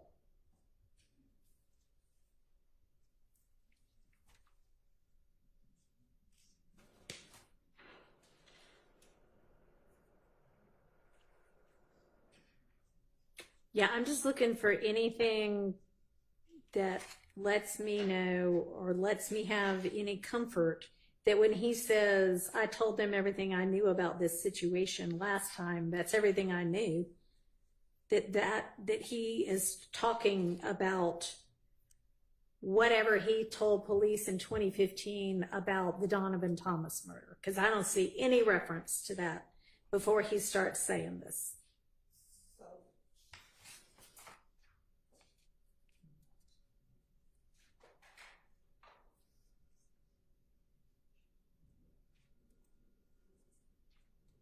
I mean, he's saying on page 9, they're saying you want to talk about today. Correct, Ryan, but when he's talking about the last time, Yeah. I think that Mr. Copeland, there are no other interviews between APD and Mr. Copeland between June 2015 and October 2021.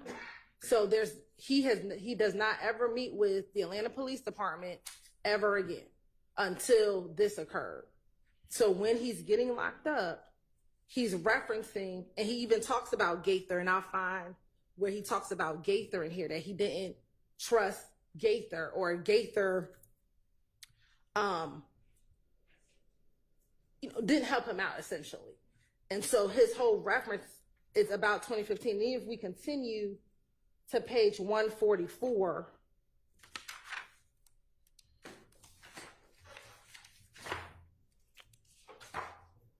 line 25 through 145, line 15.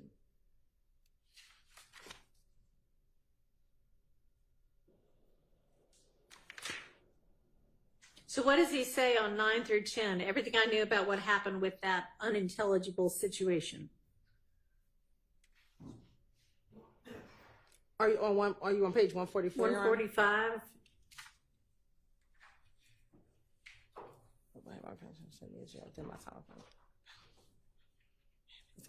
I mean, I do see he says everybody felt I had something to do with it. So that at least is some kind of circumstantial indication that he might be talking about the Donovan Thomas murder.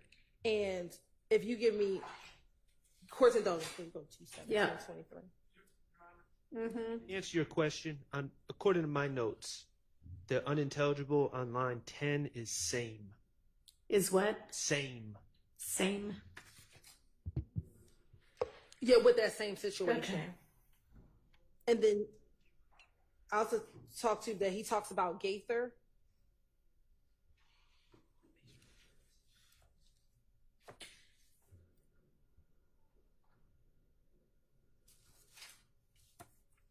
All right. And then, Your Honor,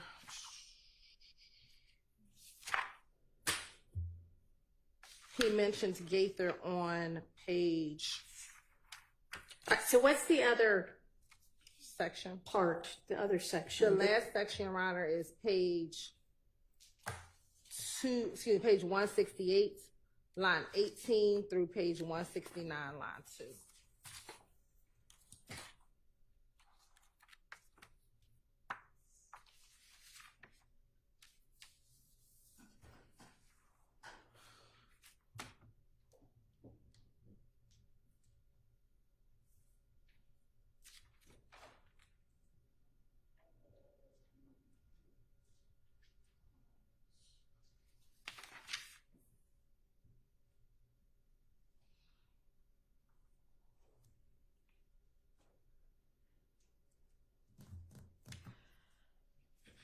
All right, and so is your position that he's essentially like protesting in this interview? Look, I told y'all what I knew, which was the God's honest truth the last time, and y'all didn't do anything to help me.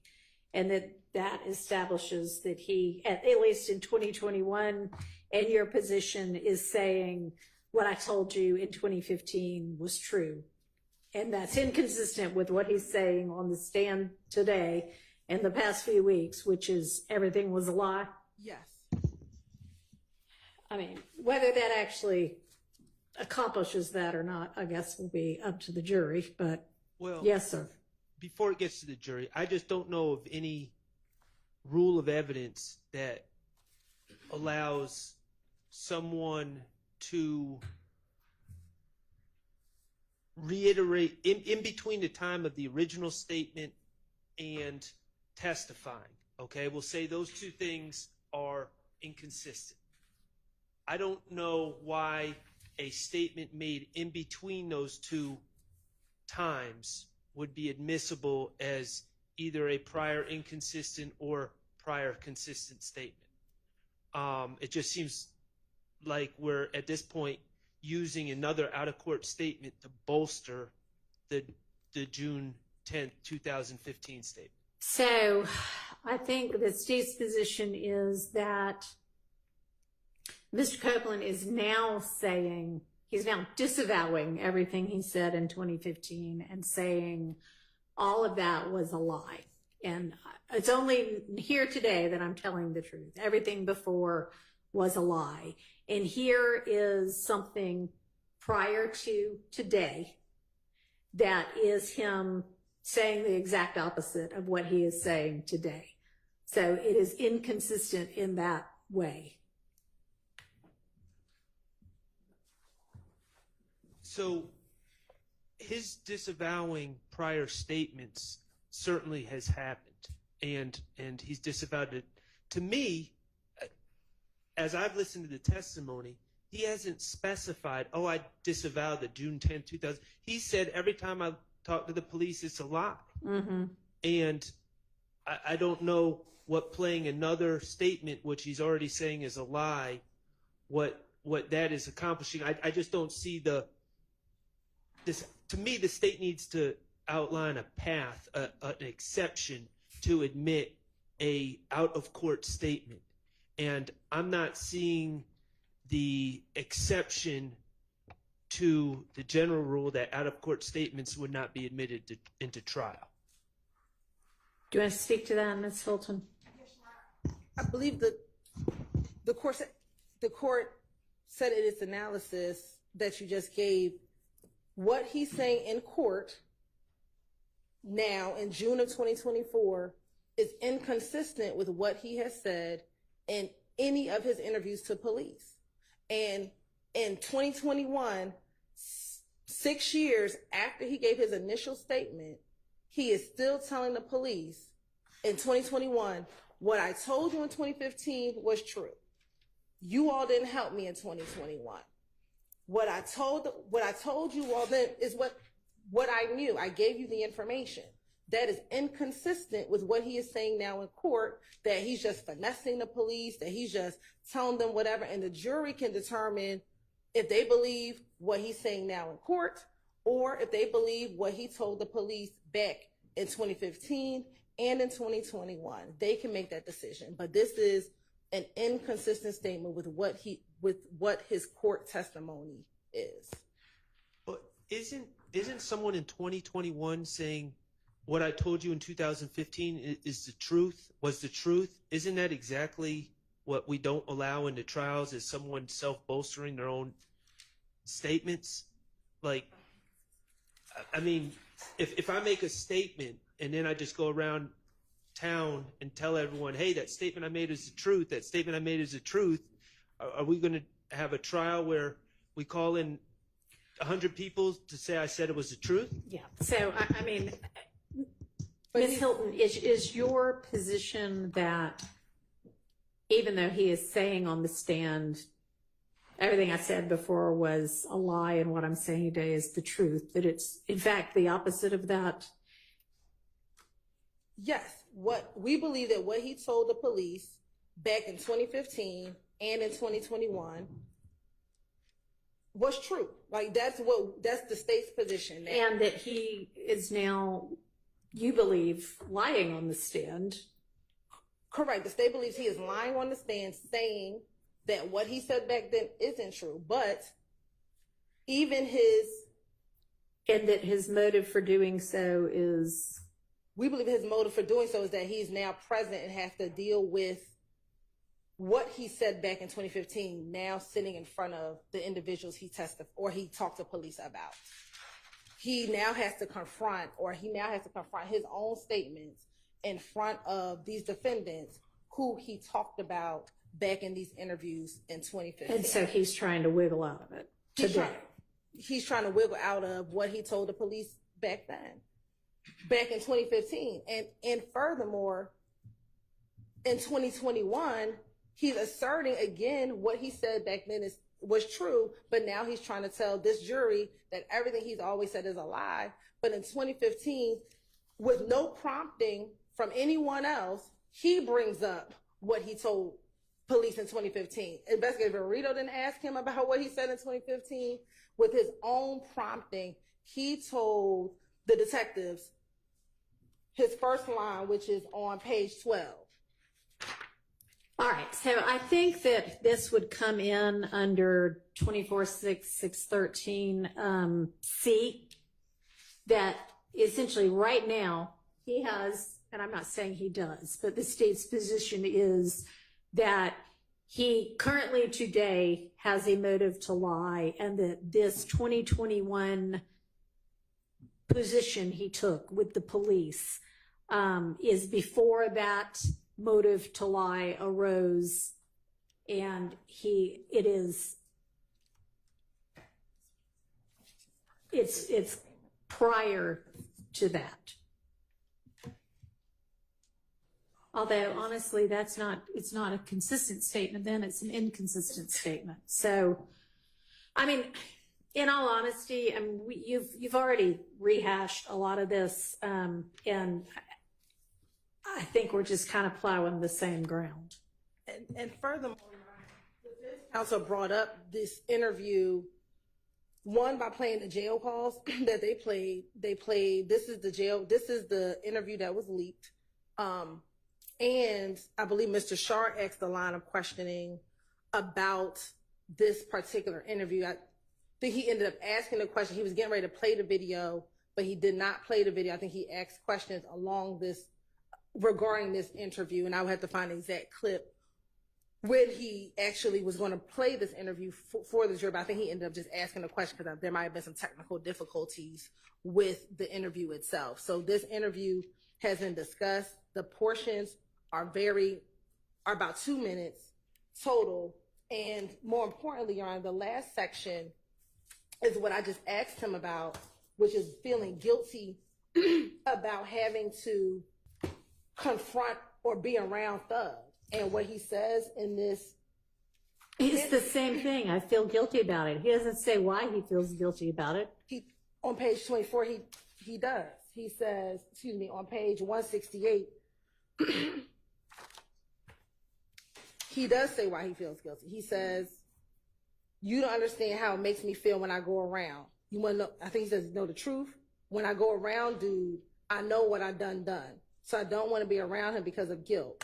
That's why I don't want to be around, because I'm afraid." And you fill in the blank about what the reason for that guilt is. He says it here. He says, "I know the information that I gave. Y'all sit here and play like this ish ain't valuable."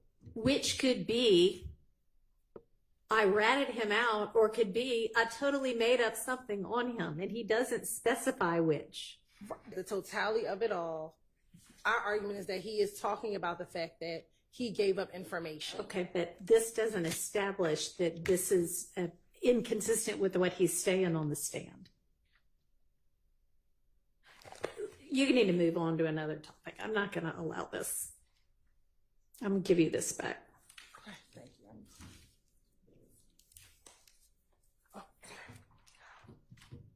All right, let's get the jury back out. Hank. Last part was none of it. None of it.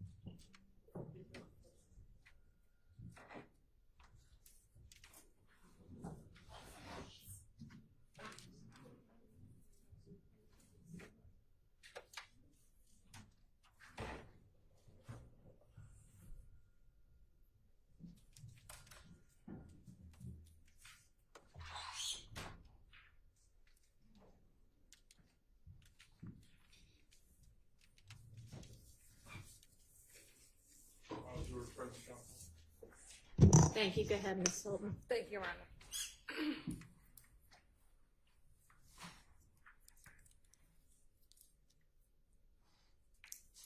Now, Mr. Copeland, you've told the jury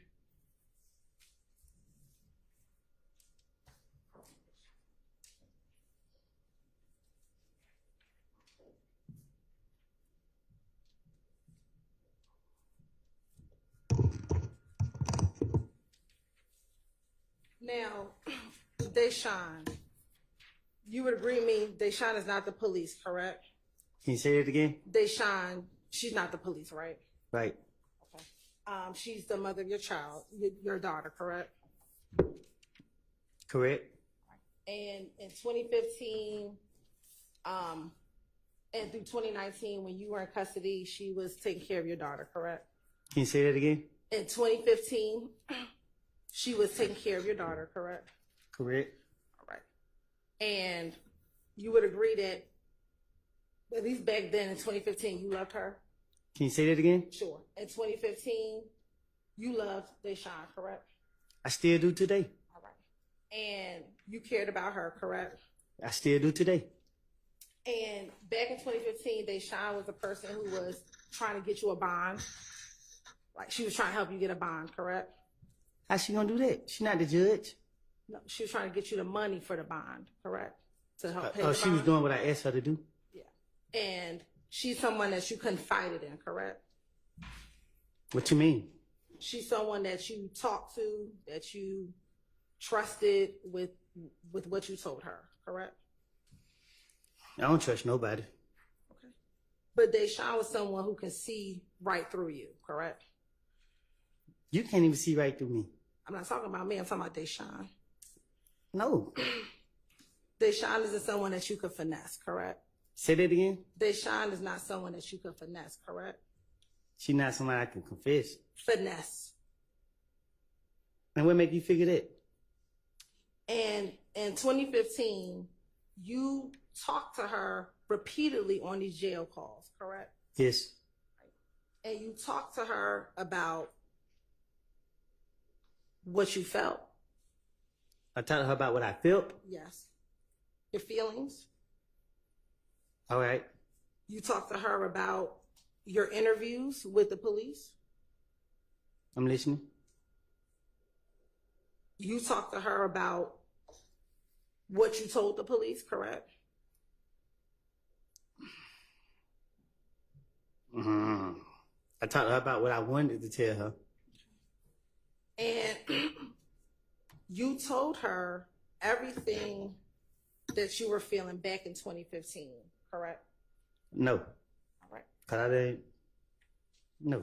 I want to play for you what's already been admitted as State's Exhibit 394Y, and I'm only going to play from 7:50 to 11:24. Right now? Yes.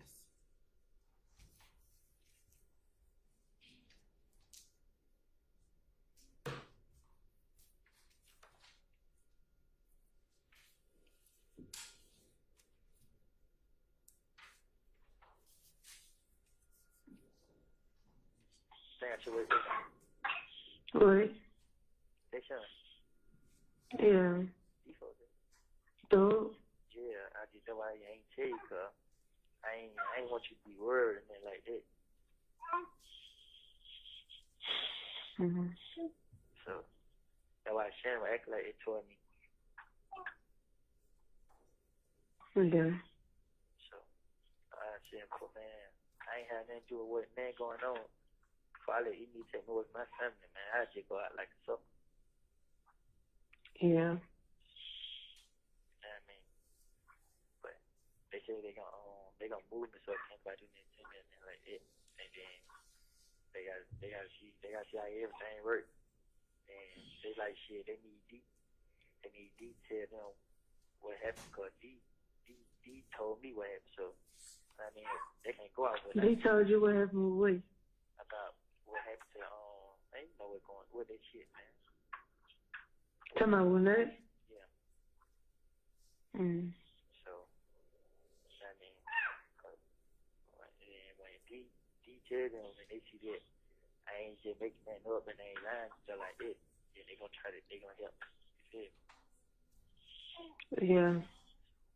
So I ain't gonna tell Trey now. I just telling you 'cause I know you. So did you tell Deshaun that D just has to tell them what he told me? Can you say that again? Did you tell Deshaun right there in that call that D just needs to come down and tell them what they told me?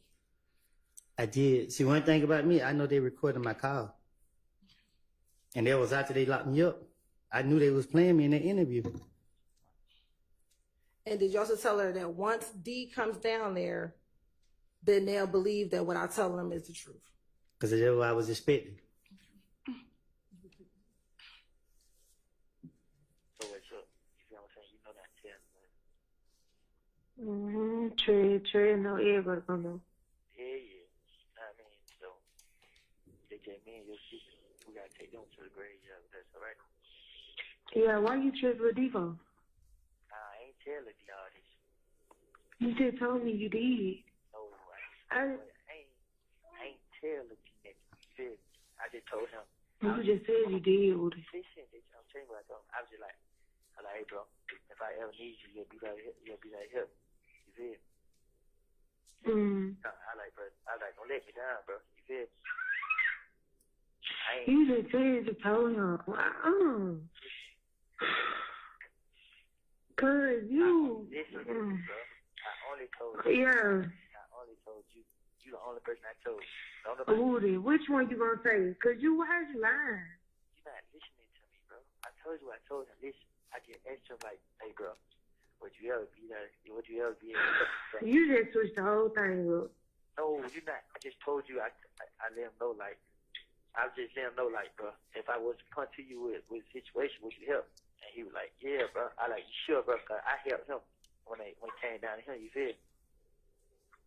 So one thing I know, when these folks come in here, he not gonna lie. You know what I mean? He don't want to play with these people, bro. You helped him do it.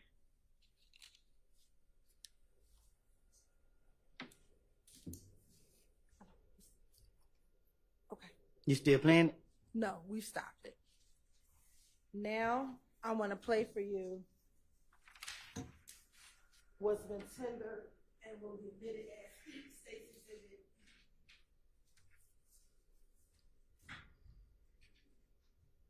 404Y.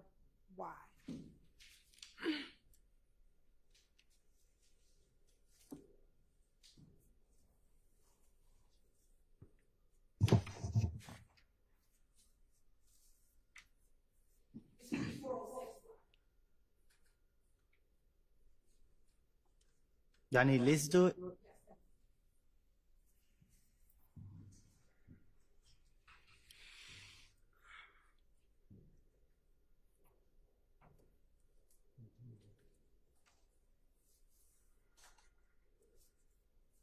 Hello, this is a prepaid collect call.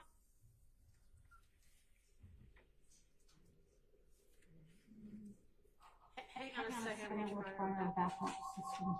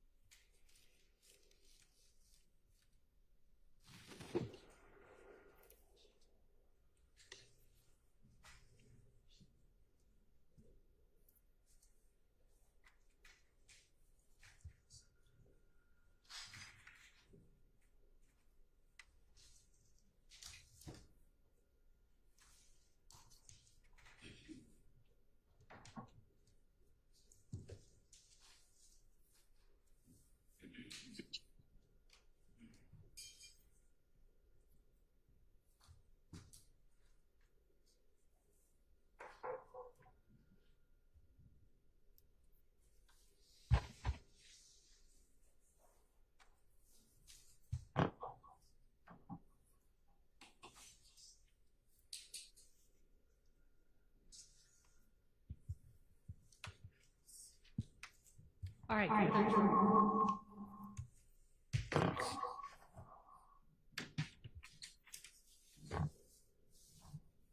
Let's try it. You can hear it.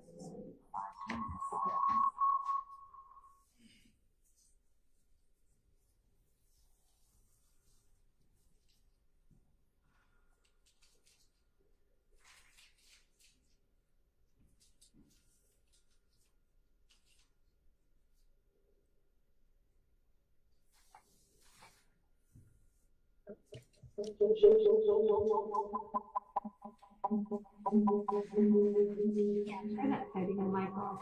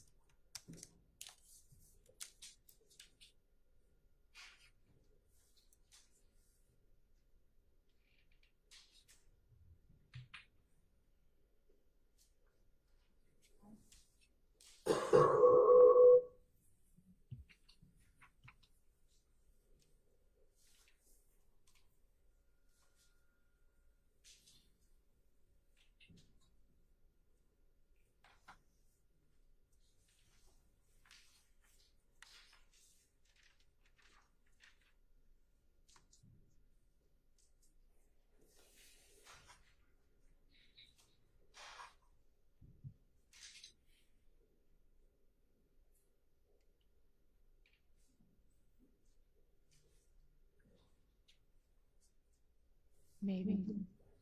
Okay. All right, Miss Hill. Nope.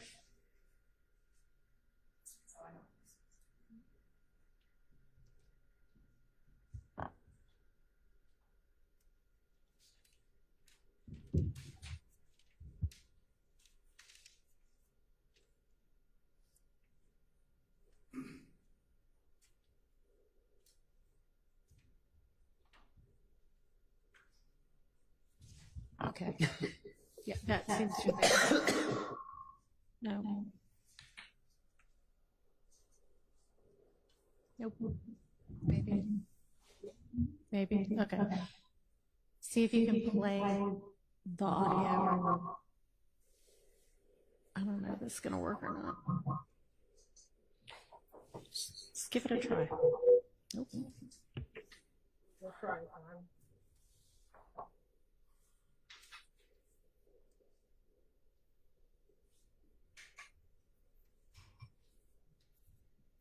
This is a prepaid collect call from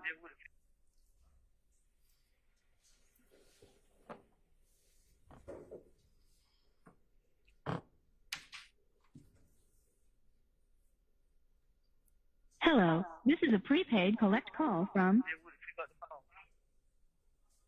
an inmate at Fulton County Jail. Can you hear it, Mr. Cook? Can you hear it, Mr. Cook? Yeah, I can hear you. We're there. Excellent.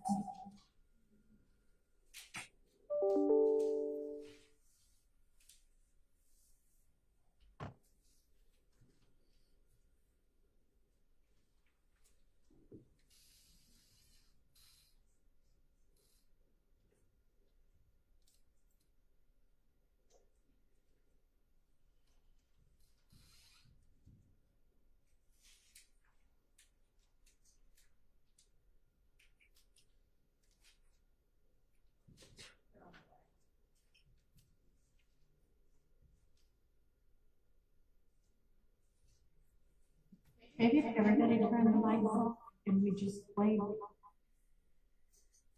it instead of like go back at the end.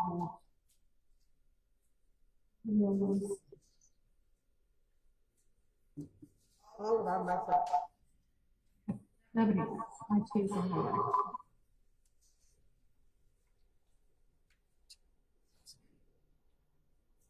Does that thing?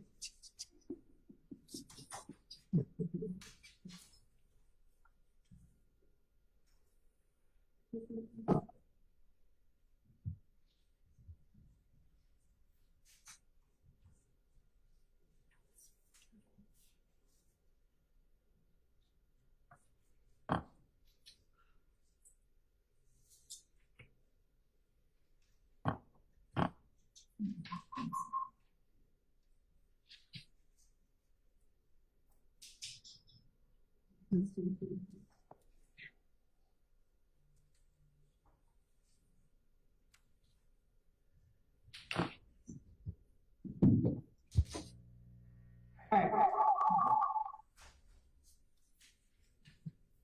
going to try to do this correctly.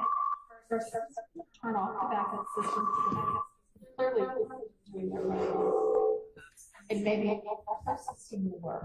In the meantime, IT proceeds. Maybe they'll have another idea for fixing it. I don't know. Clearly, the backup is obvious.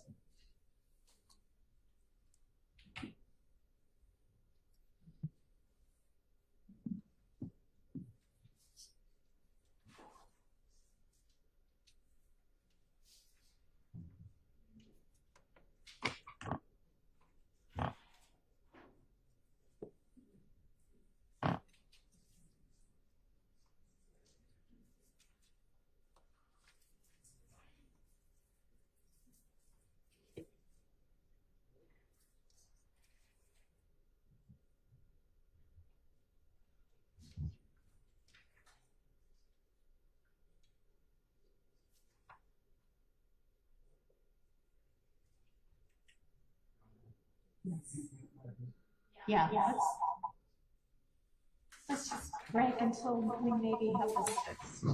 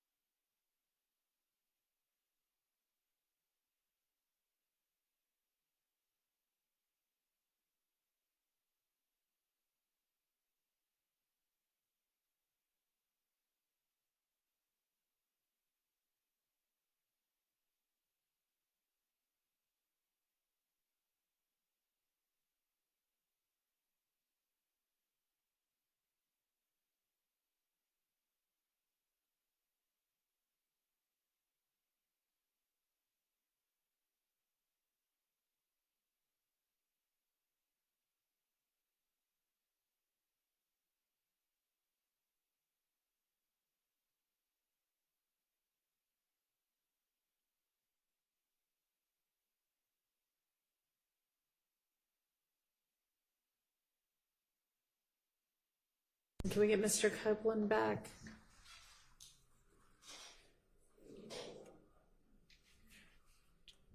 Do we have either Mr. Steele or Mr. Adams on the others? Well, is anybody let them know to come back? There's Mr. Kokomo. All right. All right. There he is. You have everybody else.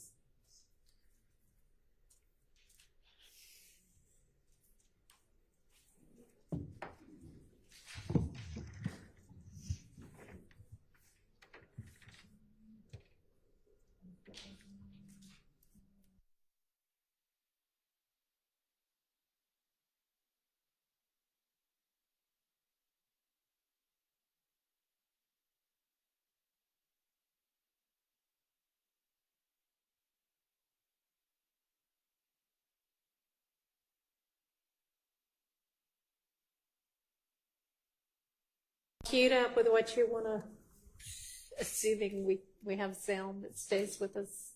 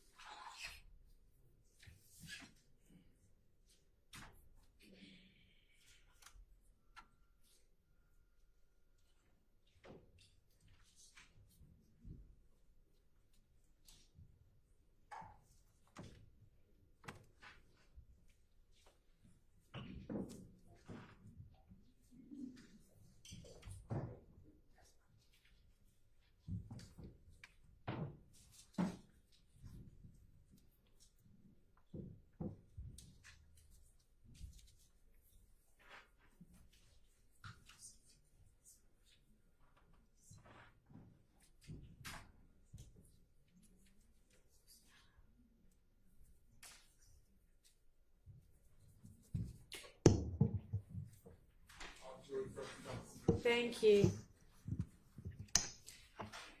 All right, ladies and gentlemen, we don't know why, but the first sound system is back up, so we're gonna try to use that while we can. And I just cannot apologize more for, I mean, I know that your time is valuable, and I just hate that we keep having to essentially just lose chunks of time from this trial because we can't get our sound system to consistently work. And I am trying to do whatever I can to get that remedied. Anyway, let's just go ahead while we've got the sound. And you're right, we're going to play from 1240 to 1430. And this is on State's Exhibit 406Y. Crazy. So that nigga was showing me, the tip was showing, the other, I was getting the video with Doug saying, I just kept saying, I was thinking myself, that nigga trying to make it seem like it's me so they can lock me up, bro. And the whole time, man, this shit, like he trying to set me up, bro. Like, this shit got me so mad, bro. Like, you keep putting my name, you nigga know damn. That didn't go off with what it's on, say. Nah, it just, bro, these folks already coming after me. Niggas showing that nowadays about something you know I ain't do. Why the hell would you put these songs out there and have folks really thinking I did this? You feel what I'm saying? This is a damn fact. He should have put these names. If you gonna rap about this, he should have put their names down who did it. You feel what I'm saying? Yeah. I'm fucking put my name in no shit, bro. Now I'm trying to be out there with my family, bro. I wouldn't even fuck with these niggas, bro. Period, bro. The only reason I called them just to see something. You feel what I'm saying? I don't want them folks to do nasty, bro. Like. But anyway, every time I think about this shit, they make me mad. I'm just saying, these niggas out there with their family and shit. The whole time, I ain't had nothing to do with that. I mean, I was sweet. bro. These niggas did that shit. I ain't even have no problem with it, nigga, bro. Like, this shit is so crazy, man. You ain't have no problem. They had a problem with Thor, bro. Who had a problem with those? Nothing. Chill, all them, yeah. They didn't, I mean, Mm-hmm. they just mad because I supposed to be, I mean, they think I supposed to be hanging They with talking about, what?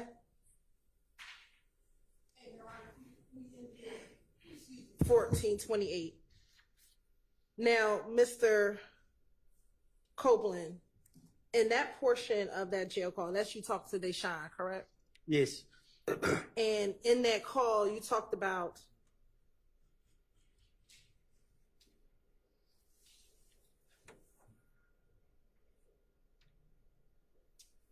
the fact that Thug put you inside of a song, correct? Yes. And you didn't like the fact that that song had been released at this point because people are thinking that you did something, correct? Yes. And that's what got you upset, correct? That's what it say. And were you upset about that? That he put your name in a song? You sure right about it. Okay. And when you said these N-words are shooting at us and all of this is about something you know I ain't do, what are you talking about?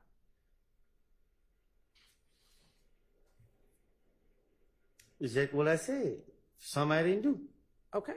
So who is the shooting at us? Who's the us you are referring to? Whoever was behind that gun. You said they're shooting at us. Me, Deshaun, and my little girl. This is in June of 2013, June of 2015. So that's who you're referring to?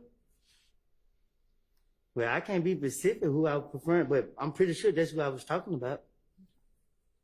Shit, I'm the only one ever getting shot at. And when you said you're going to rap about it, put their names, who did it? Huh? When you said to Deshaun, why the hell would you put these songs out there and have folks really think I did this shit? You feel what I'm saying? This N-word, this N, no for a damn fact. He should have put these N name in it. You going to rap about it, put their names, who did it. Right. So if you go back and look, I said that after the interrogation. So anytime before that, and I was in jail, I never said that. I knew that they were gonna be listening to my calls. Okay. You said you feel what I'm saying. Don't put my effing name in no shit. Did you tell Deshaun this? That's what it said. And I'm trying to be with my family. I ain't messing with, well, you didn't say messing. I ain't fucking with these N-words, bro, period. Only reason I called them was just to see something. I don't want these folks to do nothing for me, bro. That's what I said. And who didn't you want them doing anything for you? You talking about 10 years ago. Okay. Then you further said to her, I had nothing to do with nothing. I was at the house sleep. These N-words did this shit. I had no problem with this N-word nut, bro. This shit's so crazy, man. They had a problem with Thug, bro. Who had a problem with Thug? Nut and them? And your response was Kel and them, correct? That's what I said. And this is what you're telling Deshaun, correct? That's what we just heard. The person that you trust and the person that you confide in. And you heard her keep telling me, why am I lying? She said she see right through me, right? She didn't say that on this call, though, did she? Did she say that on this call? Did you hear her say that on this call? Oh, I heard her say it, so Did you hear her say it in the call I just the played? clip you just played. All right. So next I want to play for you State's Exhibit 407Y.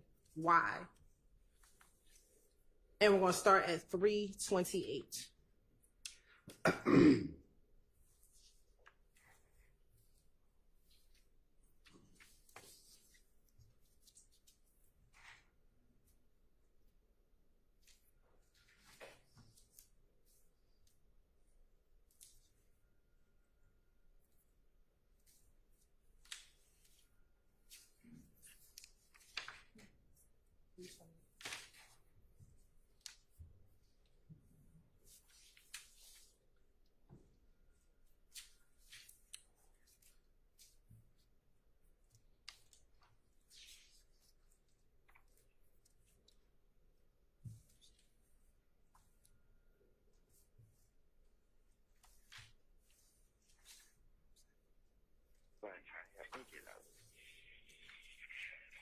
I don't know what to do.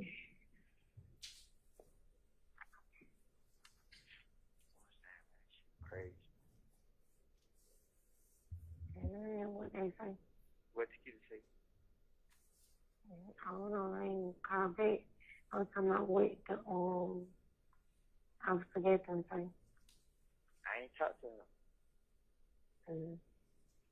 I know she's crazy. All right. Mm-hmm. You hear me? Oh, yeah. And then they thinking I'm doing everything for sure. So they thinking in me. You know what I'm saying? So they trying to say, yes, I can get about 25 years. They don't even have no evidence. Huh? No proof.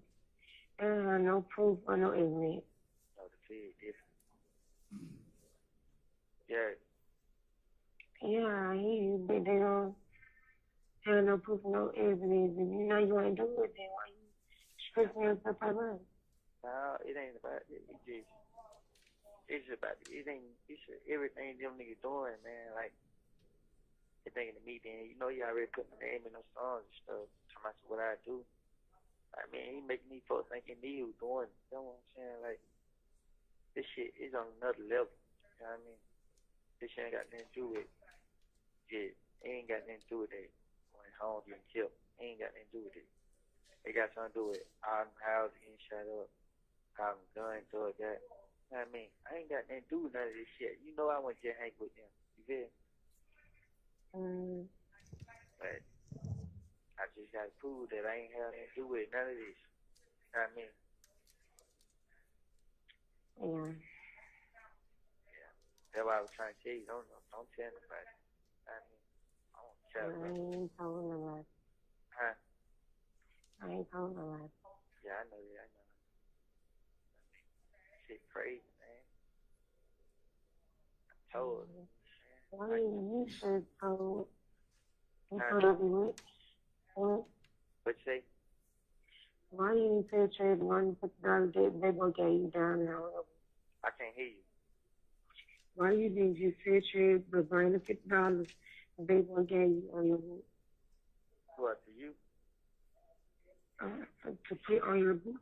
Cause he ain't getting out of there yet. He probably trying to steal and saying to put the $50 they gonna get you on your book. He's gonna give me some money from himself. Like, he's gonna put my own. I just ain't, they trying to kill it, you know, I ain't got a chance to tell nobody. Yeah. You want me to text him? Yeah, text me. And that's, okay, he come put money on the book. Hold on.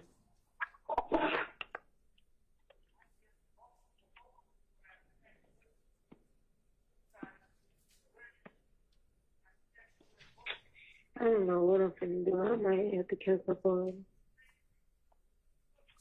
Hey, you sound like you in me with that right now, bro.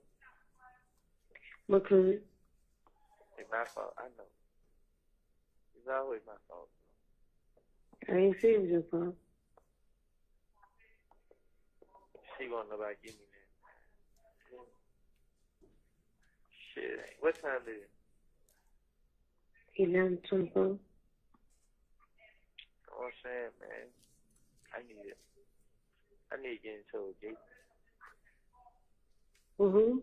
To a gate. Who? Gate, Jimmy. You know how to get in touch with him.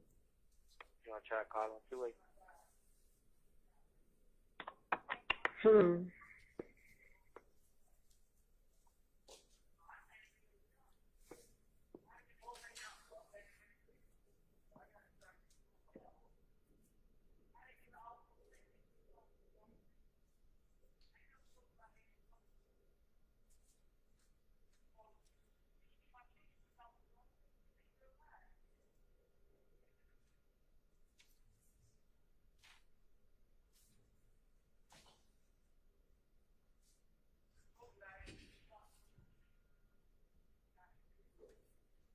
You finished? No, it's still playing. 04291. Please enter your password. Please enter your password. Mailbox number, please. Sorry, could not find a mailbox for that number. Please enter the mailbox number specified by your system manager. Hello. Please enter the mailbox number specified by your system manager. Sorry you were having trouble. Please try again later. Goodbye.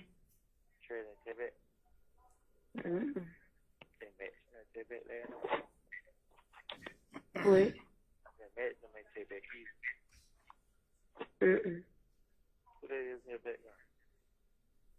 Nobody in my background.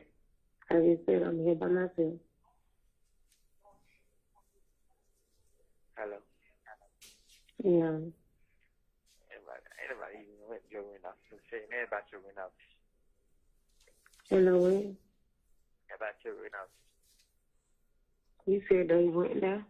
I said ain't nobody went to the window. I know. I'm paying attention. Well, last time you start spreading around rooms. Huh?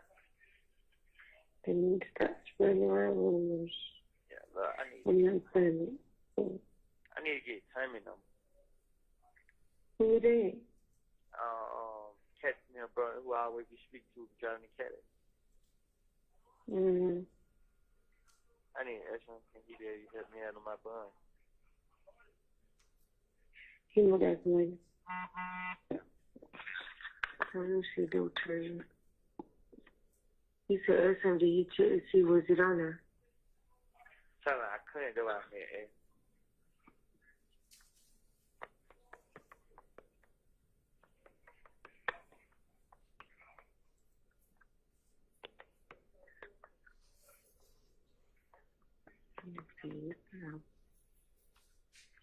Hello? Yeah.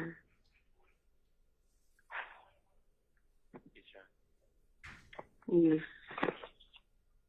Nisha. Nisha too. I just let you get me out of trouble, bro. About somebody too, man. You have 1 minute remaining on your call. You can play them, but you won't play them on the issue while you're playing. What, Jay? When you said it was on there, can't you call me from your book? I can't hear you. Can't you call me from your book now? So, KJ? He said, he said like it was on there, so can't you call me from your book? I'm finna try to check and see if it's on there. Yeah. Yeah.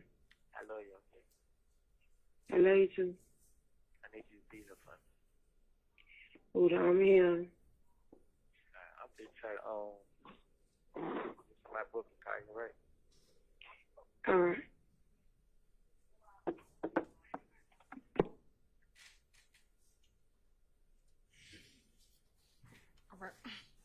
And Mr. Copeland, in that call,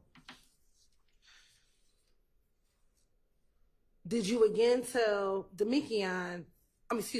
Deshaun, that he's already putting my name in songs and stuff about what I do? He's making these folks think it's me doing it?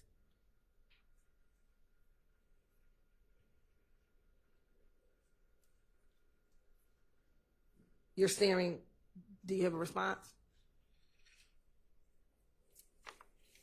Yeah. Okay. Did you tell Deshaun that? We just heard it. Okay. So that a yes? I said yeah. All right.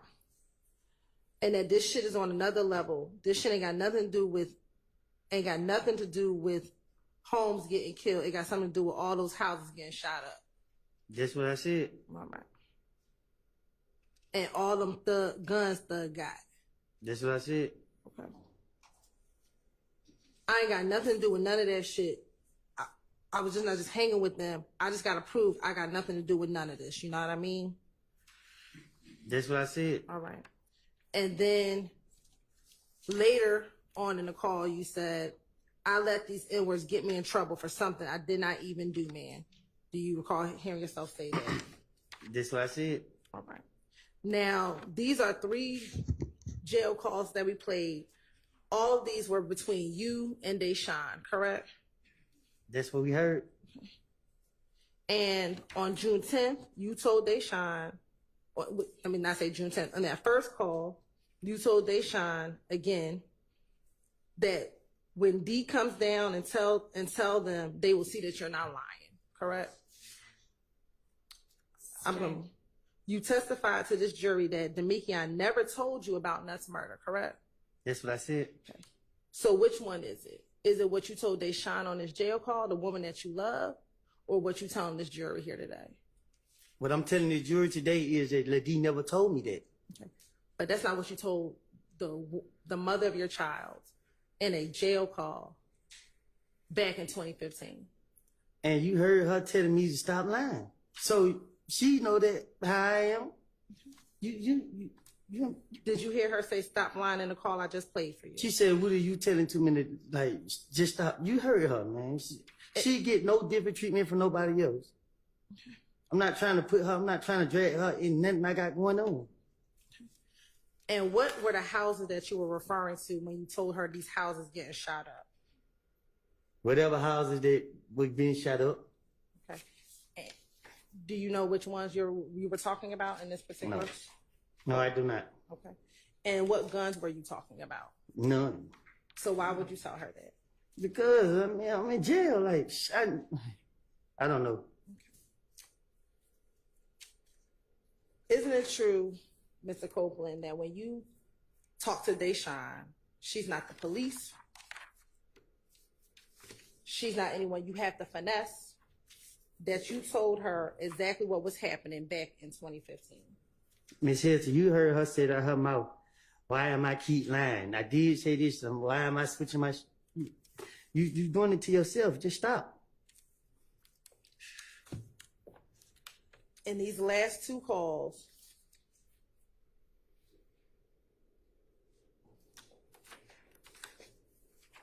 she never said anything about lying, did she? No, she didn't. Okay. And Mr. Copeland, is it fair to say that you still love Shannon? Yes, I do. Okay. You still love Thug? Yes, I do. And you don't want anything, and you don't want your testimony to hurt them, correct?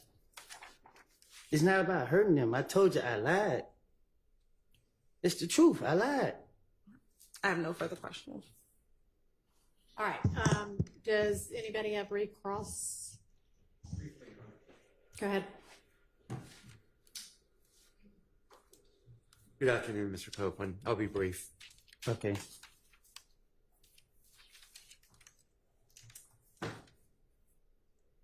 You recall this morning, Ms. Hilton spent a lot of time going over the fact that you're a liar, correct? Yes. And you told Ms. Hilton that before you ever testified to this court, correct? Correct. I did not call you here as a witness, right? You didn't receive a subpoena from me. I haven't spoken to none of y'all. Okay. You received a subpoena from the state to be here. State? Yeah, from Ms. Hilton. Thank you. Anybody else?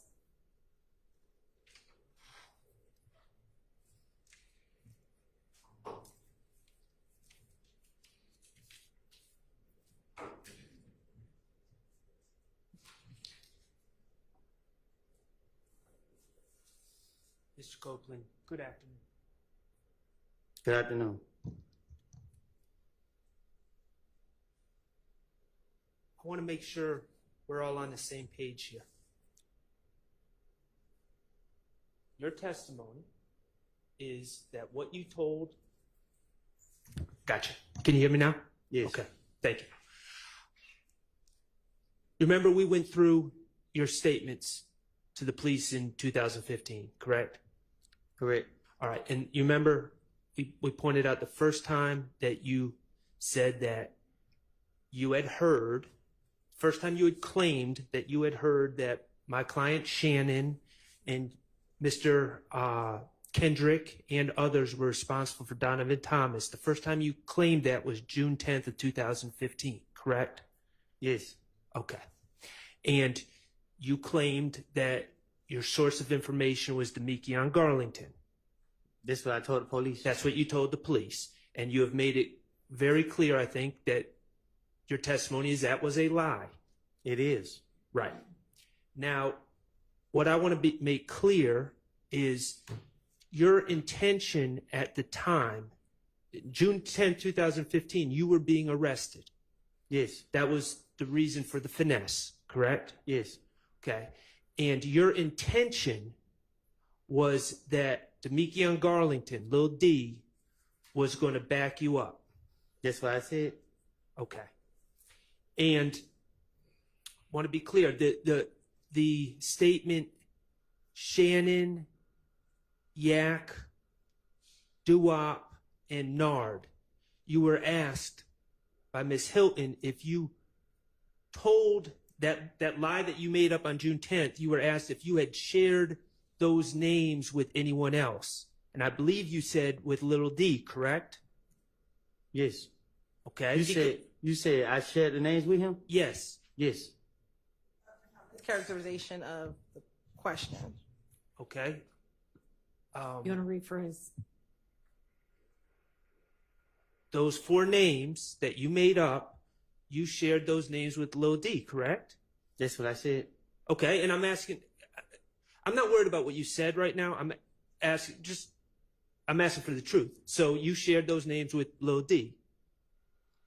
Y'all confusing me at this point, man. I'm not trying to confuse you. You needed, in your mind, you felt you needed Demekion Garlington to back you up, correct? That's what I thought he was going to do. Okay, and you needed to share the lie you made up with him, correct? I told the investigator that Lydia will come clear me. Right. And so you shared the information that you gave to the investigator, the lie. You shared that with Lil D, correct? I shared it with Moontoon too. Okay, and you, I believe your testimony was Lil D, after you shared it with him, said, "Damn boy, you hell." Is that? He said he got my back. Do you know, if you know, do you know who Moontoon might have shared that information with, that lie with? If you don't know, you don't know. Yeah, I don't know. Okay, do you know who Mr. Garlington, Lil D, may have shared that information with? Well, I thought he was going to tell it to the police, but I guess he didn't. Okay, do you know who he shared it with? I'm not asking you to speculate. If you don't know, you don't know. I don't know.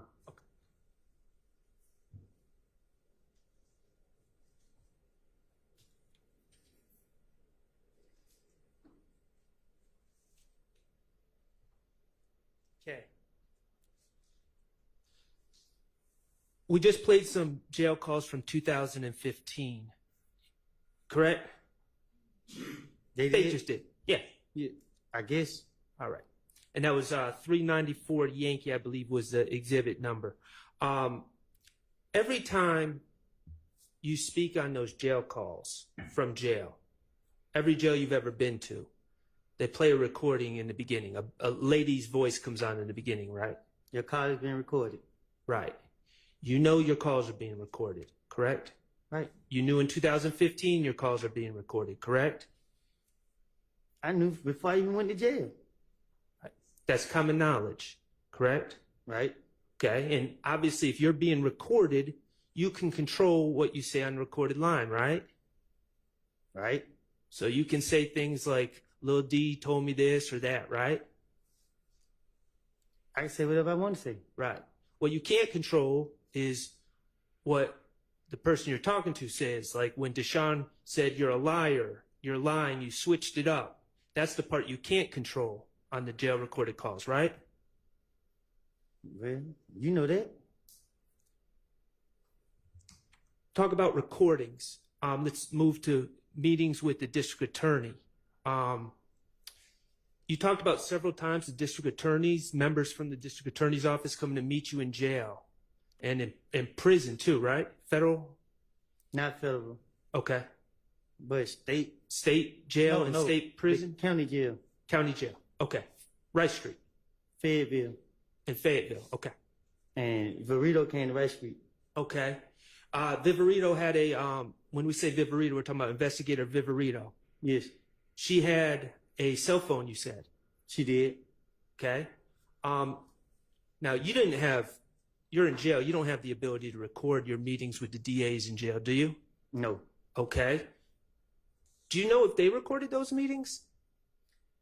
The one in Fayetteville, I thought I caught Verito recording me, and then I started watching her phone. Have you ever heard the recordings of the DAs when they came to meet you? No. Okay, what about in judges' chambers? You ever hear a recording of that? What you mean? A recording, an audio recording of that meeting. You talking when I recorded them? No, I'm talking about June 10th, 2024. You ever hear an audio recording? No. Okay, so the state has been playing recordings of phone calls you're making from jail, right?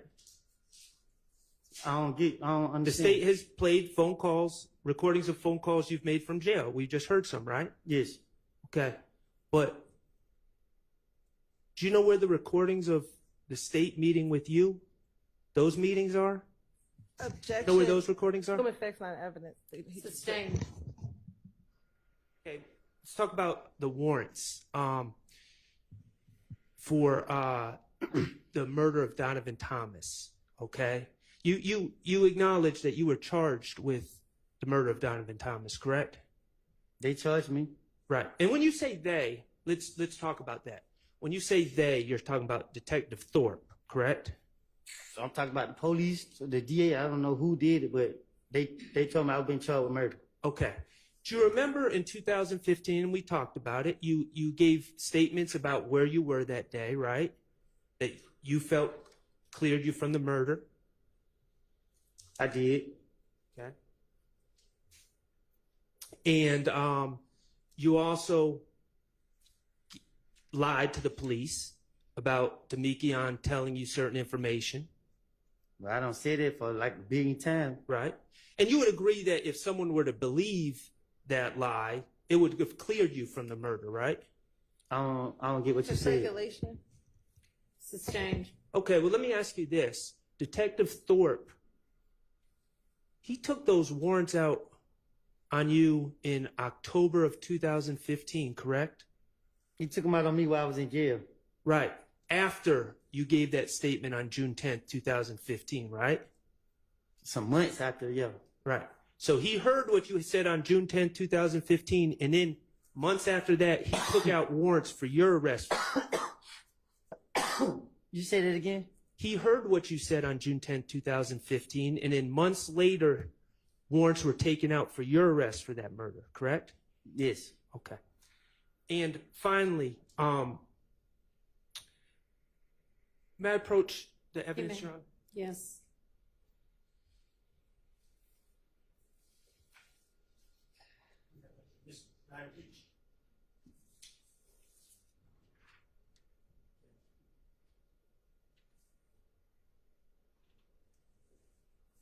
Mr. Kokomo, could you play that prior testimony? Do you remember testifying about do you remember when I stood up there and talked to you about your pending charges that were dismissed? Yes. Okay. Could you play that clip, Mr. Kokomo? Do I gotta listen to it? If you would. You're right. He said he remembered it, so I would. Is there some reason we need to hear it again? Can you just ask him about it? Okay. I can. Okay, let's do that. And you remember I was standing right there and reading the sheet? Yes. Okay. I was reading the sheet and you were agreeing with me, correct? Correct. Okay. And I never said that Fonnie Willis signed the piece of paper, did I? You said who name is that? Okay. Mr. Kokomo, could you publish 27D?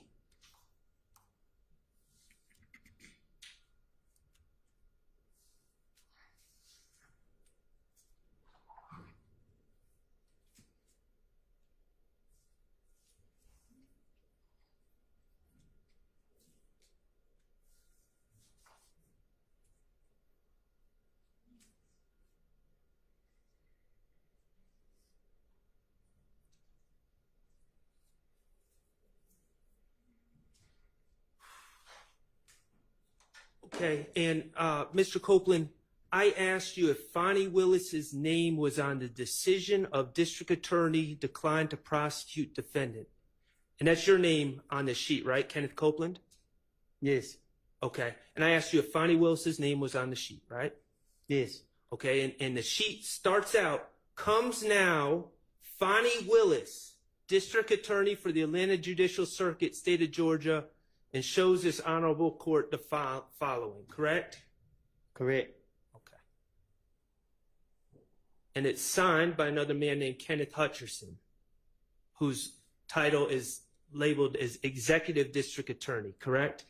That's what she just showed me. All right. And you know Miss Fonnie Willis to be the elected district attorney of Fulton County, correct? I think she's like the head person. The boss. Yeah. Mr. Hutcherson's boss. Let me ask you, this was from 2021, right? When you were first charged with this false statement and false report of a crime. It was 2021, right? When I was in jail. Yes. Okay. Who was the attorney that got this case dismissed for you? Who was your attorney on this case? You. I was? You told me. Did you ever hire an attorney on this case? I'm saying you told me. Okay. Well, let me ask you, what advocating for yourself did you do that convinced the district attorneys to dismiss this case in January 2024? What did you do to get them to dismiss it? Sustained. Mr. Copeland, you've said in your testimony that you've been sent, the police have constantly sent you to jail for things you didn't even do, right? Right. The state has prosecuted you time and time again for things you didn't even do, right? Yep. People are picking on you, right? Yep. And then in January 2024, your case just got dismissed and you didn't even do a darn thing to make it happen, huh? You told me. I didn't know. All right. Thank you. Any other recross?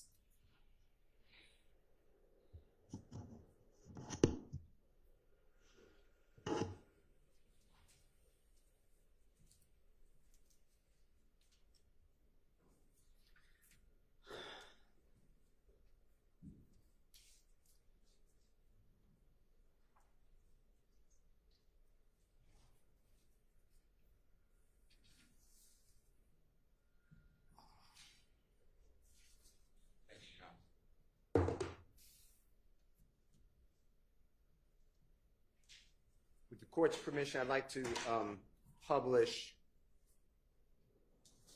378 YD. It's in evidence already.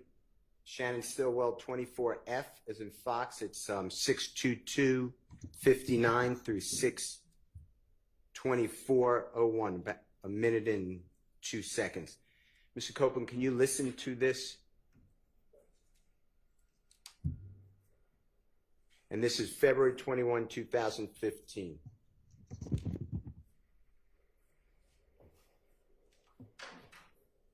And if you need better headphones with the court's permission, we have other ones if you need it. All right. I got somebody, I don't know his name. He was there. He everything. He called the night. Well, I forgot what day they got killed, but it was a Friday night. It was Thursday night. Mm-hmm. They had a barbecue. But the barbecue just about it was blood and everything blood. Mm-hmm. Then the whole meeting was based upon me. I can't understand what I'm saying. John, can you stop it, please? Is that okay? Thank you. Would this possibly help? Is that what you're saying? I'm saying I can't understand what I'm saying. We can give it a try. I don't know. Your Honor, may I approach? You can give it a try.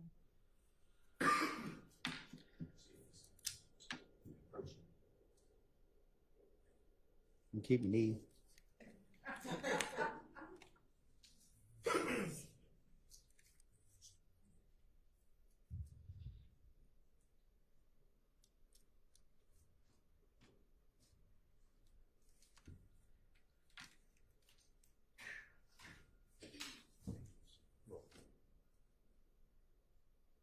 What I want you to listen for, can you hear me?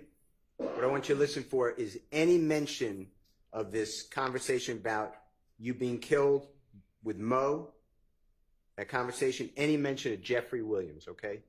All right. I got somebody, but I don't know his name. He was there. He ill came. He called the night. Well, I forgot what day they got killed, but it was a Friday night. It was a Thursday night. They had a barbecue. But the barbecue just about it was a blood meeting. Everything blood meeting. Then the whole meeting was based upon me. They was all in there talking about this and this, talking about this and this. So the nigga Mo was on the phone. So Mo told everybody, I need every last one of y'all, whoever 90s scraps here, whoever that other nigga name, supposed to kill me. They gave all them guns. The same night, they gave every last one of them guns. Said, treat me to a gas station and kill me. I forgot what else. But he called and he told me everything, and he said, is this person a friend of yours? Did you hear anything about Jeffrey Williams, or Young Thug, or anything like that? No, I didn't say nothing about him. All right. And when the prosecutor's asking you questions about your jail calls and Jeffrey Williams putting you in songs, do you know any other song that you are referenced in that Jeffrey Williams is featured on or performed with your name except Halftime?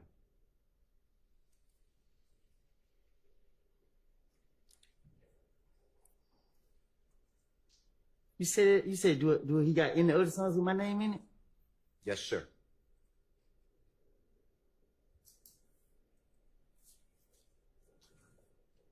Yeah. Which song? Beat It.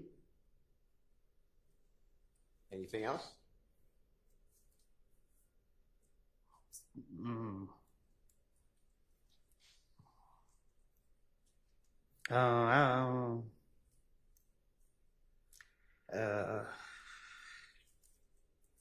I don't know. Okay. All right. And then when you were questioned by the prosecutor about Monday, June 10th, 2024, coming from DeKalb County Jail to the chambers of Judge Glanville, you remember those questions? Yes. With all of your time, Judge Glanville was there at that meeting, right? Yes. All of your experience and horrors with the criminal justice system, all the arrests and prosecutions, all your convictions that are in evidence, tell the jurors another time that you found yourself speaking about the case with the prosecutor and the judge and your lawyer. Never.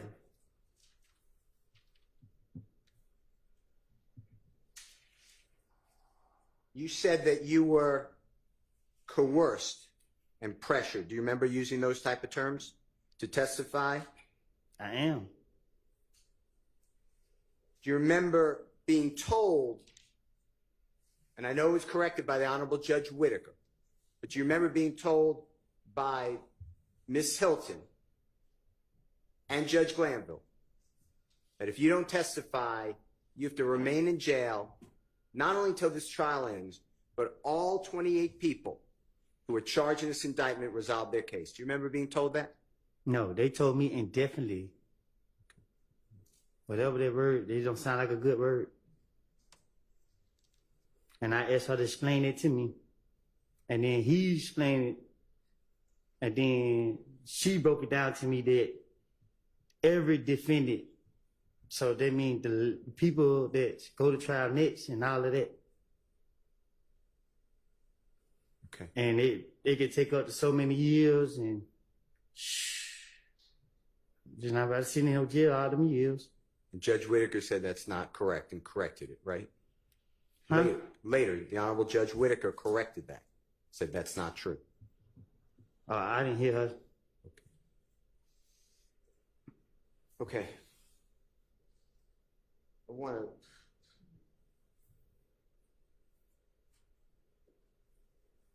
to ask you, and if you need those, if those help, the headphones, I want to talk with you about the jail call. It's stage 295Y, as in yesterday, starting at 350, Your Honor.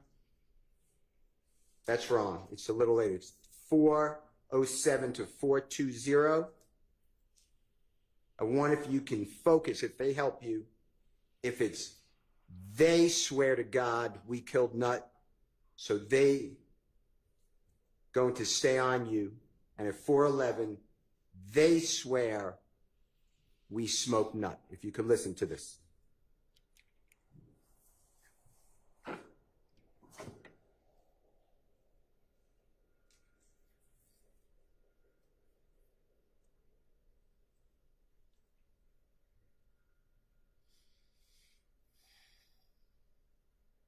Baby, yeah, swear to God, we killed Nut, so they gonna stay on you. They swear he smoked Nut. Hello? Stay away from shit, bro. You just don't know it be your hood, bro. Your hood scared you, bro. Don't. Were you able to hear that better? Yeah, real good. What was said? Tell the jurors, and they could listen to it their own at their leisure too. Which part? Both parts. When Max was speaking, who you call Max, Jeffrey's sister.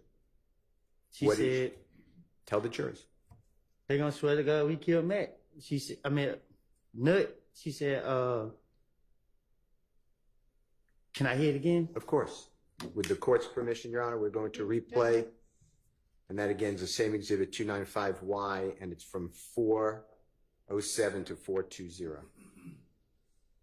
Baby, yeah, swear to God, we killed Nut, so they gonna stay on you. Swear to God we killed Matt, so they gonna stay on you.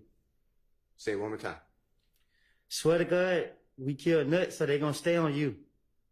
Okay. Did it say they swear to God, or did you hear it? What did you?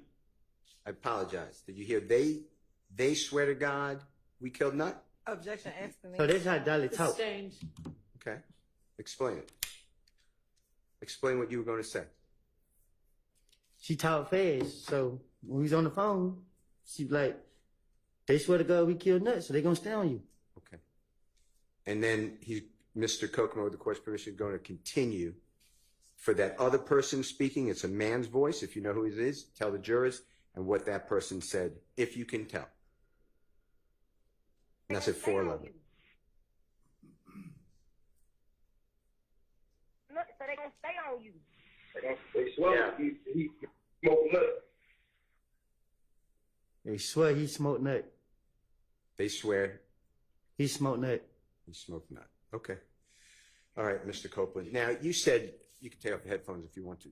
You said multiple times that you were raised in a situation where law enforcement, you believe you had to lie to them. Do you remember saying things like that? Yeah, I'll have to. Yeah. And some people don't have that experience. Law enforcement assists them. Was that your experience growing up in your area? Yeah, when I grew up, the police used to run in my grandma's house and beat my uncles up and kicking our door. So my whole life, up until my mama died. So yeah, we didn't like the police. And when you get in that interrogation room, you said earlier, it's not about the truth. You remember saying that? I'm listening. Is it about just getting out of there? Yeah, that's the purpose of going in the interrogation room, to finesse your way out.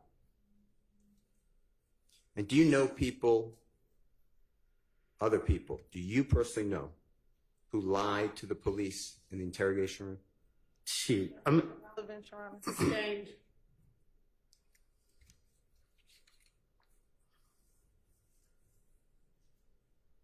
Last questions that I'd like to ask you, a series of questions. Ms. Hilton asked you Jeffrey's not seen on the Texaco video changing cars like you told the police. You know what I'm talking about, right? I have you? Yes. She then asked you about, was there switching of cars in the back of the Texaco? Do you remember something like that? Yes. Where did that come from?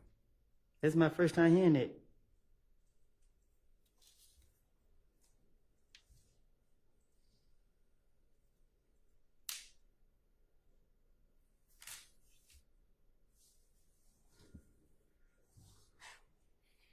To verify or support your statement, Ms. Hilton asked you the following items. Did the police show you found shell casings? Remember that question? Yes. How does that support whatever you told the police? Oh, you lost me. I lost you? Okay. Yeah, you start over? Yes, sir. That question was withdrawn. Okay, if it was withdrawn, it was withdrawn. Did the police show you rental car records from Hertz? Do you remember that question? Yes. How does Jeffrey renting a car for you put Jeffrey into a murder? They did it. We talked about the surveillance video of the Texaco and about the back of it, so I'm skipping that one. How about Duke? You know who Duke is? Which one? Martinez Arnold? Yes. Javaris Bradford or Tuda, do you know who that person is? No. Ms. Hilton asked you about, did the police show you a jail call from Martinez Arnold and conversation with Tuda or Mr. Bradford? How does that implicate Jeffrey in a murder? Your Honor, objection. Mr. Still invading the province of the jury. Well, speculation, so sustained. Okay, the way Ms. Hilton asked you, don't speculate.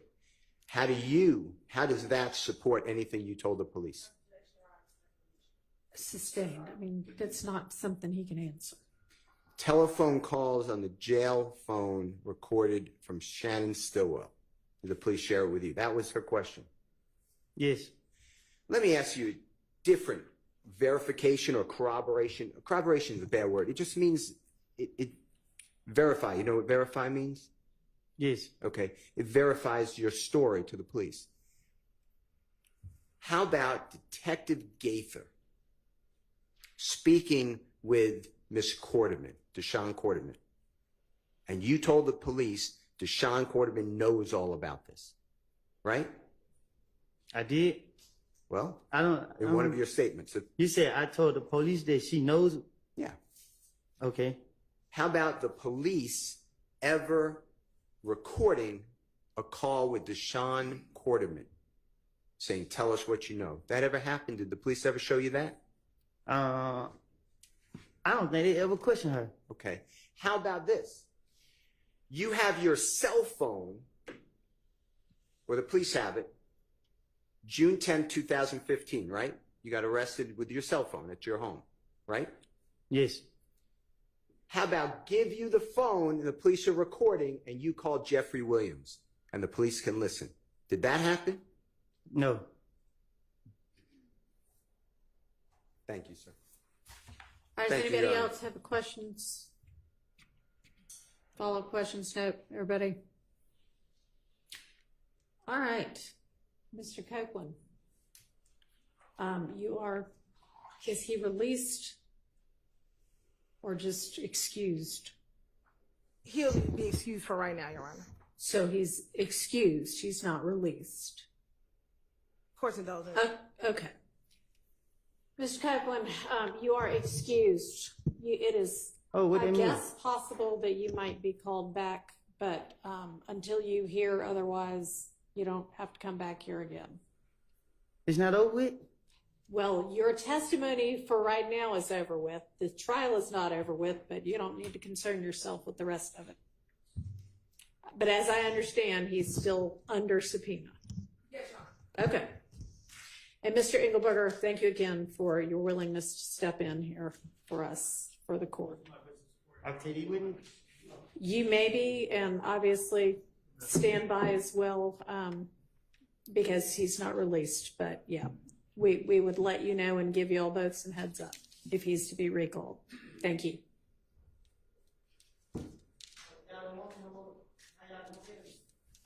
What? Okay, thank you. All right. Do you have a short, like hour-long witness? He's not an hour long. We do have one out there, but he's not an hour long. Okay. I know we have a couple of matters to deal with. They're not going to, I don't think, take very long. We can start with the next witness, or we can just start fresh in the morning. Jurors, y'all have a preference? The morning. Okay. All right, I'm gonna release y'all for the evening. If you could stick with us for just a second, and with the reminder to not discuss the case with anybody. Don't allow anybody to discuss it with you. Don't observe in any way, and try to avoid in every way any kind of accounts from anybody or any place about the trial. And we'll see y'all in the morning. Okay.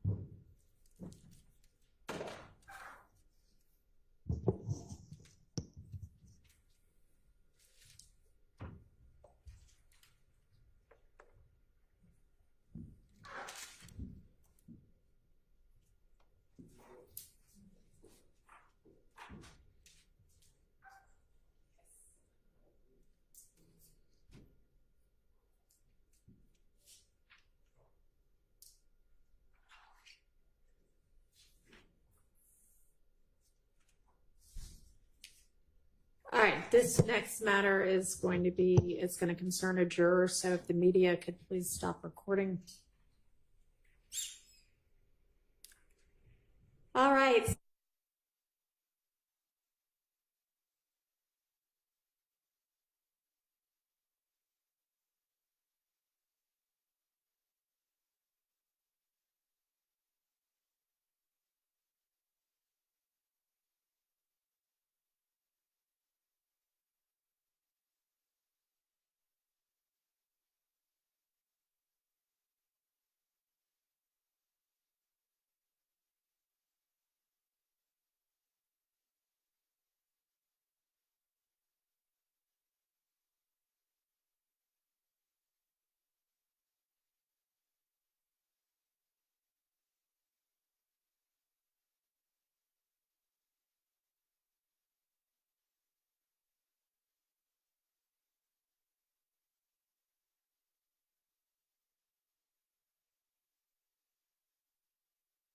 He can be here tomorrow. He did tell me that he was letting the court know his schedule, but he did apprise the court, I believe, in Dublin. Wherever else he needs to be, that he's going to, and once he's here, he's going to need to stay here until we're finished with that witness. He understands that, right? I believe he does. We spoke outside at Okay.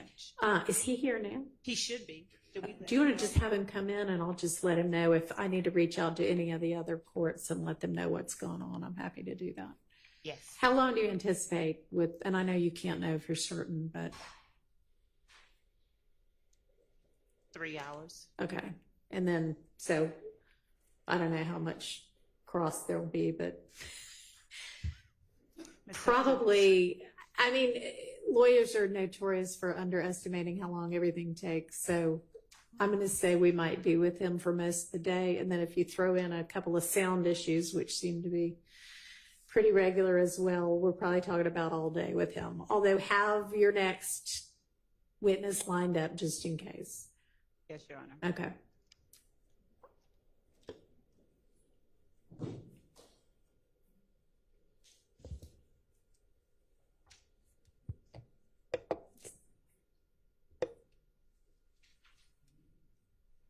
Yeah, while we're waiting for Mr. Wright. Your Honor, I may have missed it. The state earlier, I thought, announced that there was 2 interviews of Mr. Sledge, and I think that was in an email. Isn't that what we were talking about this morning? Yes, and we said we were going to verify. We just haven't had the opportunity, but we were going to verify. We'll email everyone this evening. Okay, well, y'all were, I thought, going to talk about that at lunch, but I'm fairly certain that the defense only has 1 interview in the discovery. can somebody kind of go ahead and sort that out before we leave here? Good afternoon. So I think that we're going to see you and your witness tomorrow. And I appreciate you being here. You know how it is. You never know exactly when the next person is going to get called, but your witness will be first thing in the morning, 9 a.m. The estimate is somewhere between 3 hours, and I'm thinking more like the whole day, but who knows? Hopefully it'll just be tomorrow in terms of your scheduling, but obviously if I need to reach out to any other judge who expects you, just let me know that, and obviously our chambers will coordinate. Yes, sure. Okay. I'll direct them to your All right. chambers. Okay, and if there's anybody that you think needs to be apprised in advance, just let us know that, and we'll go ahead and do that as well. Okay. Yes, sure. All right, so we'll see y'all in the morning, 9 a.m. Yes, sure. Sharp. Thank you.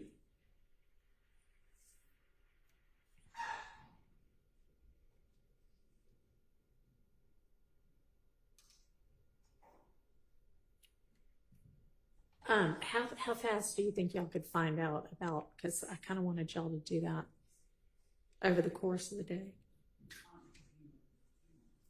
A few moments. Okay.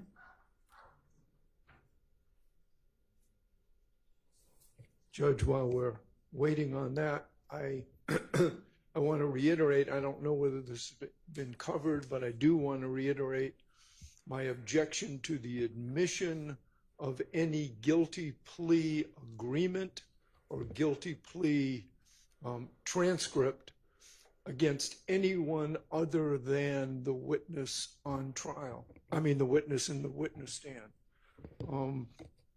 So I do want to reiterate that and ask for a cautionary 105 instruction with regard to the admission of the guilty plea and any alleged guilty plea colloquy. Okay, and I know we've talked about various different witnesses, potential guilty plea colloquies. Remind me what might come up with this particular next witness, Mr. Sledge. There were 2 issues. One was the entry whole hog of his prior guilty plea. And the state, I think, made very clear. So there's a video of him taking the plea, and then there's the actual plea agreement paperwork that has been admitted for other witnesses.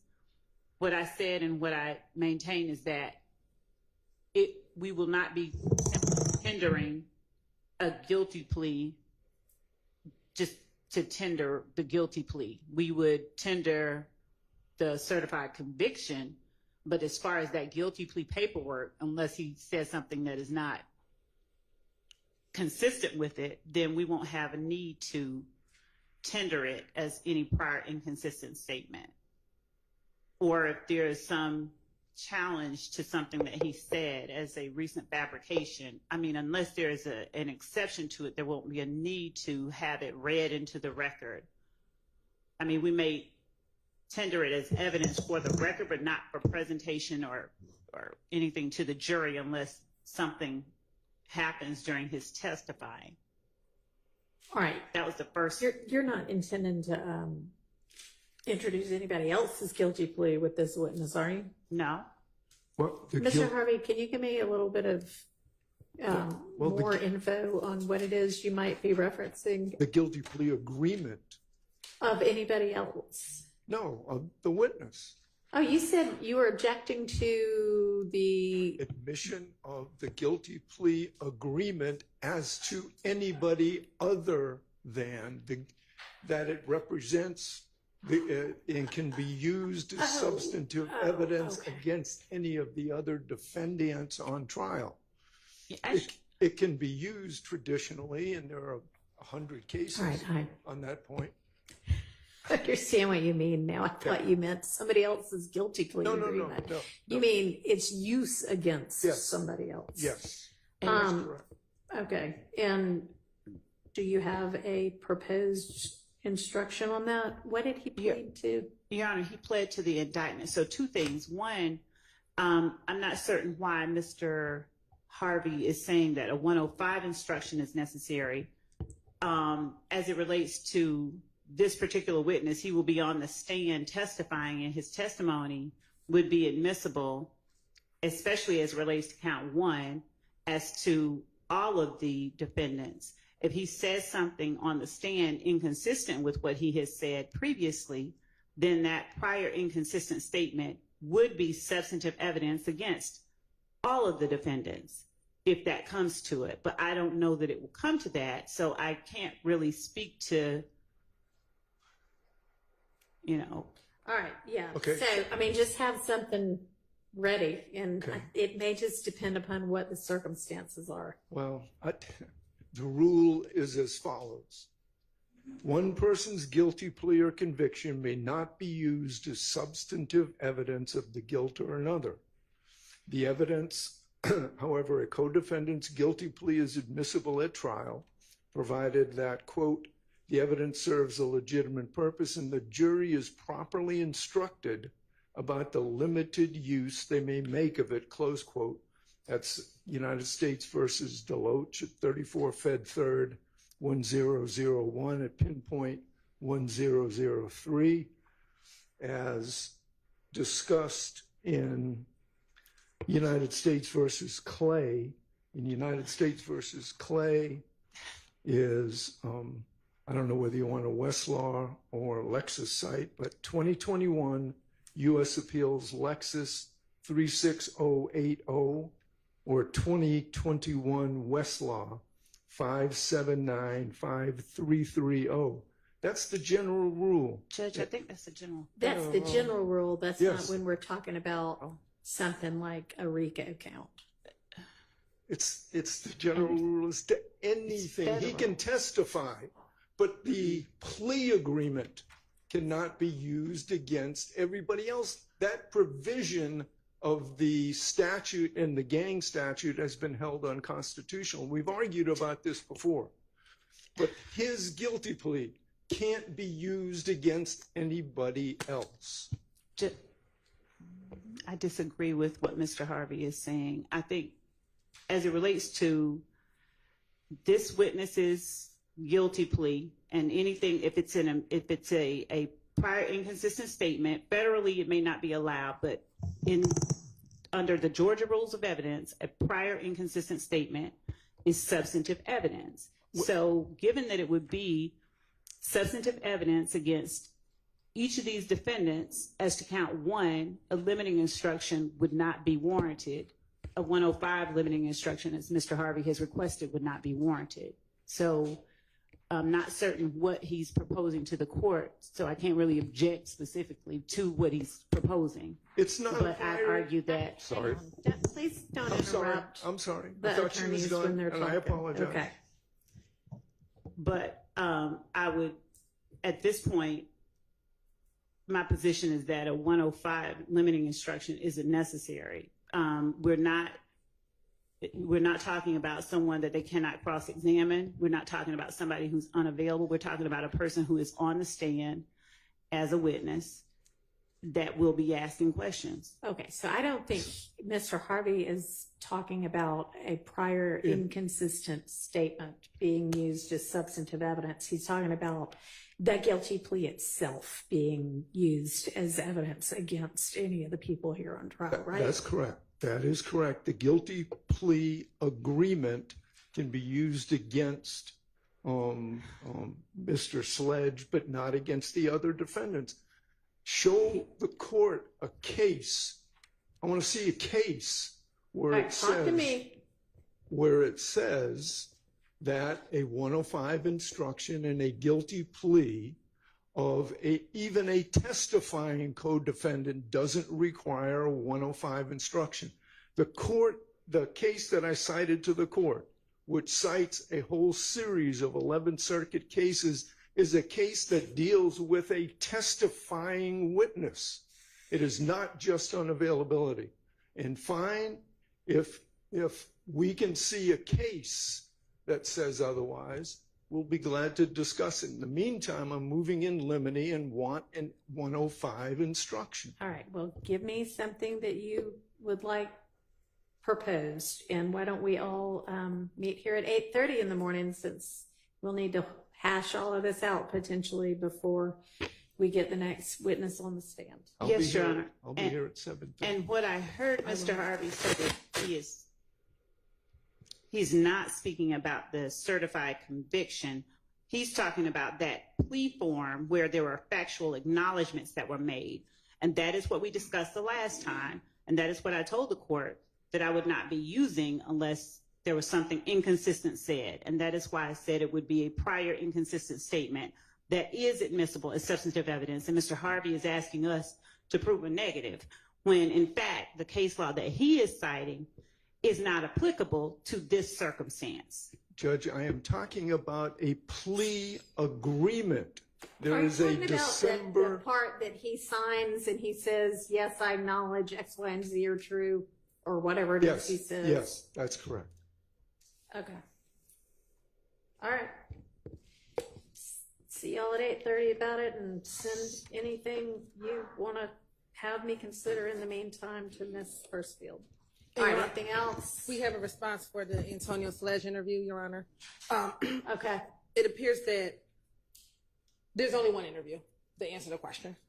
And also, Your Honor, I can do this now or when the jury is, I want to just make sure that the exhibits that we discussed today were tendered and admitted, Your Honor. And so I just wanted to go over those numbers again. We can do that now.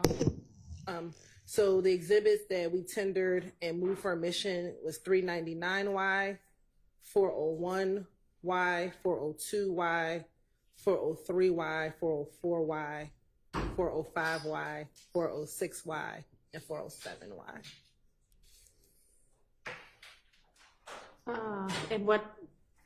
And you think those were all admitted? Yeah. Or you're just If they trying to weren't, make I want to sure? make sure that they are. I know. So remind me what 399Y was? 399Y was the law and crime clip where I asked Mr. Copeland about reading the Hertz record. Okay, yeah. I don't know if you tendered, or, well, I mean, you must have because you played it. So yeah, that was admitted. And then I know 401 and 402Y were, and then obviously anything that you played was. Yeah. Is that what everything else was? So 401 and 402 were the Guilty document plea forms. Yes. Yeah. And then Those are in. And then 403, just to confirm, was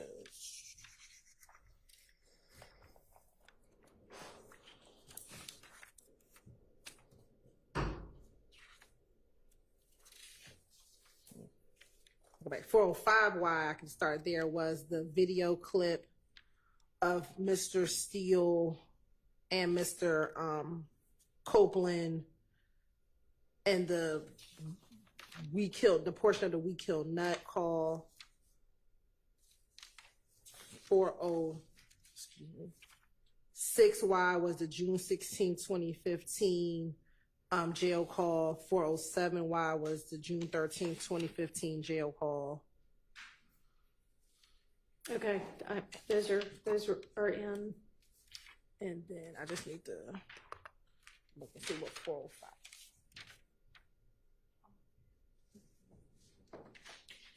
I mean, a lot of this is like it was already in, and now they're just excerpts. And so they already are in. They're just labeled as smaller pieces of the larger piece that's already in. No, right? no, these were like the law and crime. The law Not the law and crime things. Those are in. And the two guilty plea forms are in. Correct. But all of the things that are just, snippets of things that were already in I mean, they're already in. It's just more for convenience that y'all are relabeling them. Yes, Your Honor. Okay, so was there anything else other than those groupings of things? Okay, no, that was it, Your Honor. Okay, all right. Anything else before we break for the day? Okay. 8:30. See y'all at 8:30. All right, we are adjourned for the day. We can stop.